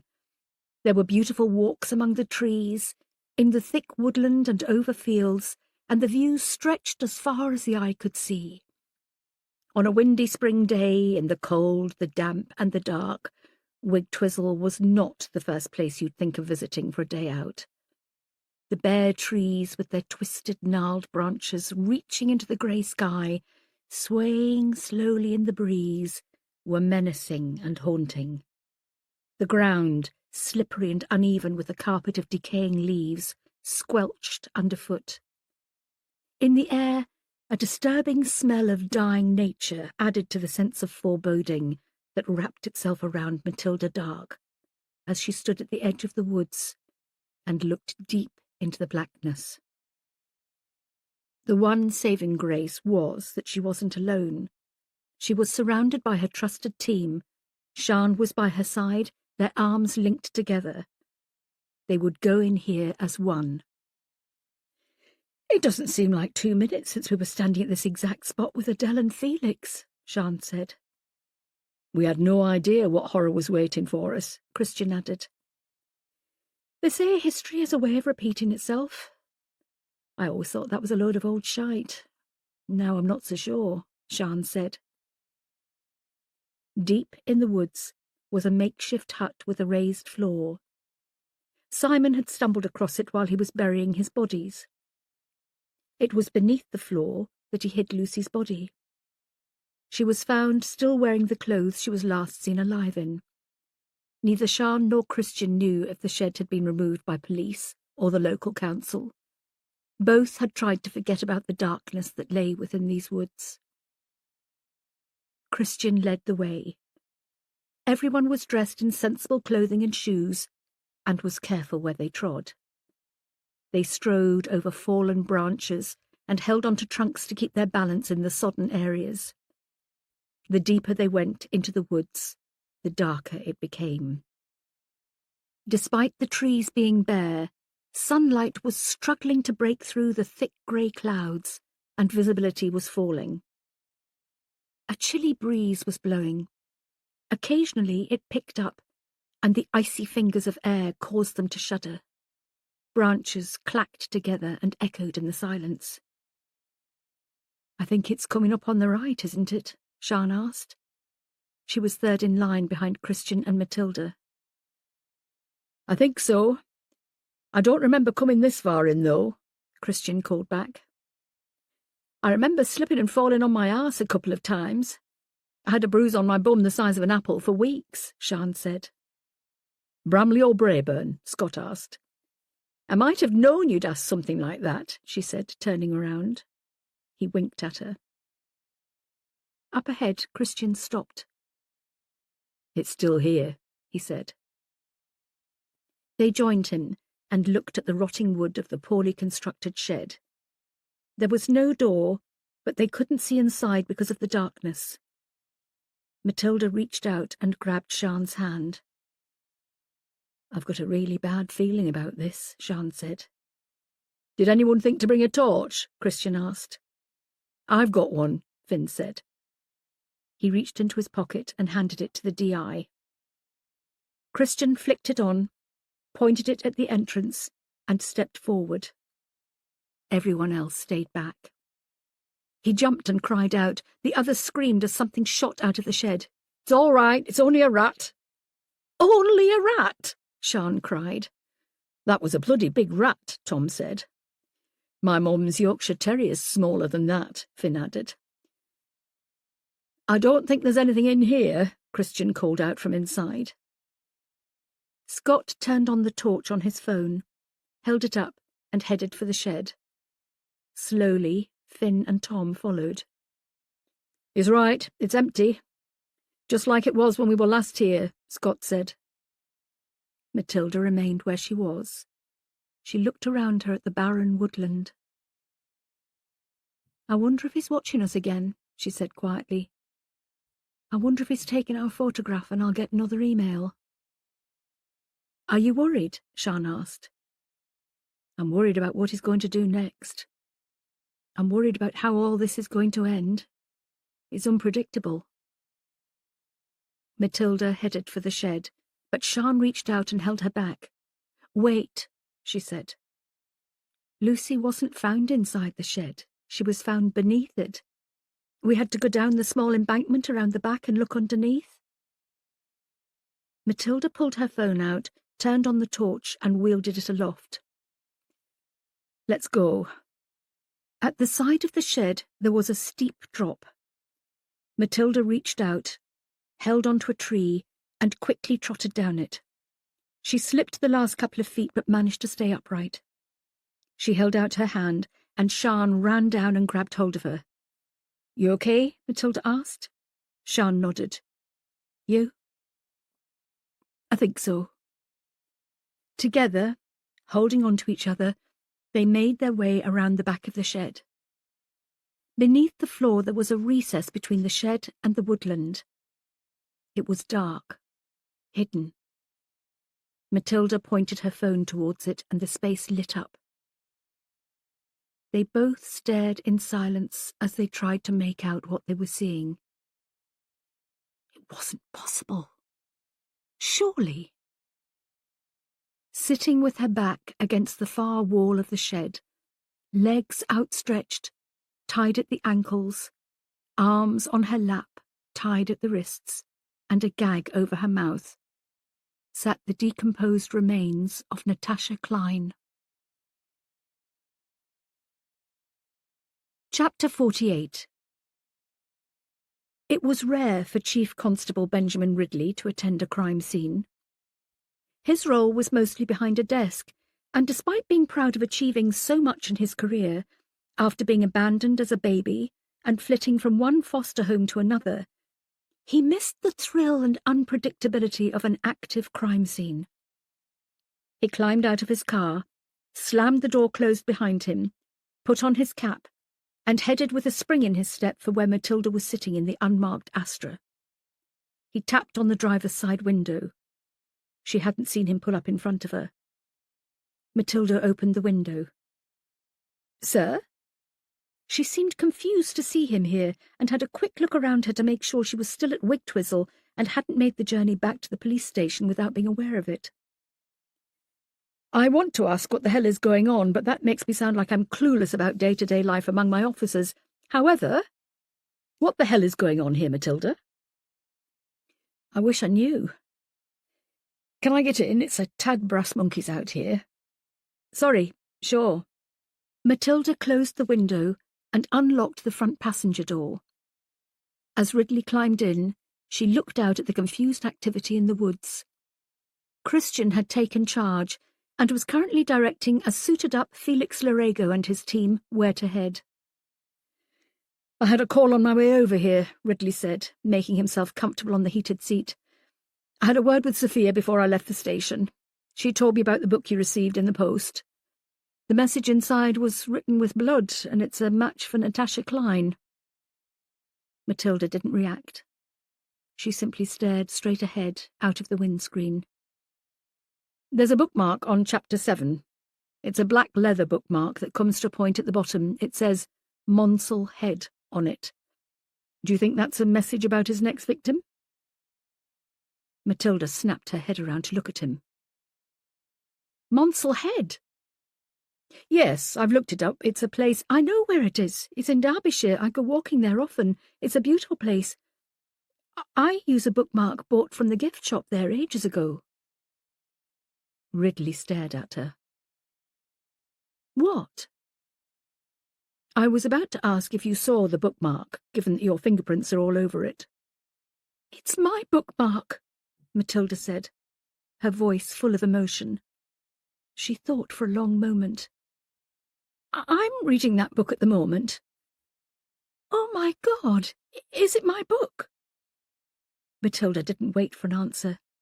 She started the engine, put the car into gear, and slammed her foot down on the accelerator. Where are we going? Ridley asked, fumbling for the seatbelt to secure himself in place. To see if the fucker's broken into my house and stolen my book. Neither of them spoke as they made the journey from Wigtwizzle to Ringinlow. Matilda drove at speed, ignoring traffic lights when they began to change colour, and not stopping at stop signs, which earned her more than a blast from the horn of an irate driver. Ridley heard the four-letter insults. Matilda's head was full of more pressing matters. She turned off Ringinlow Road, down the narrow lane, bare tree branches clacking against her car as she swung it round to the left. She slammed her foot on the brake and came to a stop close to her front door. She whipped her seatbelt off and jumped out of the car, rummaging in her coat pocket for her front door keys. Ridley was behind her, and they entered the cold house together. Matilda turned off the alarm with the fob on her keyring, swiping it over the sensor. They stood still in the vast hallway, listening intently for any sound that something wasn't quite right. Matilda headed for the living room, pushed open the door, and looked down at the coffee table. The Perfect Killer by Sebastian Lister was gone. It was there, she said, on the coffee table. It's been there since I bought it on the day it was published. Could you have taken it to bed with you to read? It's not really bedtime reading. I'm more skim reading it, really. I'm worried about how Sian and her kids are represented. The point is, that book has been on that table and hasn't moved. Did you see it last night? I don't know. I was late home. I didn't come in here. I was in the kitchen until it was time to go to bed. Are you sure you didn't take it into the kitchen to read while you were having your tea? I wouldn't have done that. Ridley ignored her and headed for the kitchen. Matilda couldn't take her eyes from the empty coffee table. Someone has been in here. It's not there, Ridley said, coming back. I told you. Matt, who's been in your house recently? She went over to the sofa and sat down on the edge. She took a deep breath. My mother, Sian, Scott, Donal, you, Odell. Could one of them have taken it? And then written a message in Natasha Klein's blood? She asked incredulously. My mother can't even spatchcock a chicken without heaving. Ridley sat on the opposite sofa. He leaned forward. Who has a key to your house? My mum, my sister, Scott, Sian, Adele, though I think she left her set here. Do you want to go and check? Make sure they haven't been stolen? She nodded. I'm going to get a forensic team out here to dust the room for prints. Do you have CCTV? No. I was going to have it installed when I was being stalked last Christmas. I was kidnapped before I could do anything about it, and it didn't seem necessary after that. I thought everything was fine. Stupid, right? Not stupid. This is your home. You should feel safe here. You shouldn't have to turn it into a fortress. Shouldn't, but probably should. She gave him a weak smile and left the room, heading for the stairs to go check Adele's keys were still there. Matilda hadn't been in Adele's room since she left. When she opened the door, there was a fusty smell. She should probably come in to open a window from time to time, let in the fresh air. It was the second largest bedroom in the house and had a king-size bed in the middle, a wing chair by the window, and an ensuite leading off from the fitted wardrobes. It was spacious, bright and clean, exactly how Adele had left it. Matilda sat on the edge of the bed and opened the top drawer of the bedside table. The set of keys was still there, sitting on top of a Hilary Mantel paperback. Matilda sighed. She wasn't sure if she should be glad they hadn't been stolen. What did it mean? It means someone with the key came into your home while you weren't here and stole the book. Matilda closed the drawer and picked up the framed photograph of Adele with her son Chris. They were both smiling for the camera, sitting in the back garden of her old house. She felt a wave of emotion pass over her. Chris was a credit to his mother, a young man with his whole life ahead of him. He was working hard as a teacher when he was gunned down, trying to save his pupils in 2019. Adele took the death of her only son hard. She struggled to come to terms with it. She thought she'd found someone in Simon Browse who could show her life was still worth living, until he turned out to be a psychopathic killer. Was it any wonder Adele had left? If she'd stayed, it wasn't worth thinking about. A tear fell on the glass. Matilda wiped it away. She hadn't realised she'd been crying. There was a tap on the bedroom door. She looked up and saw Ridley standing in the entrance. "I was calling." "Sorry, I was miles away." She looked back at the photo. "I wish I was miles away." Ridley came over to the bed and sat beside her. "Have you heard from Adele?" "Yes, we had a chat via Zoom the other day. Internet is patchy over there." "How's she getting on?" "She's loving it. She looked so much brighter, healthier. She looks happy." "There's a forensic team on the way," he said. "Thank you. I'm not sure you should stay here tonight. Do you have anyone you can go to?" She nodded. "I'll go to my mum's.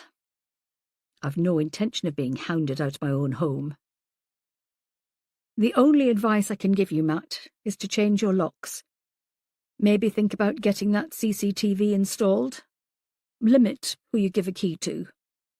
She nodded. "Thanks." "Do you want me to bring in an outside team?" She looked at him. He wasn't the first person to suggest that. Why? It was a silly question. She knew why. Someone is targeting you. Someone is targeting your team. It might be better if someone from the outside with no connection whatsoever took over. "No," Matilda replied firmly. "We're the best people to find this fucker. Besides, bringing in a new team isn't going to stop him from emailing me and phoning me. I'd say he'd do it all the more. No, we stay as we are," she said, determined. The doorbell rang. "That'll probably be the forensic team. Felix said he was sending someone straight over. I'll go."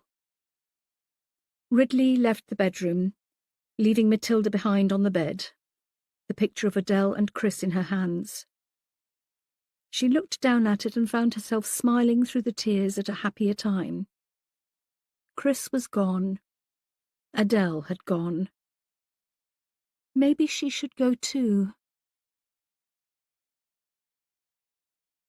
Chapter 49. "Where's Matilda?" Odell Zimmerman asked, jumping out of his car almost before it came to a stop at the edge of the woodland at Wigtwizzle. His face was a map of concern. "She's gone home," Sian told him.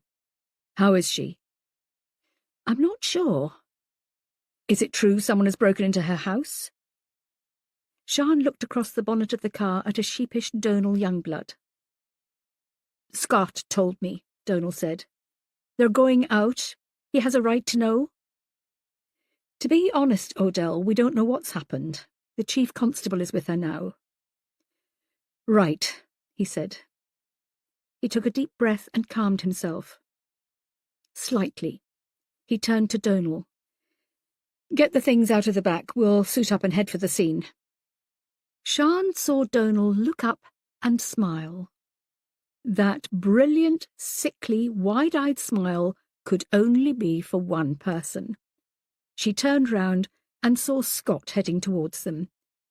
She reached up and slapped him around the ear. "What was that for?" "You told Donal about the book?" "He's practically my husband." "And he's told Odell?"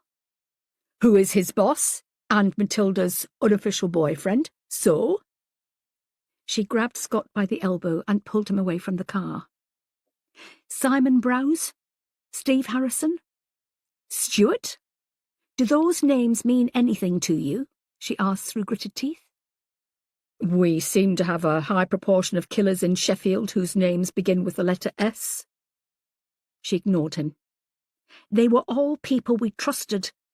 They were people we took into our confidence, and they abused that trust. What we discover about anything in the line of our work should stay within our team, and our team alone." Scott frowned. "So, I shouldn't talk to my fiancé, tell him how my day's been?" "By all means tell him, just leave out sensitive information." "Seriously? What kind of a relationship am I going to have if I lead two completely different lives?"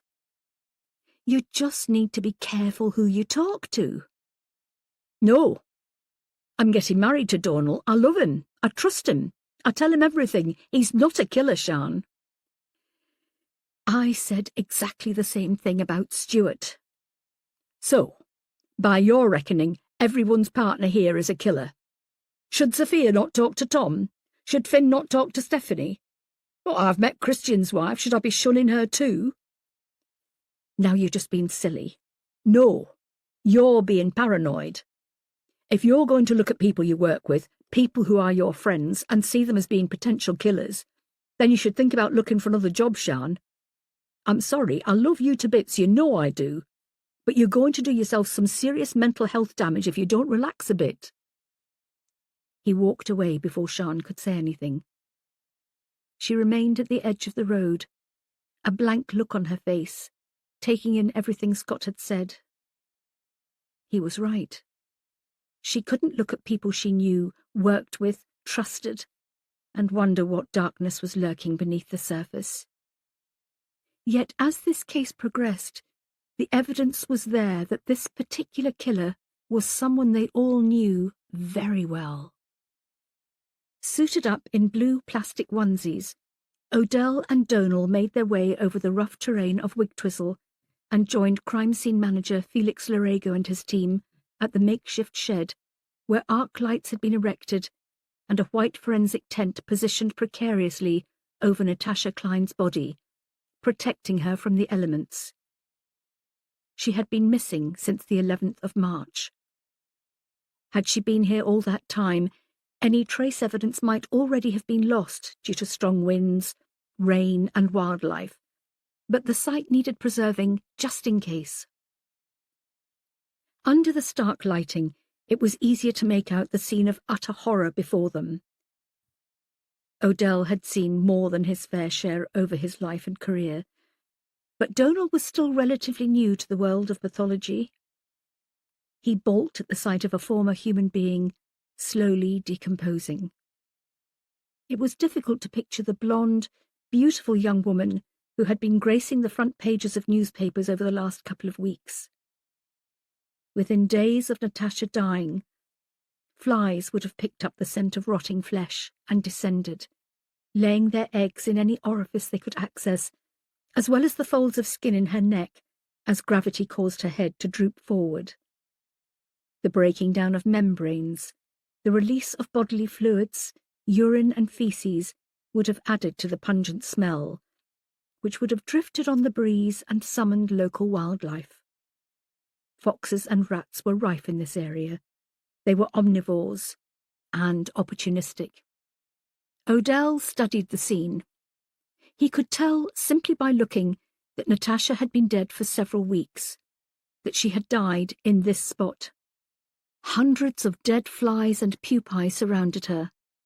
What hadn't been covered by clothing, and where wildlife hadn't been able to access, had been devoured or pulled off and taken away to be eaten.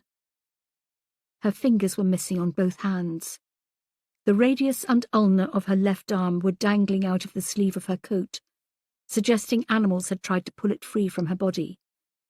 They hadn't succeeded, but had managed to eat as much of the flesh as they could get at, leaving her bones behind. Natasha's nose was missing, as were chunks of flesh from her face. What was left was black, leathery, and desiccated.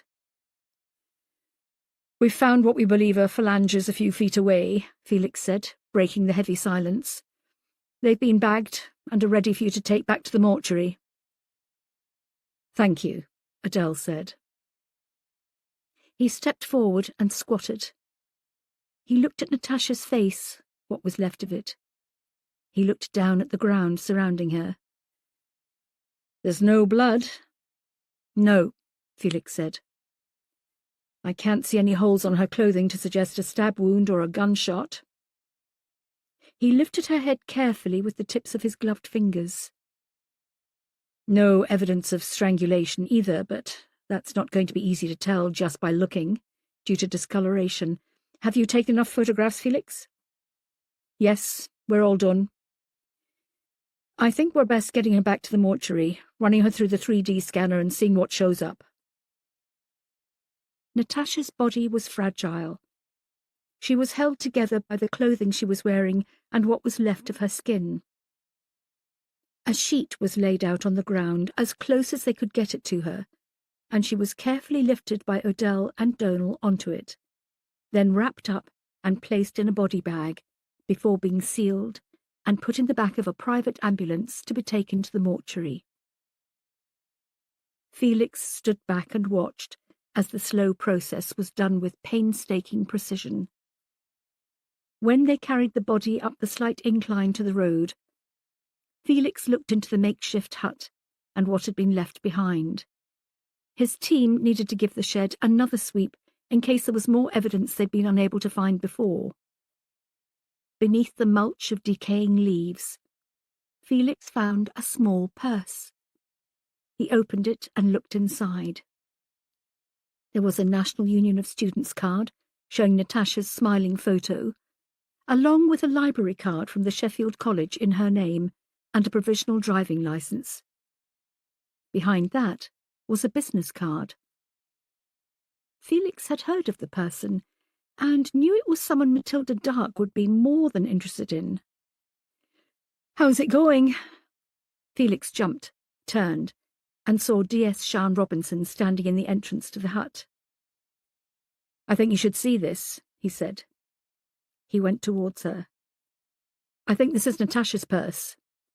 It could have fallen out of her pocket when she was brought in here. I've just found it. There's a business card inside it belonging to Danny Hanson." Chapter 50. Matilda refused Ridley's offer to drive her to Grenell to her mother's house.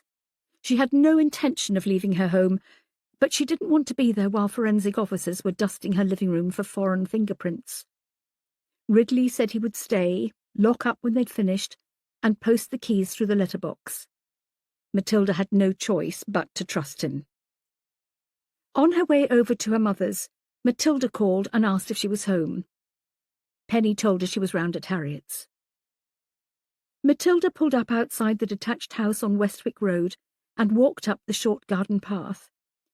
Her legs felt like they were made of lead, and her head was heavy with dark thoughts. She knocked on the door, and it was quickly answered by her sister. "You look like shit," Harriet said, her smile dropping when she saw Matilda. "I feel like shit." "Has something happened?" Matilda nodded. Harriet reached for her and practically hauled her into the house. She slammed the door behind them and took Matilda into the living room, where Penny was with Nathan and Joseph, Harriet's sons. They looked the picture of a happy family, sitting in front of a roaring fake fire, soft lighting, comfortable sofas, and the smell of baking in the air. "What's happened?" Penny asked, jumping up from the sofa when she saw Matilda's pale face. Matilda sat on the sofa next to her nephews. "Someone's broken into my house." "Oh, my God!" Penny gasped, hands slapping against her chest. "Did they take much?" Matilda shook her head. "It wasn't a burglary, and they didn't actually break in." "Matt, you're not making a lot of sense," Harriet said, sitting on the arm of the sofa next to her. "Joseph, go and get your auntie a drink. Do you want a cup of tea or something strong?" Before Matilda could open her mouth, Penny chimed in. "She'll want a cup of tea. It's good for shock. Put a couple of sugars in it, Joseph." "Tea's good for shock?" he asked with a frown. "I think people caught up in terrorist attacks would appreciate something a bit stronger than a mug of tea," he said, leaving the living room. Matilda told them about someone potentially having a key to her house, entering without setting off the alarm, and stealing the book from her coffee table. Penny grabbed her handbag and looked inside. "I've still got my key." "Nathan, where are my keys?" Harriet asked. He shrugged. "Probably on the hook in the dresser in the kitchen." "Can you look?" "Can't I stay and listen?" "No, you can't." "I'm not a child anymore." "Nathan, just go and check my keys are still there, for crying out loud," Harriet said, her voice raised. Reluctantly, Nathan stood up and padded into the kitchen. "I don't think they'll ever stop being belligerent teenagers." "What does your boss say?" Penny asked. "He's told me to increase my security." "Is that it? Bloody hell, Matilda. You're going to be the death of me with this job of yours. I thought once you'd stopped being an operational detective, we wouldn't have any more of this." Matilda looked at her sister and rolled her eyes. Harriet squeezed her shoulders as a show of support. "It's not Matt's fault," Harriet said. "There are some people in the world who are just complete nut jobs." Joseph came back into the room with a mug of tea. He handed it to Matilda. "I've put 3 sugars in. No idea why," he said, slumping back down on the sofa. "Nate says your keys are still on the hook," he said to his mother. "Do you want to stay here tonight?" Harriet asked. "I was going to see if one of you wanted to stay at mine with me. I'm going to order some CCTV, add a few more locks." "I'll come," Penny said, standing up again. "We could all go," Joseph said. "I love your house." He smiled at Matilda. "And leave this house empty? I don't think so," Harriet said. "Matt, come with me into the kitchen for a minute." Harriet practically lifted her sister from the sofa and led her into the kitchen where Nathan was scrabbling in the biscuit barrel. "We're having tea in less than an hour." "I'm going out with Lisa in a bit." "His new girlfriend," Harriet whispered to Matilda. "She's not my girlfriend," he protested, blushing slightly. "Sorry, she's a friend. Who's a girl?" "Look, give me and your auntie a few minutes." "Bloody hell, go in the kitchen, go back in the living room. I thought we lived in a democracy, we could go anywhere we wanted." "My house is a cruel dictatorship. Out." "Heil Hitler," he saluted before stomping out. Harriet pushed the door closed behind him and waited a while before she spoke. "Matt, I know they're just films, but I've seen Red Dragon and Seven. I've seen where psycho killers go after the detective's family. You had that stalker woman last year, and now this. Are we safe?" Matilda leaned against the kitchen worktop. She was looking in the open biscuit barrel Nathan had left behind. "Of course you're safe." "You don't sound 100% confident." "I've no reason to suspect anyone is in any danger. This killer, he's just trying to show off how clever he is. If he was able to break into your house without you knowing it, he's very clever. That also makes him dangerous. Look, Matt, maybe Mum's right. Maybe you should think about packing this all in, Or maybe going for a promotion where you have a desk job. My new job is mostly desk-bound. This killer obviously didn't get the memo, she said with a twisted smile. How can you make jokes? It's a defense mechanism. So you are scared? Matilda didn't say anything. She went back to looking in the biscuit barrel and took out a plain digestive. You are, aren't you? Matilda looked up. She had tears in her eyes. I'm not scared. I'm angry. What are you going to do? I have no fucking idea. Fortunately, Matilda's phone started ringing, so she avoided having to lie to her sister. She pulled her iPhone out of her pocket. It was Sian calling. I need to take this, she said, leaving the room. Hi, Sian. How's it going? Matilda asked, heading into the hallway. Felix found Natasha's purse when they moved her body. It looked like it had fallen out of her pocket or something. He was going through it, and he found a business card with Danny Hansen's name on it. Danny Hansen? Why? Hang on. She was trying to process what was happening. I've tried calling him and there's no answer. Should I go round to his flat? What? Matilda asked, suddenly aware she wasn't fully concentrating on what Sian was saying. Oh, no. I called by this morning and he wasn't there. A neighbour told me he'd gone to... She stopped herself. The penny suddenly dropped, and she didn't like where it had fallen. Sian, I'll call you back. What is it? Just give me a few minutes. Matilda ended the call and scrolled through her contacts.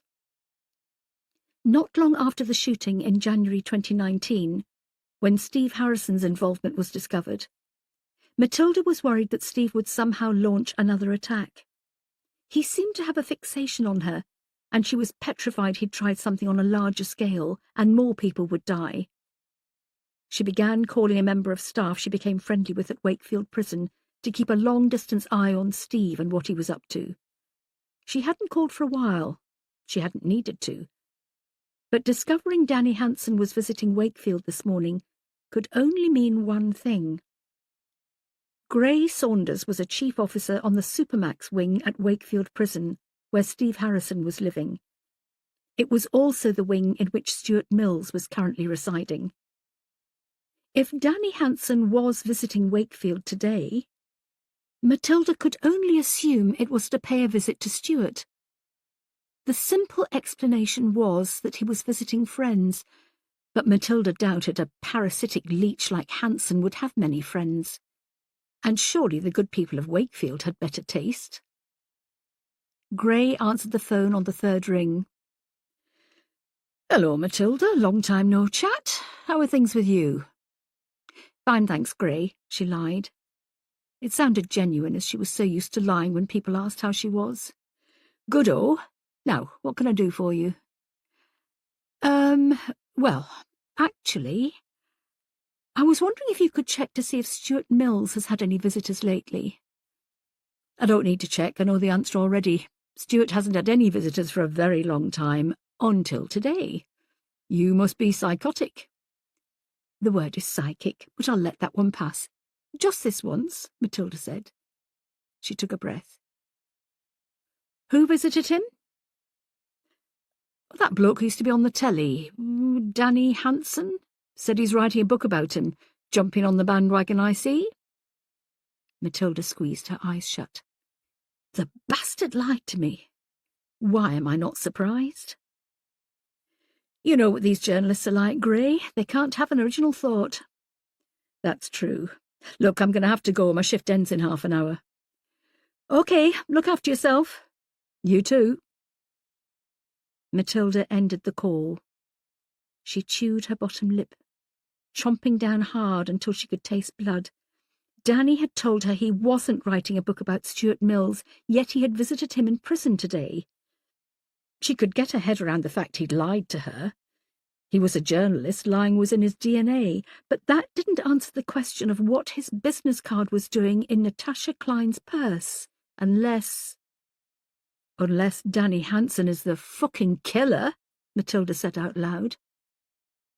She immediately shook the thought away. Danny Hansen was a lot of things. He was a scummy journalist. He was a liar. He was vain. He was self-centred. He was egotistical. He was a complete and utter knobhead. But he wasn't a killer. She was sure of it. Are you? Am I? Yes, I am. I think. Everything all right? Matilda jumped, turned around, and saw her mother standing in the doorway. Yes, fine. You should never lie to your mother. So, am I coming over to your house for a few days in order to act as bait in case your mystery intruder comes back? That's not how I'd put it. I need to get some decent security put in. It would help if there was someone I could trust there to let them in the house and have a look around. I'll go and pack a few essentials. Maybe on the way over you can tell me the truth about what actually is going on in your life at the moment, she said sternly. I'll go and get my coat. She disappeared back into the living room.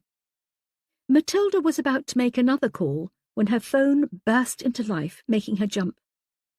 Christian was calling. She swiped to answer. Sian told me about Danny Hansen. We've run his registration number through the PNC and we've picked him up on the M1. He's just this minute passing junction 34.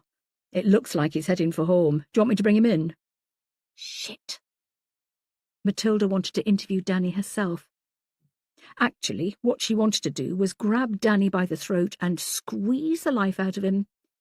She looked at the clock on the wall. It was getting late. And what evidence did they really have that Danny was linked to this investigation? Did he have time to research a book and think up such elaborate murders when he spent so long on his hair?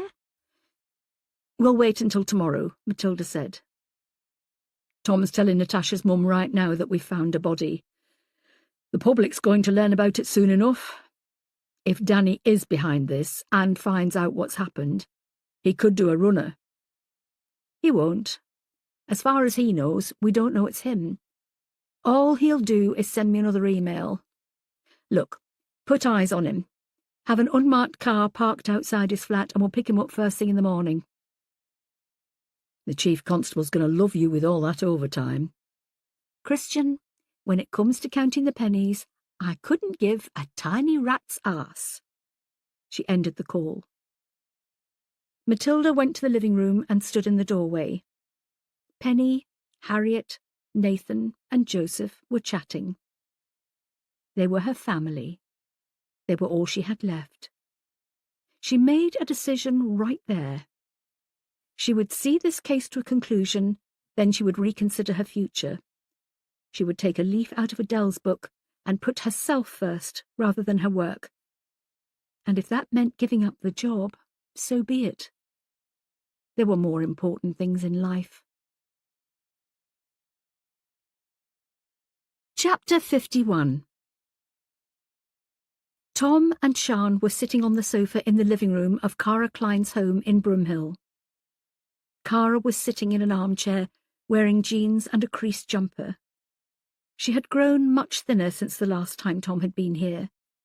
Her cheeks were sunken, and her eyes were drooping and tired.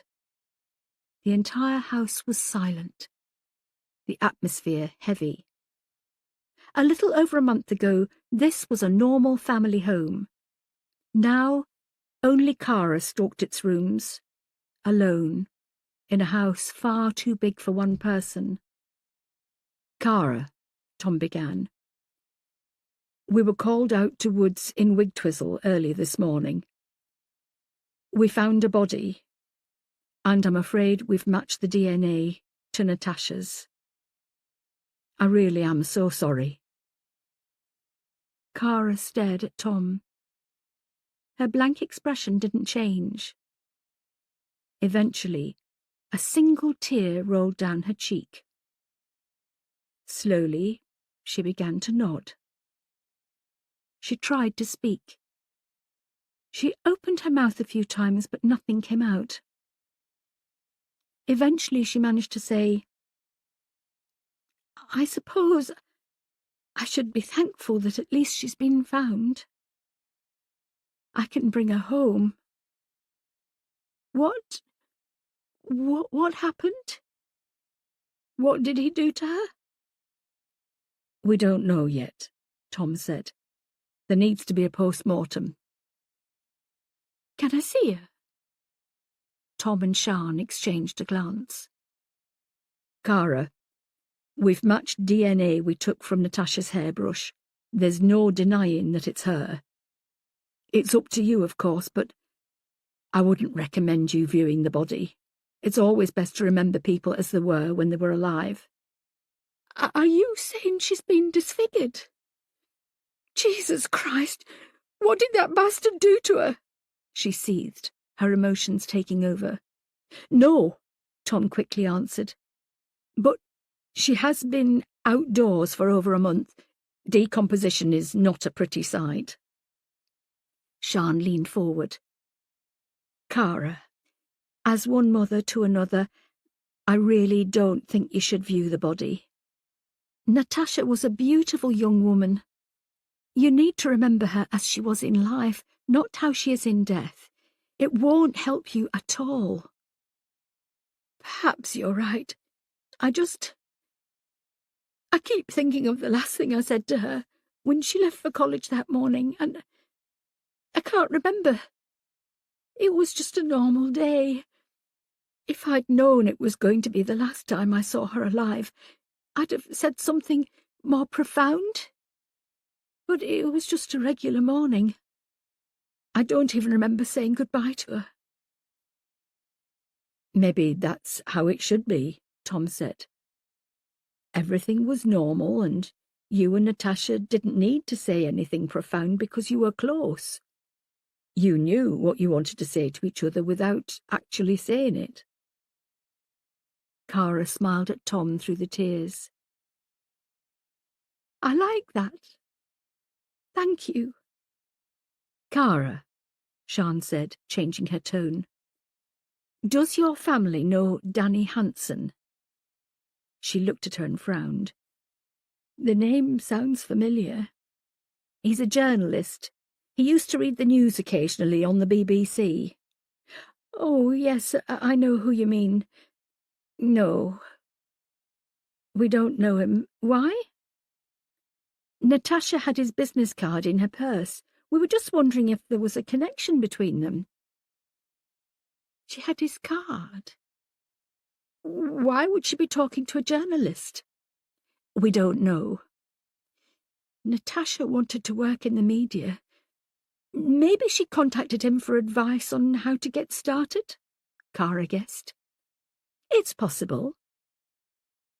Why are you asking, though? You know who killed her. I know he hasn't confessed, but you've charged Derek with Natasha's murder. I know, it's just a loose end we're trying to tie up. Oh, I see. Kara, is there anyone you'd like us to ring? Someone who can sit with you tonight? Tom asked. No, I actually think I'd like to be on my own, she said. She looked over at Tom, but her gaze didn't quite land on him. It was as if she was looking somewhere off into the distance. Are you sure? Yes, she replied, a small smile appearing on her lips. Yes, I'll be fine. It's strange. I actually feel a bit lighter, knowing that I can bring her home. You have my number, Tom said. If you need to call me or ask me anything, please get in touch at any time. I will, thank you. You're a lovely young man. Tom gave her a warm smile. Outside, in the cold and dark, Tom and Sian made their way back to the pool car parked down the road. I've got the strangest feeling that Kara might end up doing herself in, Tom said. It's a shame she doesn't have any family. What about neighbours? Sian asked, looking around her at the houses with their curtains closed. It's weird. I've worked on missing person cases before, and neighbours have always popped round to see how people are doing, even if they're just being nosy. But when I was here, just after Natasha had gone missing, they didn't have a single knock on the door. Poor woman. I don't think I'd want to be on my own tonight. Me neither. Tom pointed the fob at the car and unlocked it. He opened the door and lowered himself in behind the wheel. What's going to happen to Derek? Ridley's contacted his solicitor and told him of developments. He could be released pending further inquiries. We'll need to know his alibis for the dates of the other murders. Is it true he's been beaten up? I'm afraid so. Jesus, he said, clicking his seatbelt into place. What did we do wrong? We didn't do anything wrong. We followed procedure. He had no alibi. He was having an affair with his daughter's best friend. She found out and was planning to confront him about it, then went missing. We even found Natasha's blood in his car. Everything pointed to Derek. And all Derek said about that was that it came from a towel when Natasha had a nosebleed a few months back.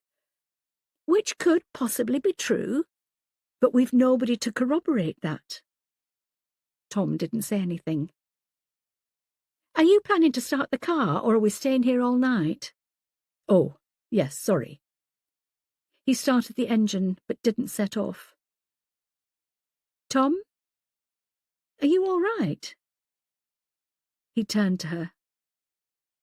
Their marriage is over, isn't it? Derek and Kara's. If the charges against him are dropped and he's allowed to return home, there's no future for them, is there? I wouldn't have thought so. We've ruined their marriage. No. Derek did that when he had an affair. Bloody men. They can't be trusted. I hope you're not including me in that statement. She turned and looked at him. Her eyes narrowed. No. I'm pretty sure you're one of the good ones. Only pretty sure? Until you return those chunky Kit Kats to my drawer, yes. Tom let out a genuine laugh, put the car into gear, and pulled away from the edge of the road. He looked back at Kara's house through the rearview mirror and saw the living room light go out. Sadness fell over him once again. Chapter 52. Tuesday, 13th April 2021. Matilda pulled into her parking space and dragged herself into the station. She was shattered. She had hardly slept, as she and Penny had spent the majority of the night on the sofas, scrolling through the internet to find a reputable company to come to the house and give an estimate for CCTV cameras. Penny questioned whether a panic button could be installed in Matilda's bedroom, and then asked if one of the bedrooms could be turned into a panic room. That's when Matilda decided it was time to go to bed. Yes, she wanted extra security, but she did not want her own personal high-security prison. As Matilda approached the HMCU, Sian caught up with her from the other end of the corridor. "Good morning. You look knackered. I think I spent more time talking to my mother last night than I've done in the whole of my life. She lives on her own. She probably doesn't talk to many people. She certainly made up for it last night. I can still hear her voice ringing in my ears." They walked into the suite where everyone else was at their desks. "Derek's been released from prison today," Finn said. "That's quick. He has a good lawyer." "He must do." "Christian," Matilda called to the DI in his office. "Was Danny's flat watched all night?" "Yes, he arrived back home about 7 and he's still there as far as I'm aware." "OK. We need to bring him in for questioning. Obviously, I'd love to go out there, cuff him and beat him up in the back of a police van, but that's not going to look good on the front pages. Are the officers still outside his flat? Can I use your computer?" "Sure, and yes, 2 PCs in plain clothes are outside Danny's flat. Get them to bring him in. Have him sweat in an interview room for an hour, then I want you and Finn to lay into him. We'll work on a strategy while he's in there panicking." "Anything new?" he asked, nodding at the computer. "No, eerily quiet. Do we have any news on how Natasha Klein died?" "PM is taking place now. Scott's over at Watery Street. We need to keep an eye on Natasha's family. If this is following the pattern of the others, they'll be receiving a cryptic sympathy card very soon.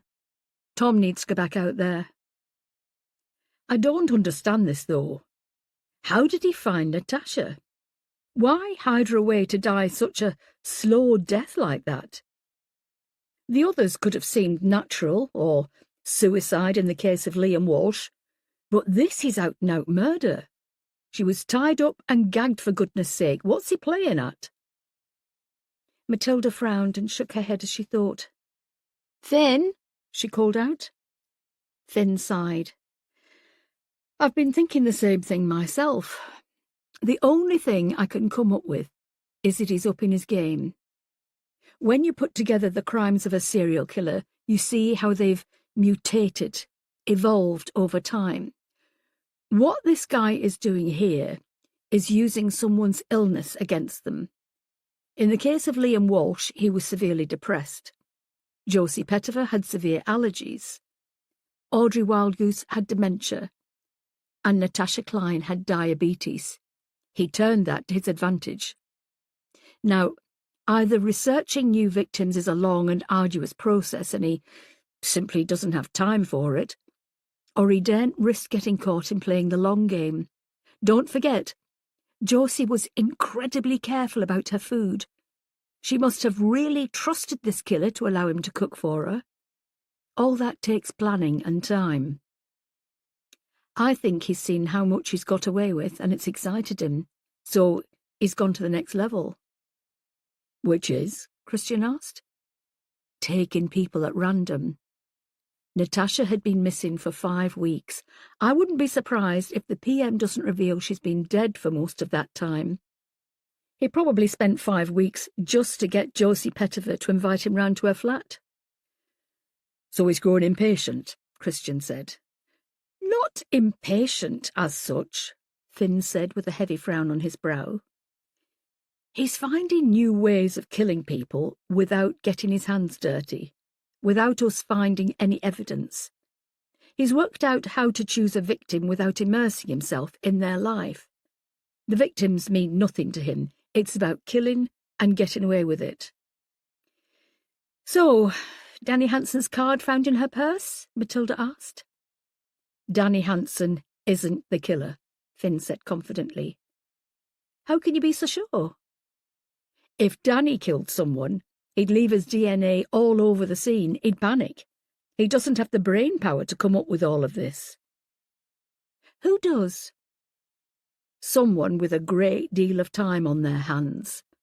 Someone who is capable of giving this a lot of thought and who can sit on the sidelines and watch without being noticed. Danny would give himself away." "But that doesn't change the fact his card was in Natasha Cline's purse," Christian said. "Nor does it change the fact that he lied when he said he wasn't writing a book about Sian's husband, when he clearly is," Matilda added. Finn remained silent. He looked down at the floor and nibbled on his bottom lip. "Are you wanting to say something, Finn, but worried about offending us?" Matilda asked. "Danny's card left in Natasha's purse. The fact that 3 of the victims appeared in the local newspaper and that Danny Hanson used to work on the local paper. Everything is pointing to Danny being the killer. I think the killer is setting him up." "Why?" Matilda asked. "Maybe he has a grievance with Danny," Christian suggested, "though I expect that puts him on a very long list." "Or maybe the killer knows Matilda has a grievance with Danny," Finn said. "If Matilda thought Danny was the killer, because the scant evidence pointed that way, she'd concentrate all her efforts on finding out the truth, leaving the real killer to continue without detection." Matilda leaned back in her seat and folded her arms. She was silent for a long moment while she thought. She could feel the beginning of a headache at the back of her head. But then, chatting with Finn always left her like that. "Okay, this is what we're going to do.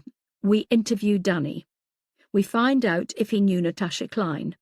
Tell him his card was found in her purse. We find out his alibi for the dates we roughly know the previous victims were killed, and go from there. In the meantime..." She stopped. She couldn't continue. In the meantime, what? Christian asked. In the meantime, we're still at square one and bloody clueless. Chapter 53. The Medico-Legal Centre in Sheffield was one of the leading centres in the country for digital postmortems. The body, in this case Natasha Klein, still sealed in the black body bag, was placed on a flatbed scanner, similar to an MRI scanning machine.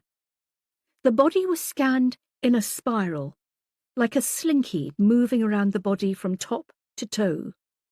The closeness of the spirals was set to the smallest possible setting, 0.6 millimeters, to get as much detail from the body as possible.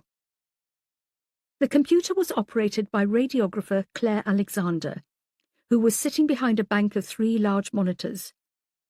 It wasn't long before the image of Natasha's body was brought up on screen, and she was able to manipulate it, turn the body upside down and sideways, look at it from every angle without physically touching it and potentially destroying any trace evidence.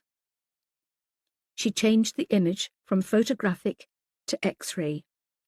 She was looking for bullet entry wounds or knife wounds. There were none.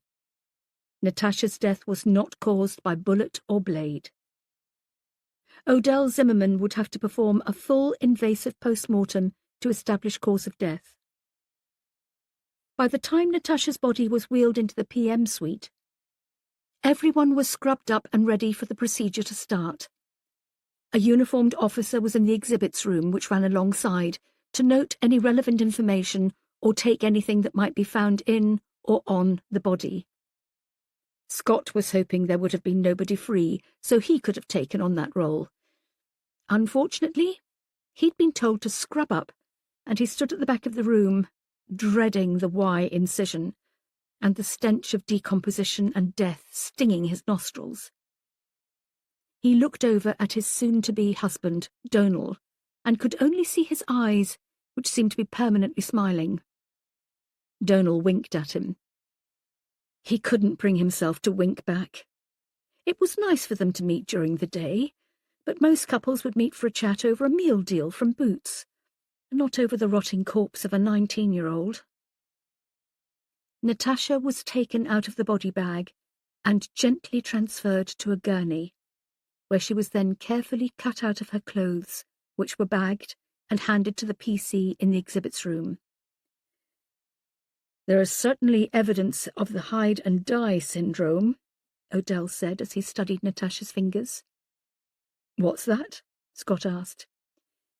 When she was found beneath the shed, she was at the very back of the recess. Now, I know she was tied up, so movement would have been difficult, but as hypothermia sets in, it can lead to some mental aberration. It's not unusual for someone who is hypothermic to completely rend their clothes. But surely when you're cold you want layers, not to strip off. True, but the mind is a very complicated instrument. Affected by cold, delirium sets in and the mind starts to play tricks. It's strange, yet fascinating. I always associate hypothermia with, like, the Antarctic or somewhere freezing, Scott said. All manner of things need to be taken into account, Odell said. Wind speed and direction, falling temperatures. Then we need to look at the individuals themselves. Were they suffering from any illnesses or diseases that could be affected by outside conditions? It wouldn't hurt to look at the weather map over the last few weeks at Wigtwizzle. The same could be said for Graves Park for Audrey Wildgoose death too. Something clicked in Scott's mind. I'm sorry? I said it wouldn't hurt for you to check out the weather for... No, Scott interrupted. Wigtwizzle and Graves Park. What about it? The Arts Tower. Sorry, Odell asked. Scott, what's going on? Donal asked.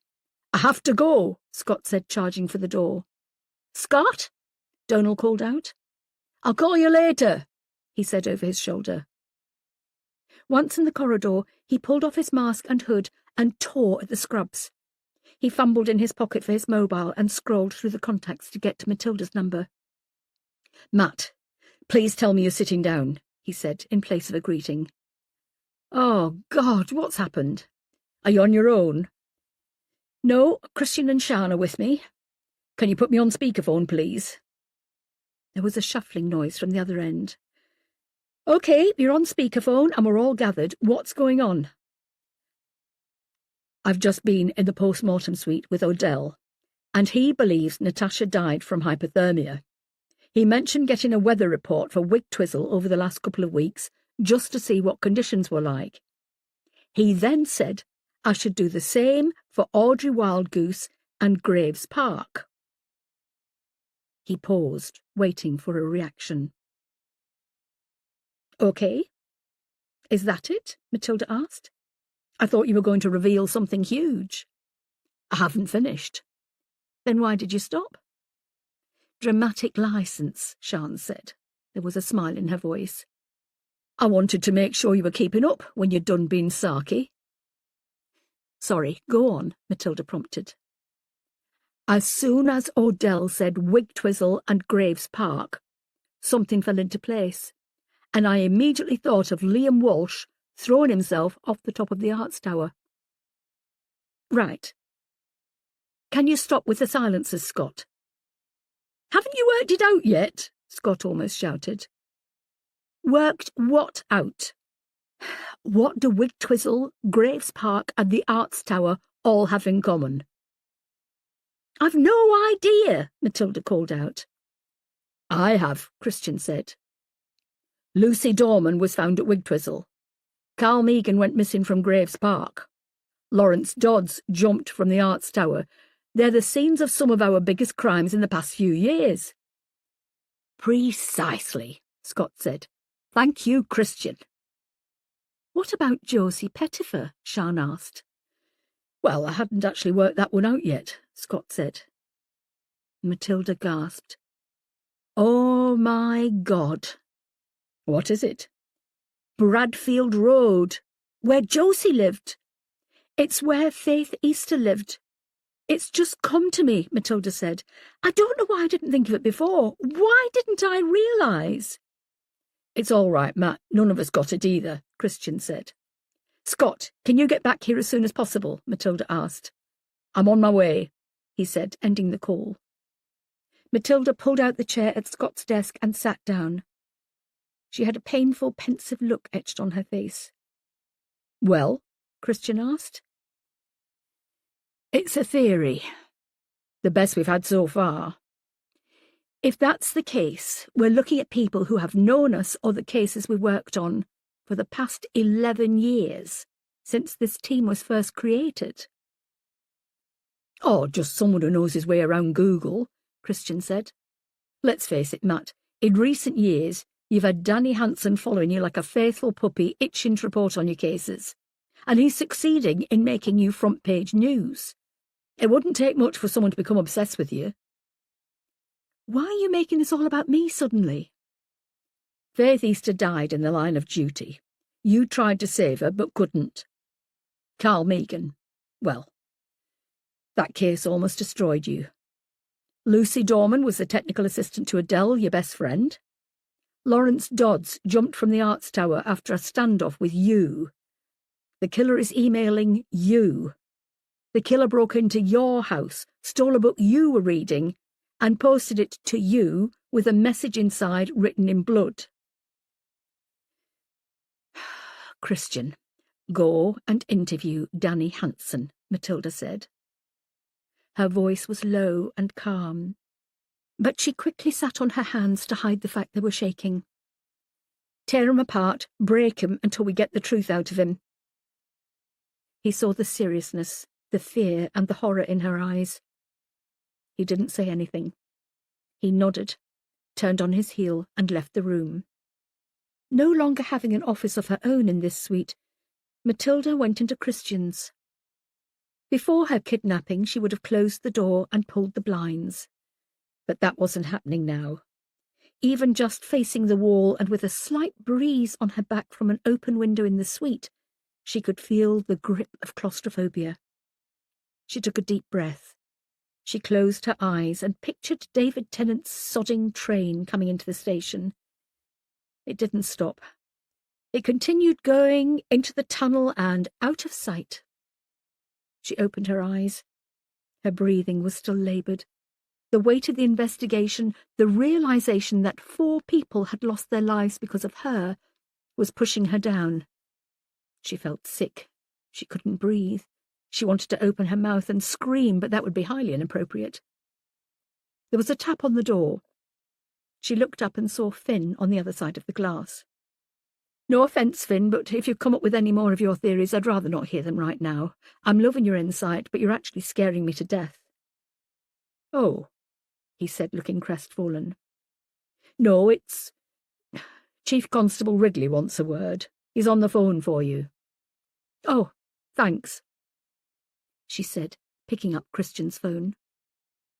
"Matilda, have you heard of a Detective Chief Inspector John Campbell?" "Yes, he's based in Manchester. He's the son of retired DI Pat Campbell. She's a very good friend of mine. He'll be coming over to head up the investigation. We need a fresh pair of eyes on this." "I really don't think that's necessary, sir," she said.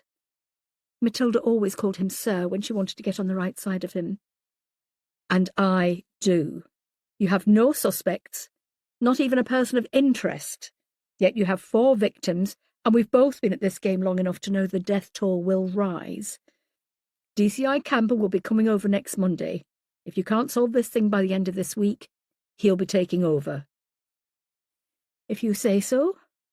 "I do say so." Matilda put the phone down. She looked around the room for something to pick up and lob through a window, then realised this wasn't her office. Seething, her hands clasped into fists, she needed to release the pent-up anger she was feeling. She wanted to kick, to scream, to shout. "You can swear if you want," Sian called out. She turned and looked at her good friend through the window. "I can see you're dying to do something." "Can I say the C word?" "Just this once." Matilda took a deep breath and screamed, "Christmas!" Everyone left in the suite burst into laughter. It helped to lighten the mood. Chapter 54. By the time D.I. Christian Brady and D.S. Finn Cotton opened the door to interview room 1, Danny Hanson had been waiting for just under an hour. The look on his face told them more than words ever could. He had a sheen of sweat on his forehead and upper lip. His brow was heavy with worry, and he seemed to be on the verge of tears. His left leg beneath the table was jiggling, and the plastic cup of water he'd been given as a courtesy was now empty and had been torn to shredded splinters. "Mr. Hanson, sorry to have kept you," Christian said, with a faux smile. He was holding a thick cardboard file, which he slapped down on the table. He pulled out a chair and sat down. Finn closed the door to the interview room and joined D.I. Brady at the table. They both looked at Danny in silence. "Where's Matilda?" Danny asked. "She's in a meeting," Christian lied. "She's behind there, isn't she?" he said, pointing to the large mirror on the side wall. It was a one-way mirror, behind which was an observation room, but it was currently out of use due to a leak in the toilets above. "Nope. Now, Mr. Hanson, just to let you know that you are not under arrest and you haven't been charged with any crime. However, this interview is being recorded purely in the interests of our investigation. I assume you have no problem with that?" No, I don't," he said, looking into the corner of the room at the camera glaring at him. "Now, Danny, do you know why you've been brought here?" Christian said, opening the file and bringing out a few sheets of paper. "No, and I'm not happy about it," he said sternly. "2 of your PCs practically dragged me out of my flat in front of my neighbours." "Would you like to submit a complaint at the way you were treated?" Christian asked. Danny looked at Finn, then back at Christian. No, I wouldn't. It's fine, he said, his voice returning to normal. I would like to know what's going on, though. You're treating me like a suspect. You're not a suspect, Finn said. You are a person of interest, however. Do you know this woman? He asked, placing a glossy print of Natasha Klein in front of him. Of course I do. Natasha Klein. Her face is all over the newspapers. I should think everyone in the country knows her. Had you heard of Natasha Klein before she went missing? Finn asked. Of course not. Why, of course? I meant that I hadn't heard of her. Why should I have?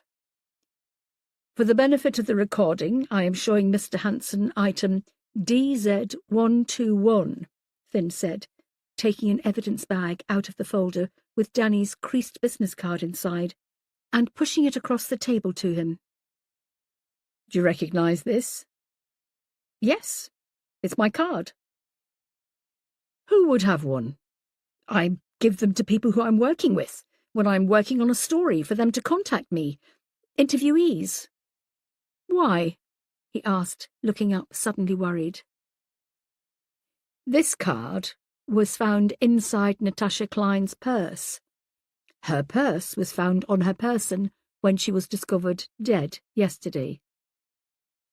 Danny's eyes widened in surprise before a look of confusion spread across his face. I don't understand. That's a shame, because we were hoping you could fill in a few blanks, Christian said.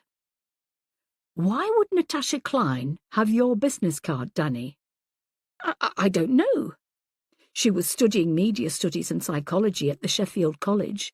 She was hoping to work in TV. You work in TV. You both live in Sheffield. I'm guessing it wouldn't be unusual for a media student to contact someone already working in the media to ask for advice, tips, maybe even some work experience. She didn't contact me. She was very ambitious by all accounts, Finn added. Very prolific on social media too. TikTok, Instagram, Twitter. She posted a great deal of content. She had plenty of followers too, even more than you, and you're already on TV. She didn't contact me, Danny repeated, his voice lower, fear edging in. She's very attractive, don't you think? Christian asked, tapping the photograph. It was a while before Danny answered. He looked to the two detectives, as if wondering what his reply would reveal. Yes, she is. Beautiful smile. Yes, I suppose so. We've all heard stories about people looking to others for help and encouragement in their chosen field, only for those in a position of power to abuse that power for their own gains. A position of power? What power? Danny asked, clearly exasperated. I don't have any power. I'm not even on TV anymore. I'm a writer. I'm a journalist. You've written a book, Christian said. According to early reviews released by your publisher, it's sensitively written in elegant prose. They're hoping for some major awards to come your way. I'm sure you're already aware of this. It's just industry jargon. They big these things up to increase sales. And inflate an author's ego, Christian said. What? Being told how wonderful you are is bound to sink in at some point, if you hear it often enough. If people are calling you a... What was it? He opened the file again and pulled out a single sheet of paper. A new literary talent in investigative writing, he said, reading from the printout. You must be very proud. I am. That book took a great deal of research to put together. People are saying wonderful things about you. It's not surprising if the next generation want advice on how to launch their own careers. I do get people messaging me on social media. I don't reply to them all. Did Natasha Klein message you? Finn asked. No, she didn't, he said firmly. I would have remembered. Why would you have remembered her over the others? I just meant that I would have remembered what with her going missing. Where were you on the afternoon of Thursday, March the 11th? I was at home. All day? From around lunchtime onwards. On your own? Yes. You weren't working? No, Look, that Thursday was the day The Perfect Killer by Sebastian Lister was published. I was pissed off that he'd got to write the story when I felt I should have written it. I wanted to see what kind of a job he'd done with it. I went out mid-morning and bought a copy from Waterstones in Orchard Square. I went back to my flat and started reading. You spent all day reading? Yes. I was surprised by how good it was, actually. I was gripped. So, you've no alibi for the time Natasha Klein went missing? Finn asked. I don't need an alibi because I haven't done anything. I've never met her before in my life. Can you tell us where you were on the evening of Friday, September the 25th last year? No, he said. That was 7 months ago. How am I supposed to remember that? Wednesday, December the 2nd last year? What? No, I don't. Look, what's all this about? What are those dates? Do you recognise this man? Finn asked, showing Danny a photograph of Liam Walsh. No. This woman? He asked, taking a photo of Josie Pettifer and placing it over the one of Liam Walsh. No. And how about this one? Finn showed him a photo of Audrey Wildgoose. No, I don't know any of those people. Who are they? Danny, you're not helping yourself here, Christian said. We have 4 people who died in suspicious circumstances, all of whom featured in the Sheffield Star over the past couple of years. A newspaper you used to work for. One victim in particular had your card in her purse. You can see how this looks. I didn't give Natasha Klein my card. I never saw her before. I don't know how she got it, he said, almost shouting in frustration. We would like to look at your computers and tablets. You don't have to hand them over to us, obviously, but we can apply for a warrant to have these items seized. A warrant? He ran his hands through his hair. They came away wet. But I haven't done anything wrong. Then you'll allow us to look at your computers. What are you looking for? Evidence of any involvement by you in the deaths of these 4 people. I don't know any of them. Why would I have killed them? You know, Christian said, leaning forward, for a journalist who has worked on a lot of murder investigations, you ask some pretty stupid questions. Eventually, Danny Hansen was allowed to leave the station. He wasn't charged with anything, and he promised to be at home later in the day when a detective would come round to look at his laptop and tablet. He pulled open the door and stepped out into the cool April air. The blast felt like a slap in the face after more than 2 hours in a stuffy interview room. He buttoned up his coat, fished a beanie hat out of the pocket, and pulled it down over his curly hair. He was almost at the gates when he heard his name being called. He turned around and saw Matilda Dark heading towards him. "Did you see any of that?" he asked, pointing towards the building. "Any of what?" "That travesty in there. I've just spent 3 long hours being interviewed by Christian and, what's his name, Finn. They think I've killed 4 people. Me! Can you believe that?" "They follow the evidence, Danny. You know how we work," she said. "The evidence was planted." "Are you accusing any of my team of planting evidence?" "No, I'm not. I'm saying someone planted my business card on a murder victim, and now your team thinks I'm guilty." "Who would want to do something like that?" I don't know." Matilda looked Danny up and down. She smiled at him. "It's always satisfying when bad things happen to bad people." "Bad people? What have I done?" "Are you seriously asking that question?" "Yes, I am." OK. Let's start with you going to Southampton to interview Belinda's girlfriend to get information about Belinda behind her back. Let's move on to you denying you're writing a book about Stuart Mills, even apologising to Anthony, Daniel and Sian. Yet you went to Wakefield Prison yesterday and spent an hour with Stuart. Care to add anything? A smirk appeared on Danny's face. I'm a writer, Matt. I'm an investigative reporter. It's what I do. You lie to people. I'm researching a story that I have been commissioned to write. If people refuse to sit down with me and let me interview them, then I'll find the information another way. By lying, by deceiving, by hurting people. It'll get me a story. You're destroying people's lives, she said, stepping closer to Danny. They were almost nose to nose. It's an amazing story, Matt. A detective, married for over a quarter of a century, comes home from work every night and tells her husband how her day has been.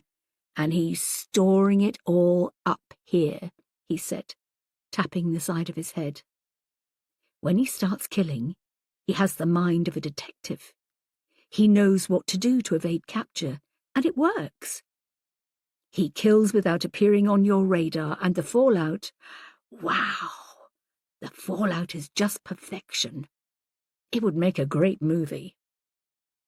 Matilda was seething. Her hands were plunged deep into her pockets to keep warm, but they were squeezed tightly into fists. She was seconds away from punching him in the face. The story has been told. Sebastian Lister has written about it. We don't need another book.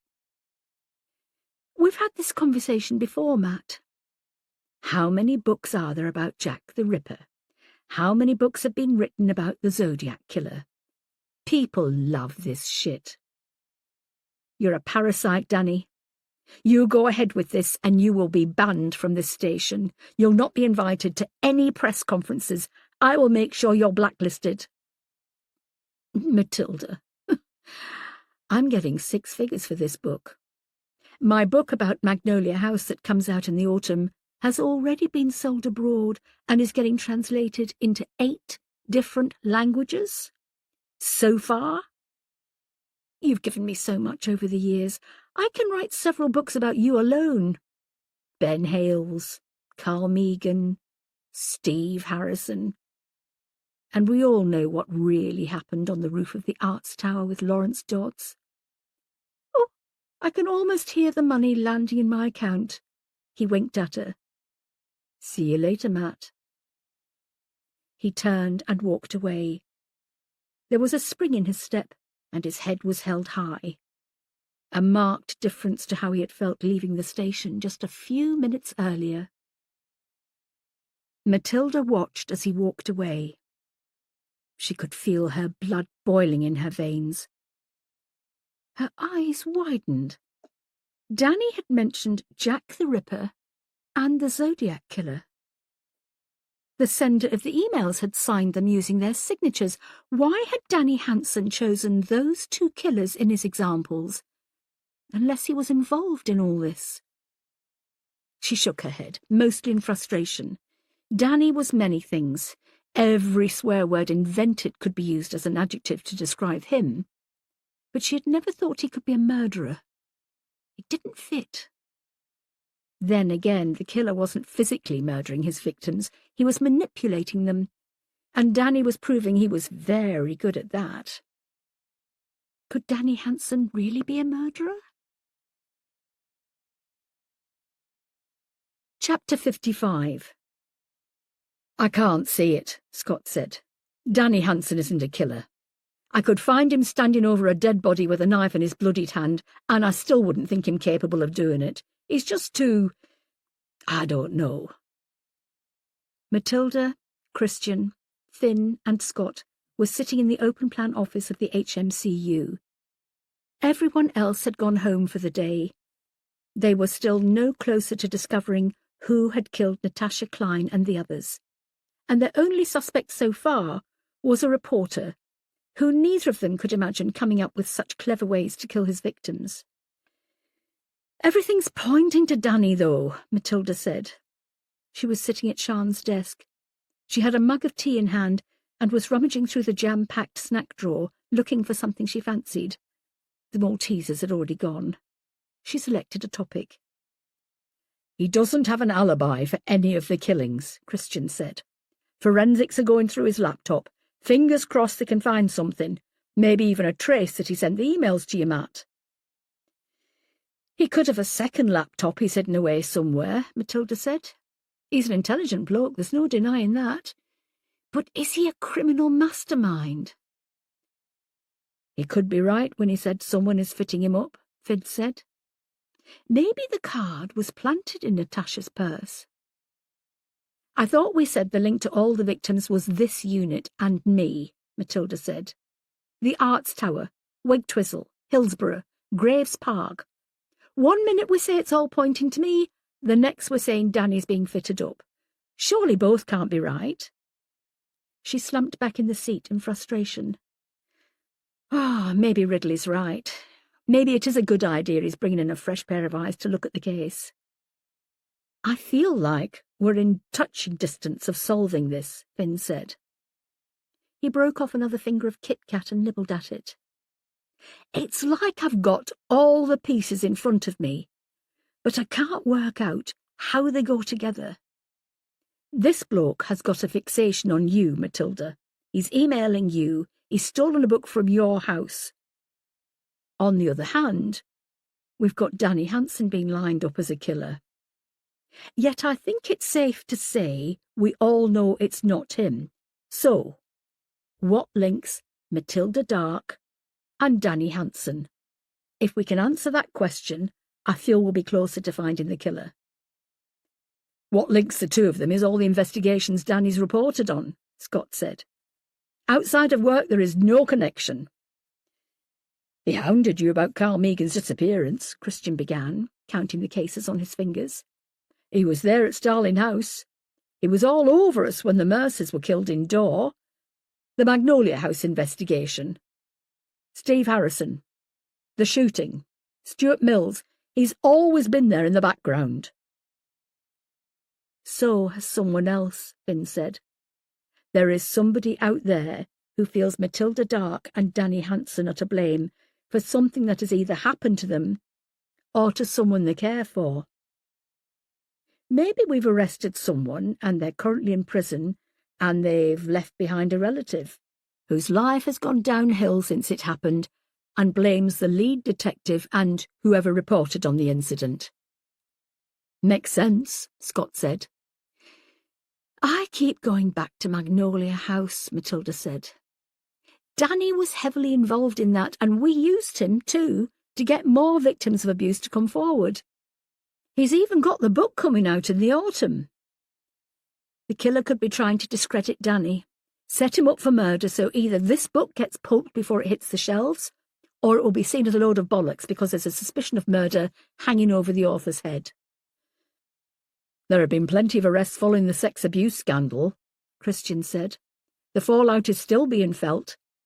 That newsreader from Look North in the 80s killed himself a few weeks back in his prison cell. I read about that, Scott said. Did you hear how he did it?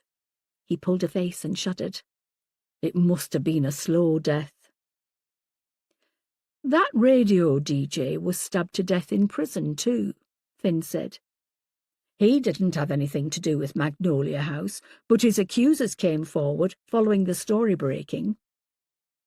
And don't forget that Liberal Democrat councillor who's still protesting his innocence. His wife and kids are standing by him. There was something about it in the Daily Mail last week, Scott said. I didn't have you down as a Daily Mail reader, Christian said. I don't think I've ever read a newspaper a day in my life. I saw it online. I think we should focus on the Magnolia House case. That's been our biggest investigation for a long while, Matilda said. It's also been the one that Danny Hansen has got the most out of. He wrote all those features for The Guardian, and he's got a book coming out. Do we warn Danny that someone is out to potentially ruin his career? Scott asked.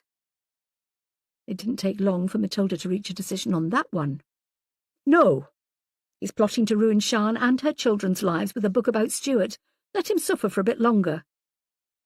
Are we discounting him as a suspect? Not completely. I don't think he's a killer, Matilda said. But until we have firm evidence to the contrary, he's the only suspect we've got.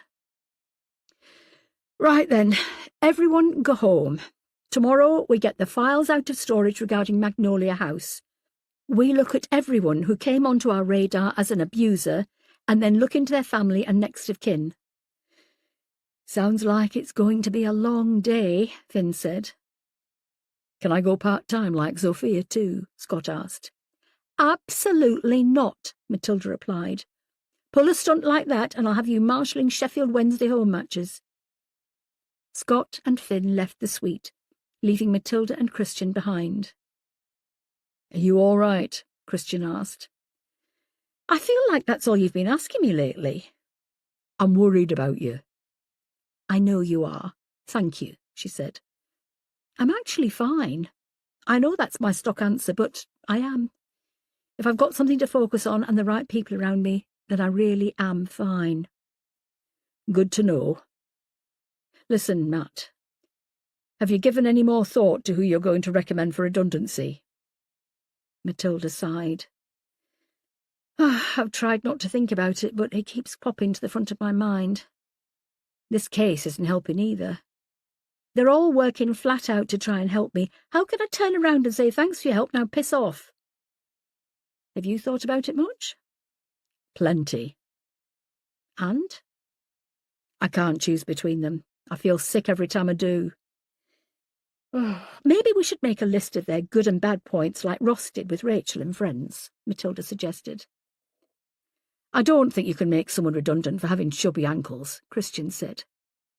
He placed his arm around her shoulder and pulled her into a tight embrace. I promise I'll give it more serious thought. I'll see you in the morning. He grabbed his coat from the back of a chair and left the suite. Matilda remained the last woman standing. The room was lit only by a few spotlights in the ceiling. Most had burned out, and nobody knew who to ask to replace them. She surveyed the empty room and looked at the untidy desks. Sian, Scott, Finn, Christian, Tom and Sophia. Yes, she definitely had the right people around her. She headed for the door, flicked off the lights and left. Everything might be falling apart in the outside world, but in this office, with this team, they were unstoppable. Chapter 56. Derek Klein knocked on the door of his home on Park Lane. He'd been released from the remand centre pending further inquiries, but DC Tom Simpson told him it was likely all the charges against him would be dropped in the coming days. Tom had offered him a lift home, which he accepted. As he walked up the path, he felt for his door keys in his pocket, but something told him he should knock rather than simply walk in. Kara opened the door. Behind her, a yellow glow from the light in the hallway lit her up and caused Derek to squint. Her mouth dropped open when she saw her husband and the fading bruises on his face. "Derek," she said softly. "Hello, Kara," he said. Neither of them knew what to say next. They stood, barely 6 feet apart, but it felt like a chasm. They'd been married for close to 20 years, but they were suddenly like strangers. "I've been released," he said, stating the obvious. "So I see." "I didn't do it, Kara. I didn't kill Natasha." "I know. Tom phoned and told me." How are you feeling?" "How do you think I'm feeling, Derek? I'm numb. My daughter is dead. My husband—" She paused as the anger rose inside her. "My husband was sleeping with a 19-year-old girl, for crying out loud." "I didn't mean—" "Don't," she interrupted. "Please don't say anything. I don't want to hear anything about you not wanting to hurt me. that you didn't set out to have an affair. Don't be a cliché, Derek. At the end of the day, you cheated on me with someone young enough to be your daughter, and I find that disgusting, she said, looking sick. I'm sorry. You're not. You're only sorry because you were caught. If you were genuinely sorry, you wouldn't have allowed it to happen in the first place. A gust of wind caused him to shiver. Can I come in? Why? It's my home, too. You gave up the right to call this your home when you cheated on this family. Where will I go? That's not my problem anymore, she said, starting to close the door. Derek slapped a hand on the door to keep it open. Cara, please, it's late. I'm cold, I'm tired, please. Let me come in. She studied him. I have nothing to say to you, she said, slamming the door in his face. Derek remained on the doorstep. He turned his back on his house and looked out at the darkened street. He knew nobody on this road. There was nobody he could call upon to give him a bed for the night, or even a sofa to crash on until the morning. What the hell am I going to do? He asked himself. Chapter 57. Will somebody get that? I'm on the phone. Matilda continued to wait on the doorstep of Sian's home in Whirlo. She'd rung the bell and heard Sian shout out an order from somewhere deep in the house. Nobody came to the door. She rang again. Twice. For crying out loud! Daniel! Gregory! The door! Eventually the door was opened by Greg, wearing a Sheffield United football shirt and black tracksuit bottoms. Matilda, he said with a smile. He stood back to let her in. Mum didn't say you were coming over. An unexpected visit, she said, looking at him with hooded eyes. She still expected Greg to be a small child. In the past couple of years he'd gone through a growth spurt and was almost as tall as she was. Mum's upstairs. I think she's talking to Auntie Ruth on the phone. I'm in the living room playing F1. Do you want to watch? I cannot think of anything worse. Love to, she lied, and followed him into the lounge. Greg had paused his game to answer the door. He dropped onto the cushion on the floor, picked up the control, and restarted the game, which, to Matilda, was a cacophony of noise. The television was far too loud, and Greg was sitting far too close to the screen. Daniel came into the living room with a bowl of cereal in his hand and slumped onto the armchair. He was dressed in skinny jeans and an oversized hooded sweater with the hood up, for some reason. Turn the bloody noise down, you prick, he said. Hello, Dan, Matilda said, trying to sound breezy. He looked up and nodded to her, chewing on his crunchy nut cornflakes. So, how's the studying going? She asked either or both of them after a long and awkward silence. Gregory held up his hand and put his thumb down. Oh. Dan? Your mum tells me you're going back to college. He shrugged. Might as well. Good for you. Looking forward to it? He shrugged. Talking to young people is hard. Dan, where's Anthony tonight? He shrugged again. Greg, do you know where Anthony is tonight? With Lisa. Matilda waited for him to elaborate. He didn't. Who's Lisa? Girlfriend. Okay. Where does she live? Rotherham. Right. This is a really fun conversation, isn't it? She smiled at Dan before rolling her eyes. Can you do me a favour? Daniel looked at her and stopped chewing. His face was blank, but there was a worried look in his eyes, as if she was going to offer him a £5 to wash her car. You need to say something, Dan, in order for this conversation to move forward. He swallowed. I'm waiting for you to tell me what the favour is before I agree to it. Wow, you're really expecting the worst, aren't you? You're not disappointed if you expect the worst. Not exactly thinking positive, is it? What's there to be positive about? Have you seen the news lately? Everything's shit, he said. Matilda held in a sigh. She didn't envy the next generation. They had the world at their fingertips, and the world was a huge place to try to understand. No wonder so many of them were suffering with anxiety issues. OK, well, before we all start crying, do you think you can set up a group Zoom chat so I can talk to you all? Anthony and Belinda included? He looked at Matilda with a heavy frown. Why? Something happened? Not yet. Can you get everyone round the table? I'll go and have a word with your mum. Am I in trouble? Daniel asked. Have you done anything to get you into trouble? No. Then you're not. Just get everyone assembled and leave it to me, OK? Suppose. Thanks for your cooperation, she said, standing up and leaving the room. The noise from the television grew louder as she left.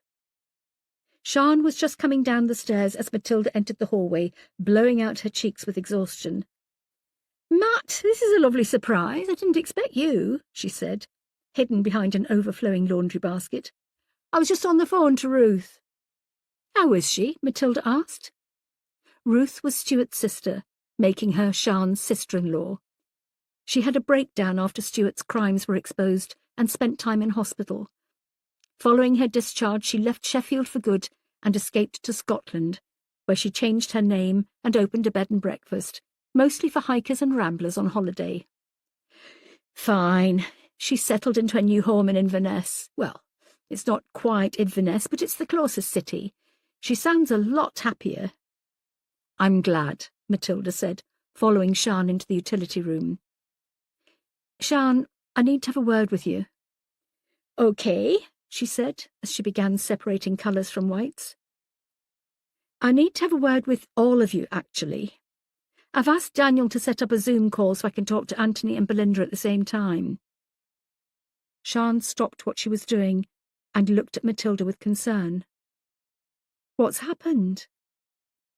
It's about Danny Hansen. The life seemed to drain from Sian as she slumped over the laundry basket. What's that bastard done now? Come into the dining room, I'll explain everything. Sian took a deep breath to compose herself. Matilda knew she was putting on a brave face to remain strong for the 4 children. She was protecting them from the horrors of the fallout from Stuart's crimes and the seemingly never-ending barrage from journalists and writers. But who was protecting Sian? In the dining room, a laptop was open showing Anthony and Belinda on screen. Anthony was unshaven and, like his brother, was wearing a hoodie with the hood up indoors.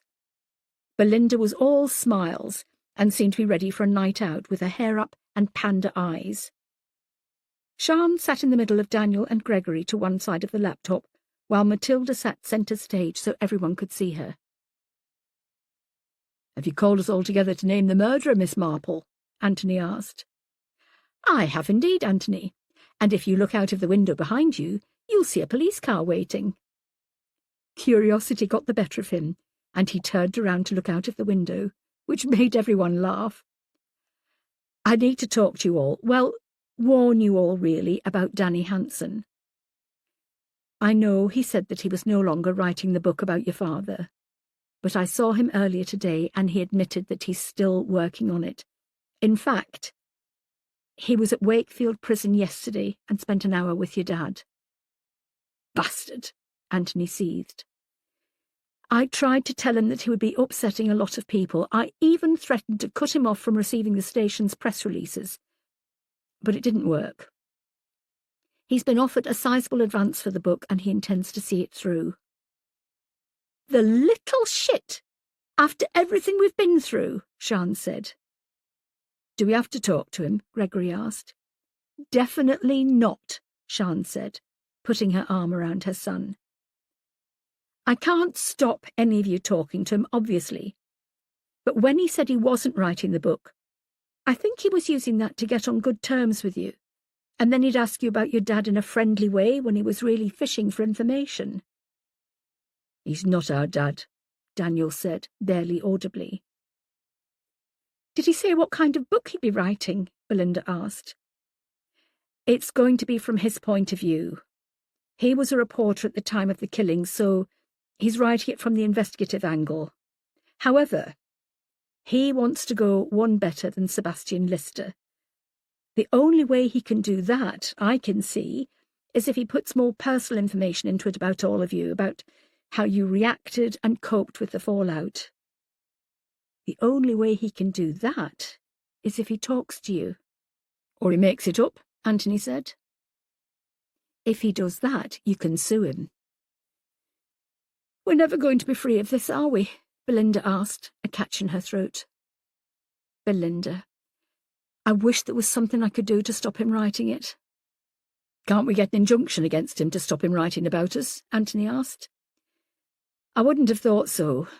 He's writing it based on his experiences as a reporter. He's a prick, Anthony said. I've used stronger words to describe him, Matilda said. I just wanted you all to know what's happened so you can be forewarned. We know Danny is not averse to using underhand tactics. We saw that when he went to Southampton to speak to Rebecca about you, Belinda. Just be on your guard if anyone starts asking you personal questions about your dad, not just Danny. He could pay one of your friends or anyone to get information out of you. Thanks, I think, Belinda said. Yes, thanks, Matt. I really appreciate it, Anthony added. Am I a bad mother? Sian asked. The Zoom call was over. Daniel had gone to his room, and Greg had retreated to the living room. The sound of roaring cars on a Formula One track resounded off the walls. In the kitchen, Sian and Matilda were sitting having a strong coffee. What? No! How can you even say that? I can't protect my kids from all that's happening. OK. For a start, they're no longer kids. Anthony's in his mid-20s and Belinda isn't far behind. It doesn't matter how old they are, Matt. They're my children and I'll always worry about them. I know. I'm sorry. No, I'm sorry. I should be thanking you. Do you think I should contact Danny Hansen? Agree to do an interview with him on the proviso he leaves the kids alone? I don't know about that, Matilda said, looking worried. Only you can make that decision. What would you do if you were me? Matilda thought for a while. She had no idea what she would do in Sian's position. Personally, I'd like to take a very sharp knife and go all horror film on Danny Hansen. But as a civilised woman, I'm not going to lower myself. A strongly worded letter to a national newspaper, Sian said, a twinkle of mirth in her eyes. Perhaps a petition. A picket line. We could tut loudly and roll our eyes. Sian let out a laugh. She rummaged in the biscuit barrel and took out a custard cream. Why isn't life easy any more? When did everything get so serious and complicated? I think it goes back to when marathons became Snickers, Matilda said. They both gave a genuine, hearty laugh. Sadly, it didn't last long. It never did. Not any more. How do you cope in this house on your own? Penny asked Matilda. They were sitting at Matilda's kitchen table while the casserole Penny had made was warming up in the oven. I sneezed earlier and it echoed. This place is far too big for one person. Matilda topped up her wine glass. It's never felt big until recently. When Adele left, I noticed the space more, she said, looking around her at the vast kitchen. I really don't need all these rooms, do I? Nope. Your hallway is bigger than my bathroom. Do you mind if I go home tomorrow? I like my little cottage. Besides, the first security firm can't come until Friday, so I can just pop back for that. Matilda smiled. Of course not. Have you heard anything more about your pension? No. I did have a lovely chat with the woman at the receivers this morning. She was very sympathetic, but nothing new to report. Promise me you won't worry about bills or anything like that. I'll help you. Penny smiled, but her lips wobbled as she tried to stave off the tears. You shouldn't be helping me. I'm your mother. We're family. It doesn't matter what order we come in, we help each other. Penny stood up and went over to the oven. She bent down to look through the glass. I think another 10 minutes and this should be done. She retook her seat, reached across the table, and took Matilda's hand in hers. Thank you. What for? Looking out for me? You're my mum, she said with a shrug. I'm not good at the whole business side of things. I always let your dad take care of the money and the bills. This thing with the pensions, it's too much for me. It goes over my head. There was a catch in Penny's throat. She was struggling to hold on to her emotion. Thank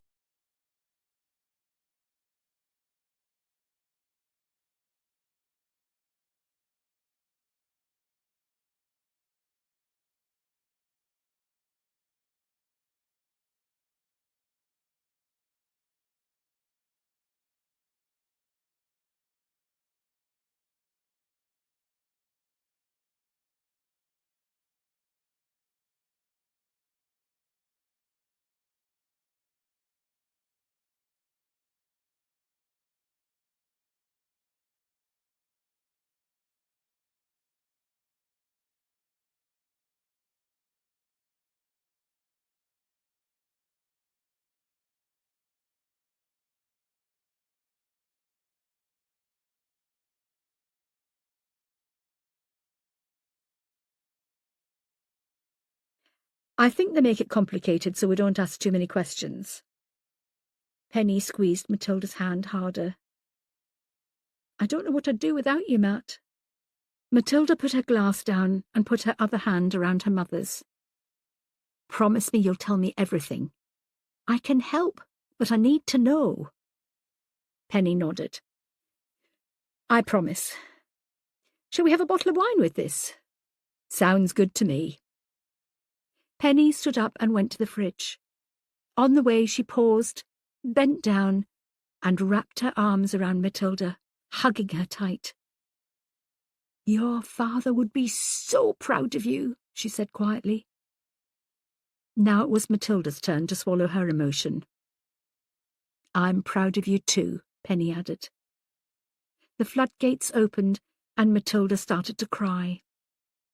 She couldn't understand why her mother was proud of her when, to herself, she was a complete and total mess. Part 4, Day 38. I'm feeling frustrated. This isn't moving fast enough for me. I do want people to know who I am. I want people to be scared of me. I want the entire world to know my name. I want people to be living in fear. I want roadblocks. I want to see people walking around in groups so they're not alone. I want to see parks empty and parents holding their children's hands for dear life. I want people to start looking at their colleagues differently, wondering if it's them who's stalking the people of Sheffield and mercilessly killing them. I want friends to fall out. I want families torn apart. I want my legacy to be felt by everyone for decades to come. I used to think it was just the fact I was killing people and getting away with it that was more important. But now I've realised it isn't. I need people to know my name. When that happens, it might well be game over, but it's what's left behind that counts. The fallout will be epic. But I'm not there yet. If I was arrested tomorrow, all my legacy would be is Liam, Josie, Audrey, and Natasha. Phew, good lawyer could easily get me off those deaths. Number 5 is equally banal. This really is too easy. From 89Y4470Y@AOL.com. Date, Monday 1st January 1900 at 0000 hours. To Dark, Matilda. matilda.dark@southyorkshirepolice.co.uk. Subject, 4 of 5. Hello, Matt. Let's talk about murder. I feel like the word murder conjures up images of a perpetrator following someone down a poorly lit street and stabbing them, or breaking into their home and chasing the victim around the house, horror movie style. Yet, there are so many different kinds of murder, aren't there? We talk of euthanasia and assisted suicide as putting an end to someone's suffering. Friendly fire is an accidental death in a war zone. Then you have all those fancy names like matricide and siblicide and senicide. It's all murder, just dressed up. Why all these labels? Have you worked it all out yet? I've been watching you, Matt. I've seen you up close and personal as you're struggling with this investigation. It is a struggle for you, isn't it? You can't quite reach out and put a finger on what's going on. You're so close, trust me. You're incredibly close. But you're not quite there yet. Liam Walsh, Josie Pettifer, Audrey Wildgoose, Natasha Klein. Ignore them. They don't mean anything. It's not about them. It's never been about them. Look deeper. I bet you're wondering how long this is going to go on for. I told you in my first email that I'd killed 5 people, and there are only 4 names listed above. Is there a body out there somewhere waiting for you to find them, or do you have a closed case that needs reopening? I'll let you in on a little secret. Number 5 is still very much alive and well. You can save them. You can stop their death from happening. You just have to find me first. The clock is ticking, Matt. Tick-tock, tick-tock. Bye for now. The Alphabet Killer. Chapter 58. Wednesday, 21st of April, 2021. I really don't like this, Sian said, reading her copy of the email. Matilda had printed out several copies and handed them round. She stood at the top of the room and watched their faces as they all read it. Each member of her team was looking more concerned the deeper into the message they went. He's watching you, Sian said, looking up. Is he watching you all the time, or just at work? Is he following you when you go home? Matilda, this is frightening. Where's John Campbell? He's in with Ridley. I feel like he's choosing his words very carefully, Finn began. In the first paragraph, when he talks about the different kinds of murders there are, he mentions matricide, siblicide, and senicide. Why those 3? There are so many others he could have chosen. Genocide, regicide, parricide. Why these? I know matricide is the killing of the mother, Scott said. I'm guessing siblicide is named after the killing of a sibling, but what's senicide? It's the killing of an elderly person, sometimes called geronticide, Finn answered. He's mentioned that he's killed 5 people, although now we know he hasn't killed his 5th yet. But say, if we don't catch him, and he gets around to killing his number 5, what then? Is he just going to go away? I don't think so. I think this matricide, siblicide and senicide is a hint.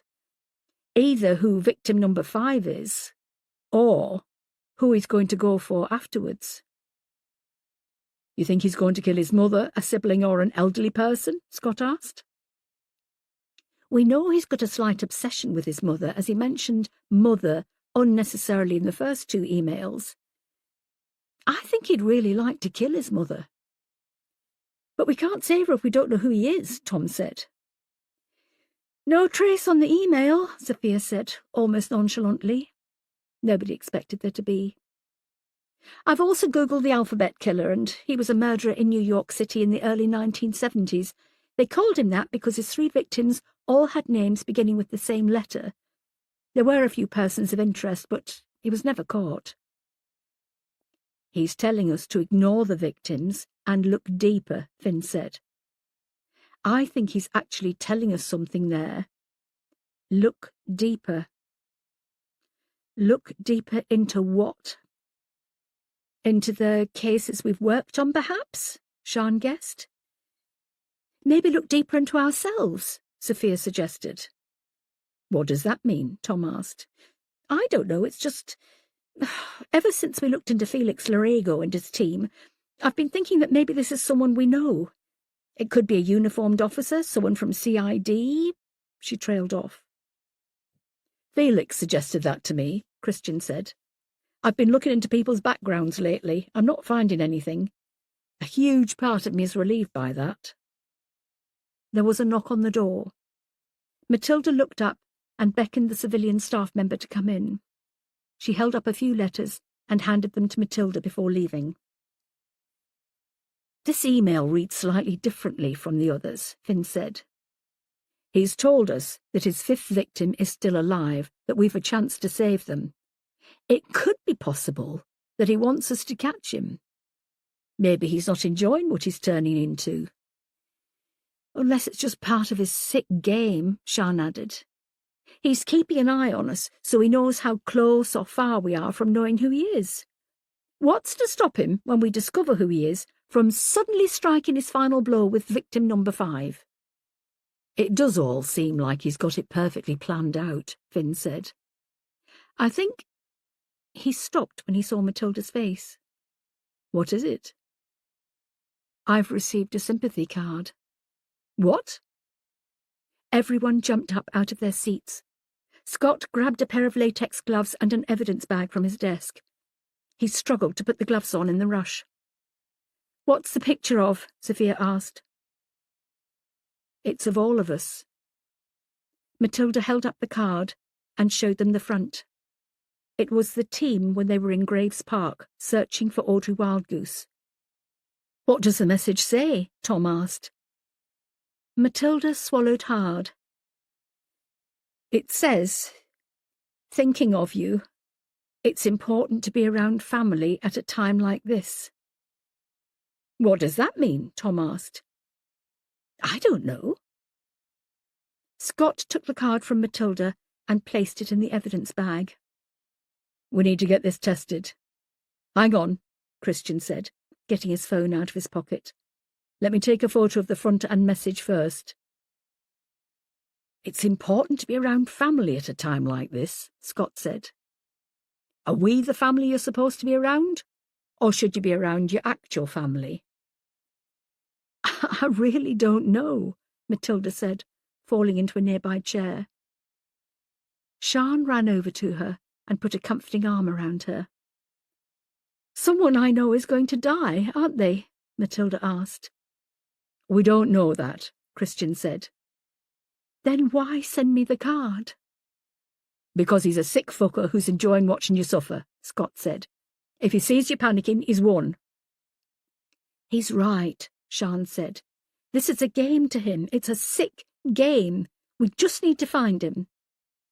How can we find him when we don't know who the fuck he is?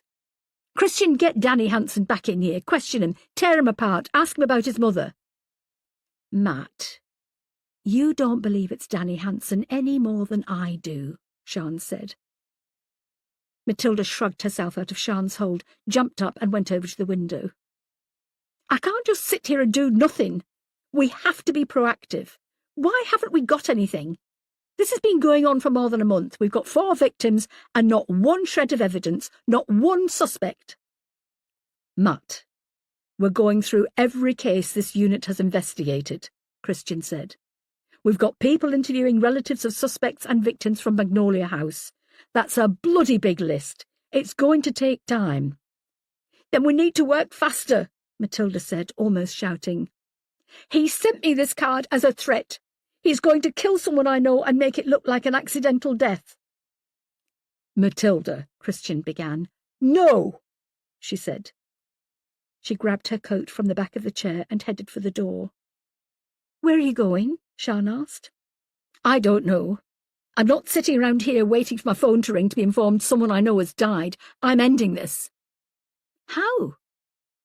Matilda didn't answer. She slammed the door behind her and charged down the corridor towards the car park. Chapter 59. Hello, you're through to Penny Doyle. I'm either on another call or I've misplaced my mobile. Leave me a message, and if I find it, I'll give you a call back. Bye. Matilda smiled at the message. Hi, Mum. I'm going to come round later. There's something I need to discuss with you. In the meantime, I don't want you to worry or anything, but don't do anything. Don't answer the door to anyone you don't know. Actually, don't answer the door at all unless it's me. I know this sounds weird, but please trust me on this. I'll see you later.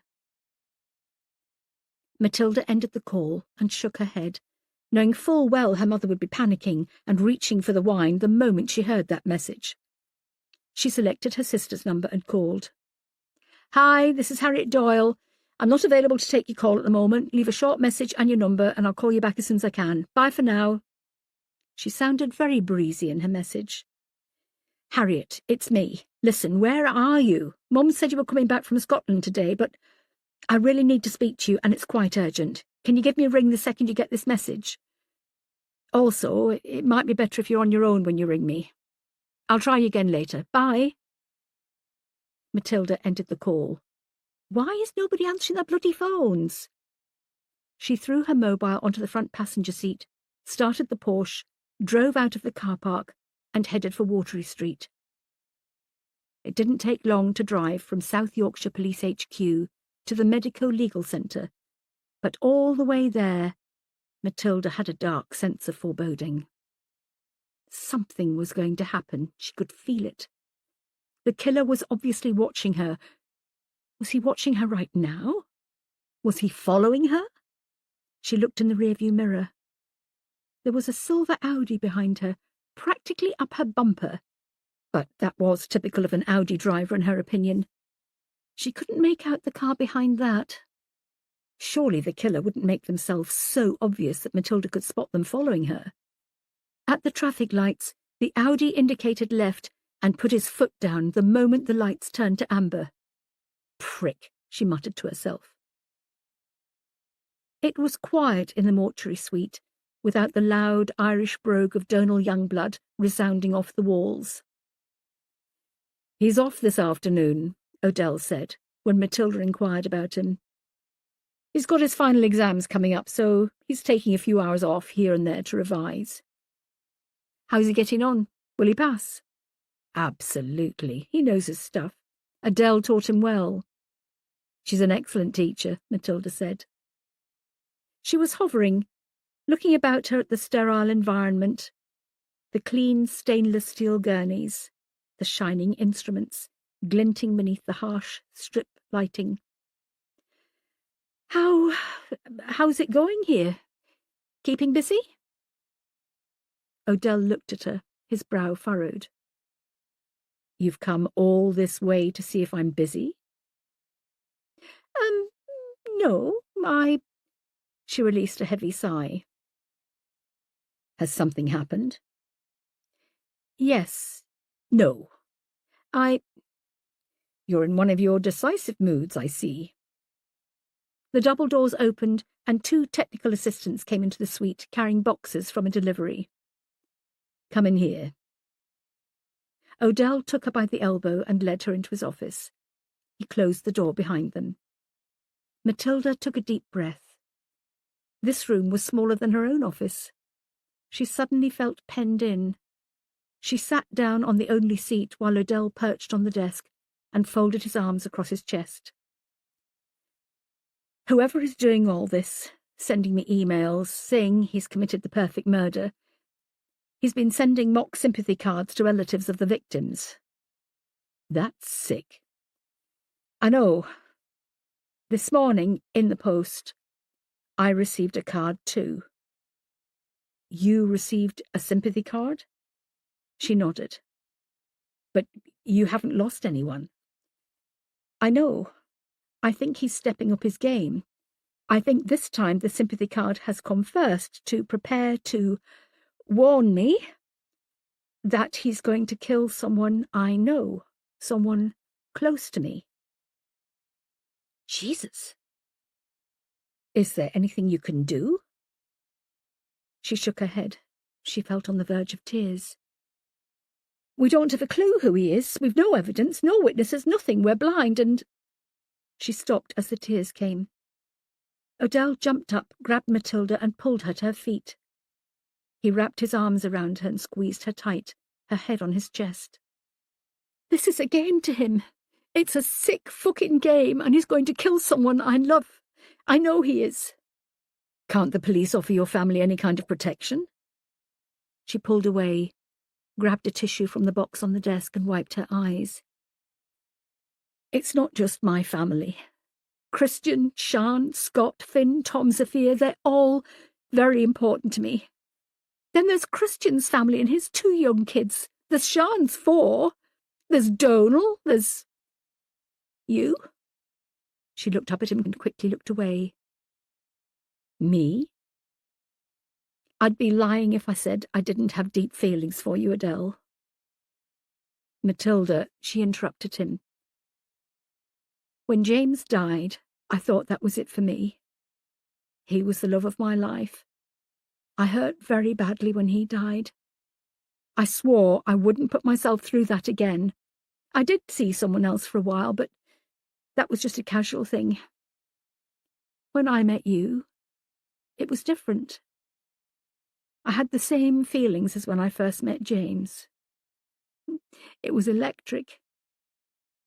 I know we've only known each other for a few weeks, but my feelings for you have grown.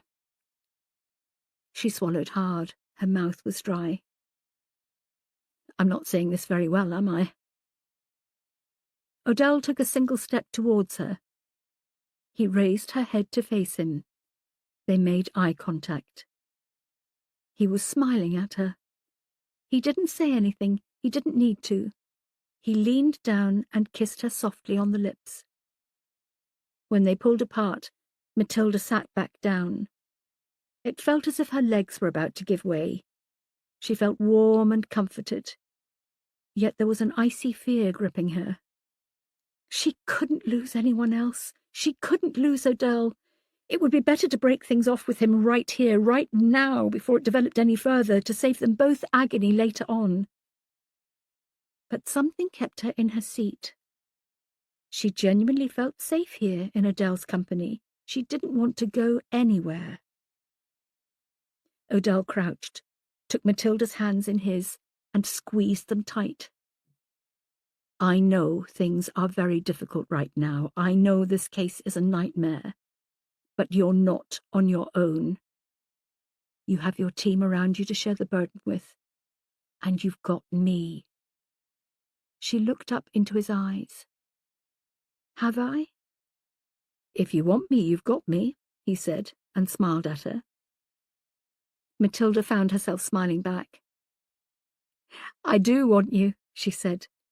She could feel tears rolling down her face. That's good. I want you too. I want to be happy. You deserve to be happy. Bloody hell, after everything you've been through over the past few years, you deserve a lifetime of happiness. I don't think I can remember what it's like to be happy. Everything hurts. Let me show you. I'd like that. Chapter 60. Matilda left the medico-legal centre with a smile on her face and a spring in her step. She and Odell had sat and chatted about how they were going to tackle this crisis together. Matilda shouldn't be living on her own right now, especially if there was a killer following her. She needed protection. Odell was going to come round straight after work, and he'd stay with her for as long as she wanted him. They didn't have to share a bed, he told her. He could move into a spare room, and, in the meantime, they could really get to know each other and see if they had a future together. As Matilda headed for her car, she wished she'd said she wanted him to share her room. On the other hand, would Odell want to sleep in a bedroom that had 3 framed photographs of James glaring at him? Maybe she should put them in a drawer. James would be proud of her for moving on, for finding someone else, but she couldn't help feeling that she was forgetting him. What would happen if she and Adele went away on holiday and she forgot James's birthday or the anniversary of his death? She would never forgive herself. She slipped into the Porsche and slammed the door behind her. So many thoughts were racing around her mind. She needed to concentrate on the killer, not whether she and Adele should share a bed. Her mobile rang and made her jump. She pulled it out of her pocket and looked at the display, hoping it was her mother or Harriet calling her back. She swiped to answer. "I'm so sorry for your loss," said a robotic voice. Matilda's heart sank. She looked around to see if there was someone watching her from somewhere. There was nobody. "Who is this?" "It must be so difficult for you right now, just as everything seems to be going well for you." She looked at the display. There was no number displayed. No caller ID. "What are you talking about?" It's sad the way something so big, a death in the family, could have been avoided by doing something so simple. "Who are you?" she asked. She was trying to keep calm, but she could hear the blood gushing through her brain. She was talking to a murderer. She put the phone on speaker and went into her text messages, firing a quick one off to Sophia with shaking fingers. "The killer has called me. I'm talking to him. Trace my phone and see if you can locate him." "Do you really expect me to give you my name?" Matilda took a few shallow breaths. She was struggling to remain calm. "Do I know you?" "Oh, yes, you know me." She squeezed her eyes tightly closed. A tear rolled down her cheek. "Why are you doing this?" "Because you made me. You made me look at myself and question everything that's gone before me. This is all you're doing. You killed me, Matilda." Matilda tried to speak, but she didn't know what to say. Anything she did say could make this so much worse than it already was. "Tell me your name." "I don't want to do that." "Why not?" "You destroyed me, so I'm going to destroy you." "What do you want me to do? What do you want me to say that will stop all this?"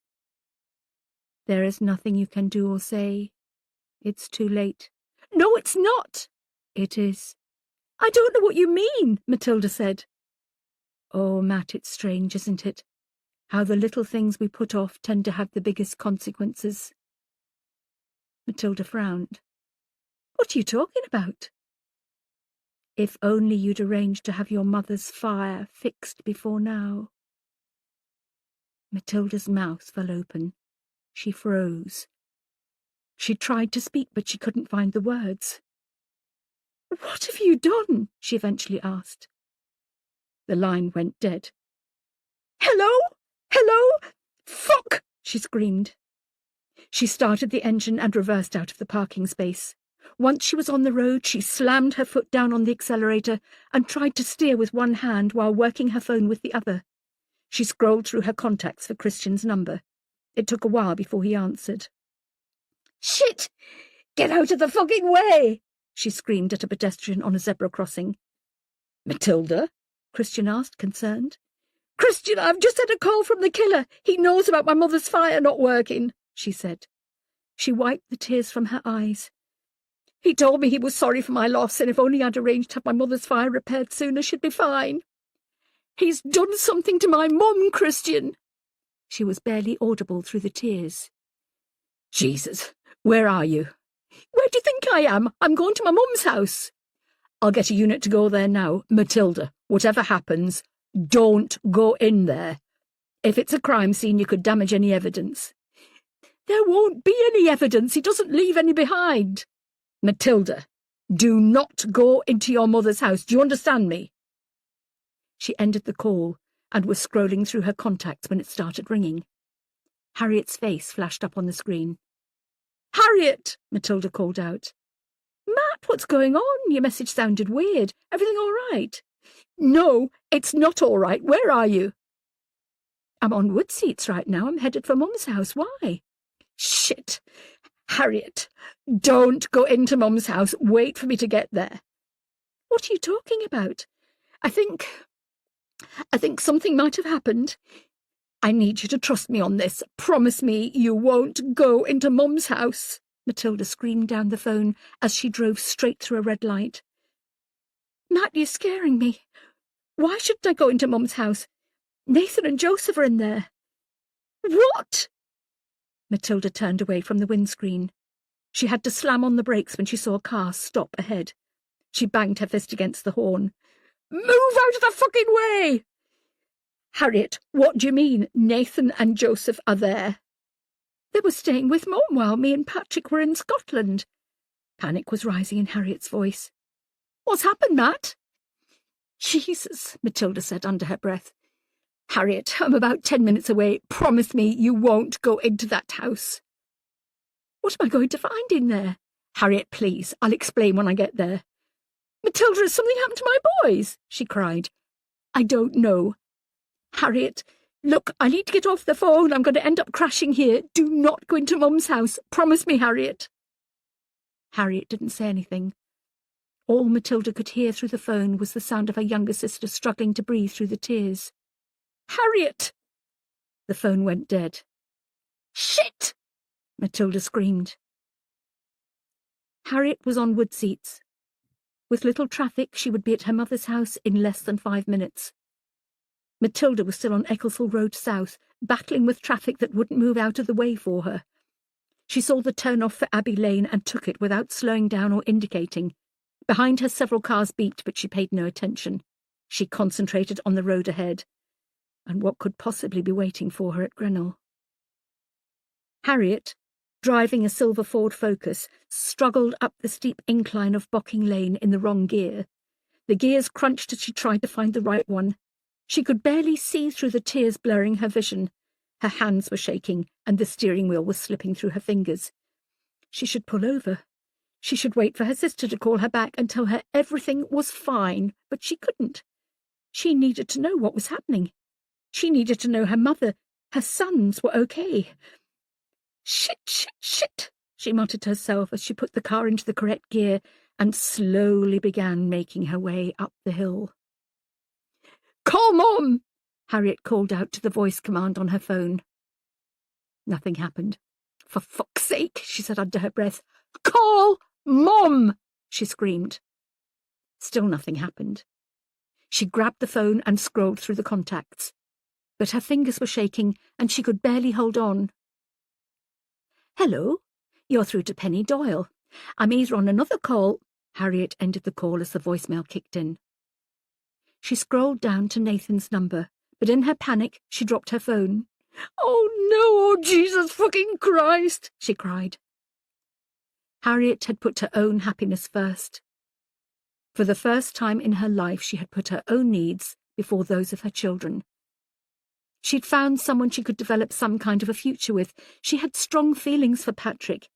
She hadn't felt like this before, not in all the years she'd been married to that cheating shit of a husband, Brian.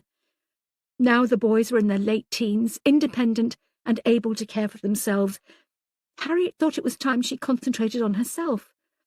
The boys would soon move out once they went to university, and then she would be left alone. She hated being on her own, and Patrick was offering her a chance of happiness. She'd grabbed it with both hands, and now she was being punished for it. At Grenell Roundabout, Harriet didn't slow down. She spun round it at speed, past the library and onto Hemper Lane, a long road that would lead her to her mother's cottage, close to the golf centre. On the straight road, she allowed herself to take her eye off the road for one moment as she bent down to pick up her mobile. She cleared her throat and calmly asked Siri to call Matilda. Harriet, where are you? Matilda asked, answering before the end of the first ring. I'm just getting to Mum's house now, she said, slowing the car down. Where are you? I'm on 20 Mill Lane. I'm literally minutes away, Harriet. Matt, the curtains are closed, Harriet said with a shaking voice as she pulled up outside their mother's cottage. Shit, Matilda muttered. Harriet turned off the engine and climbed out of the car. Slowly, She walked down the short path to the front door. She reached into her coat pocket for the bunch of keys. A noise of squealing tires caused her to stop and turn as Matilda's Porsche came to a screaming halt in front of her own car. "Harriet!"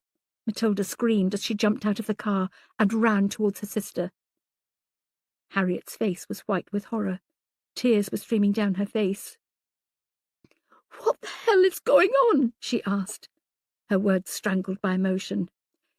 "I don't know. Give me the key. I'll go inside. You wait here." Matilda reached out and took the keys from her. "I'm coming with you." "Harriet, I'm a detective. I have to go in first." "My mum and my children are in there. There is no way I'm staying out here." "Okay, but keep back and don't touch anything until we know what's happening. Understood?" Harriet nodded. Matilda unlocked the front door, pushed down the handle, and slowly opened it.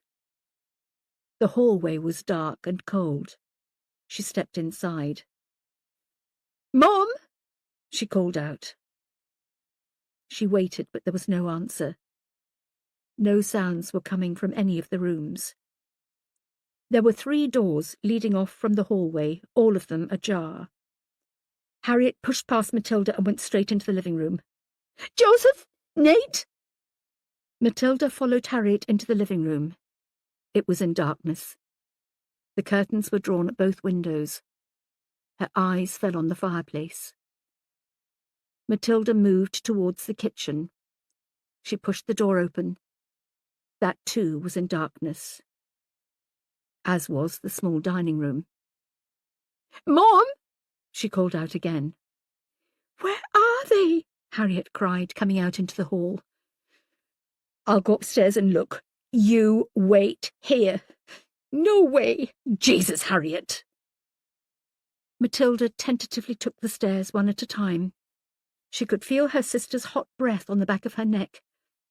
The further up the stairs they went, the darker it became. The small landing had 3 doors leading to the 2 bedrooms and a bathroom. Penny's room was straight ahead. She pushed open the door and saw her mother in bed, the duvet pulled up around her. "Mom," Matilda said, putting her hands on her mother and gently shaking her. There was no movement. The fire, the gas fire, carbon monoxide poisoning, it had to be. Matilda went over to the window, pulled back the curtains, and threw open the windows. "Joseph! Nathan! Wake up! Please! Please!" Harriet was screaming, pleading from the next room. Matilda turned back to look at her mother in the beam of spring light that was streaming through the window. She looked so peaceful, head on the pillow, eyes closed. Matilda walked out of the room slowly, in a state of shock, and went into the room next door, where Harriet was on her knees between 2 single beds. She was sobbing, screaming their names, begging them to wake up. Matilda went over to the window. She pulled open the curtains and pushed the windows open as wide as they would go. She turned back to look at her sister, grief-stricken on the floor, struggling to cope with the loss of her 2 children. Outside, a car pulled up, and someone called Matilda's name. She went to the top of the stairs and looked down to see Christian, Sian, and Scott coming into the house. "What's going on?" Christian called out. Matilda slowly made her way down the stairs. "He's killed them," she said. Her voice was flat, empty. "He's killed my family." She continued walking, out into the street. Scott put his arm on her shoulder, but she didn't react. The cool April air hit her in the face. It had started to rain, a fine rain. She walked down the short front path to Adele's car and leaned against it. The flashing blue lights from an ambulance caught her attention. She looked up and saw it stop behind Harriet's Ford Focus. 2 paramedics jumped out and ran over to the cottage. She should tell them they didn't need to hurry. But she couldn't open her mouth. Matilda felt numb. Around her she could sense activity as a police investigation got underway, and an ambulance crew battled to save the lives of her family. But her legs felt like they were made of steel. She couldn't move. She could feel the rain on her face and the cold breeze whistling around her, but nothing registered. Her body was there, but her mind wasn't. Then she heard a voice inside the house. "We've got a live one here." Chapter 61. The killer watched from a distance as Matilda's family were brought out of Penny Doyle's house.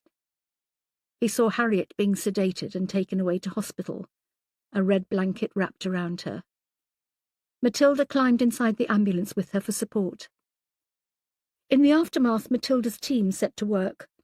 A forensic team arrived and went into the cottage in their white suits to dust for prints and find any trace evidence. Not that they would. By the time they finished, it was dark. There was nothing more anyone could do tonight.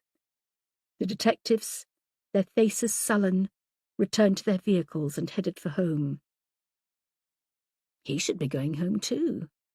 He hadn't eaten since lunchtime and he was getting hungry. Home wasn't too far away.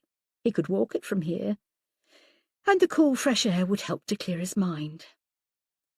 He'd been walking for more than half an hour, keeping off the footpaths and making his way through Hatcliffe Wood, when he took out his phone, made sure the voice changer software was still engaged, then made a call. "Danny Hanson," the journalist answered. "Do you want to interview a killer?" There was a long moment of silence. "I'm sorry, who is this?" "Your good friend Matilda Dark has been hunting for a killer who leaves no forensic evidence behind. There are no witnesses. There is no sign whatsoever that a murder has taken place. Talk to Matilda. She knows what's happening. She knows who I am." "You're the killer?" "I am, and I'd like to give you an exclusive interview." "Why me?" "I can go elsewhere if you're not interested." "No, I am interested, I am," he said, quickly, desperation in his voice. "Can you tell me who your victims are? I'd like to do my research before we meet." "I'll send you an email with everything you need." "Great. Thank you," Danny said hesitantly. "I'll give you a time and a place to meet. I will be watching you, Danny. If you bring the police with you, the interview will not go ahead." I won't, you have my word. It'll be just you and me." "Good. I'll be in touch." The killer ended the call and let out a deep breath. This was stressful. It wasn't easy being a killer. He couldn't say he was enjoying it as much as he expected to, but he was getting there. Maybe it was because he wasn't a hands-on killer.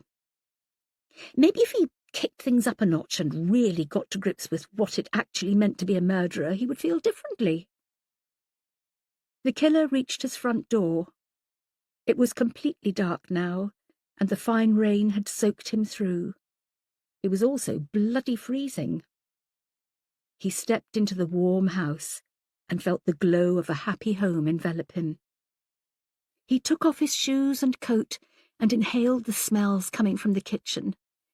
If he wasn't mistaken, it was shepherd's pie. That was one of his favourite meals, pure comfort eating.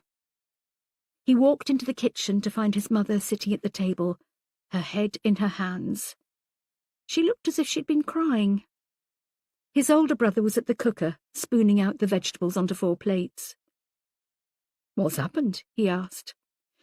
"Mum's had a bad day at work. I'll tell you later. Go and tell Gregory this is about ready."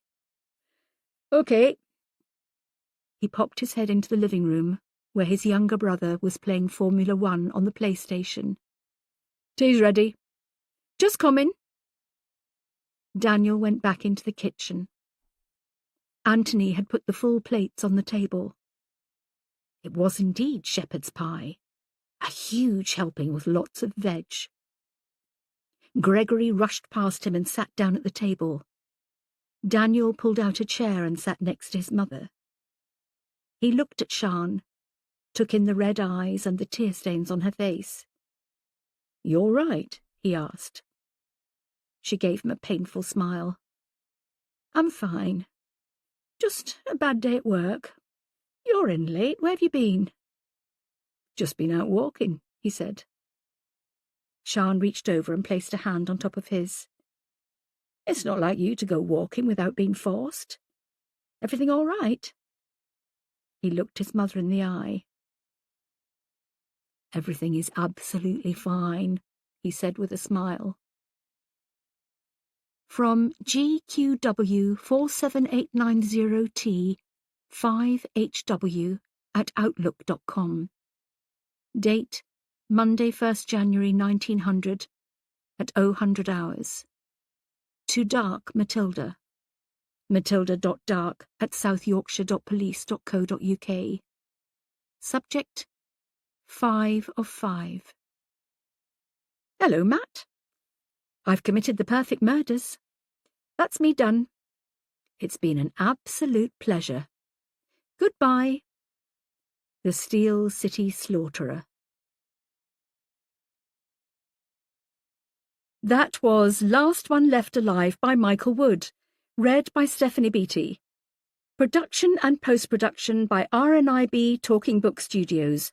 An audiobook from One More Chapter, a division of HarperCollins. Text copyright 2024. Production copyright 2024 by HarperCollins Publishers. All rights reserved.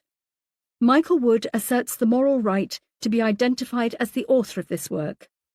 Thank you for listening.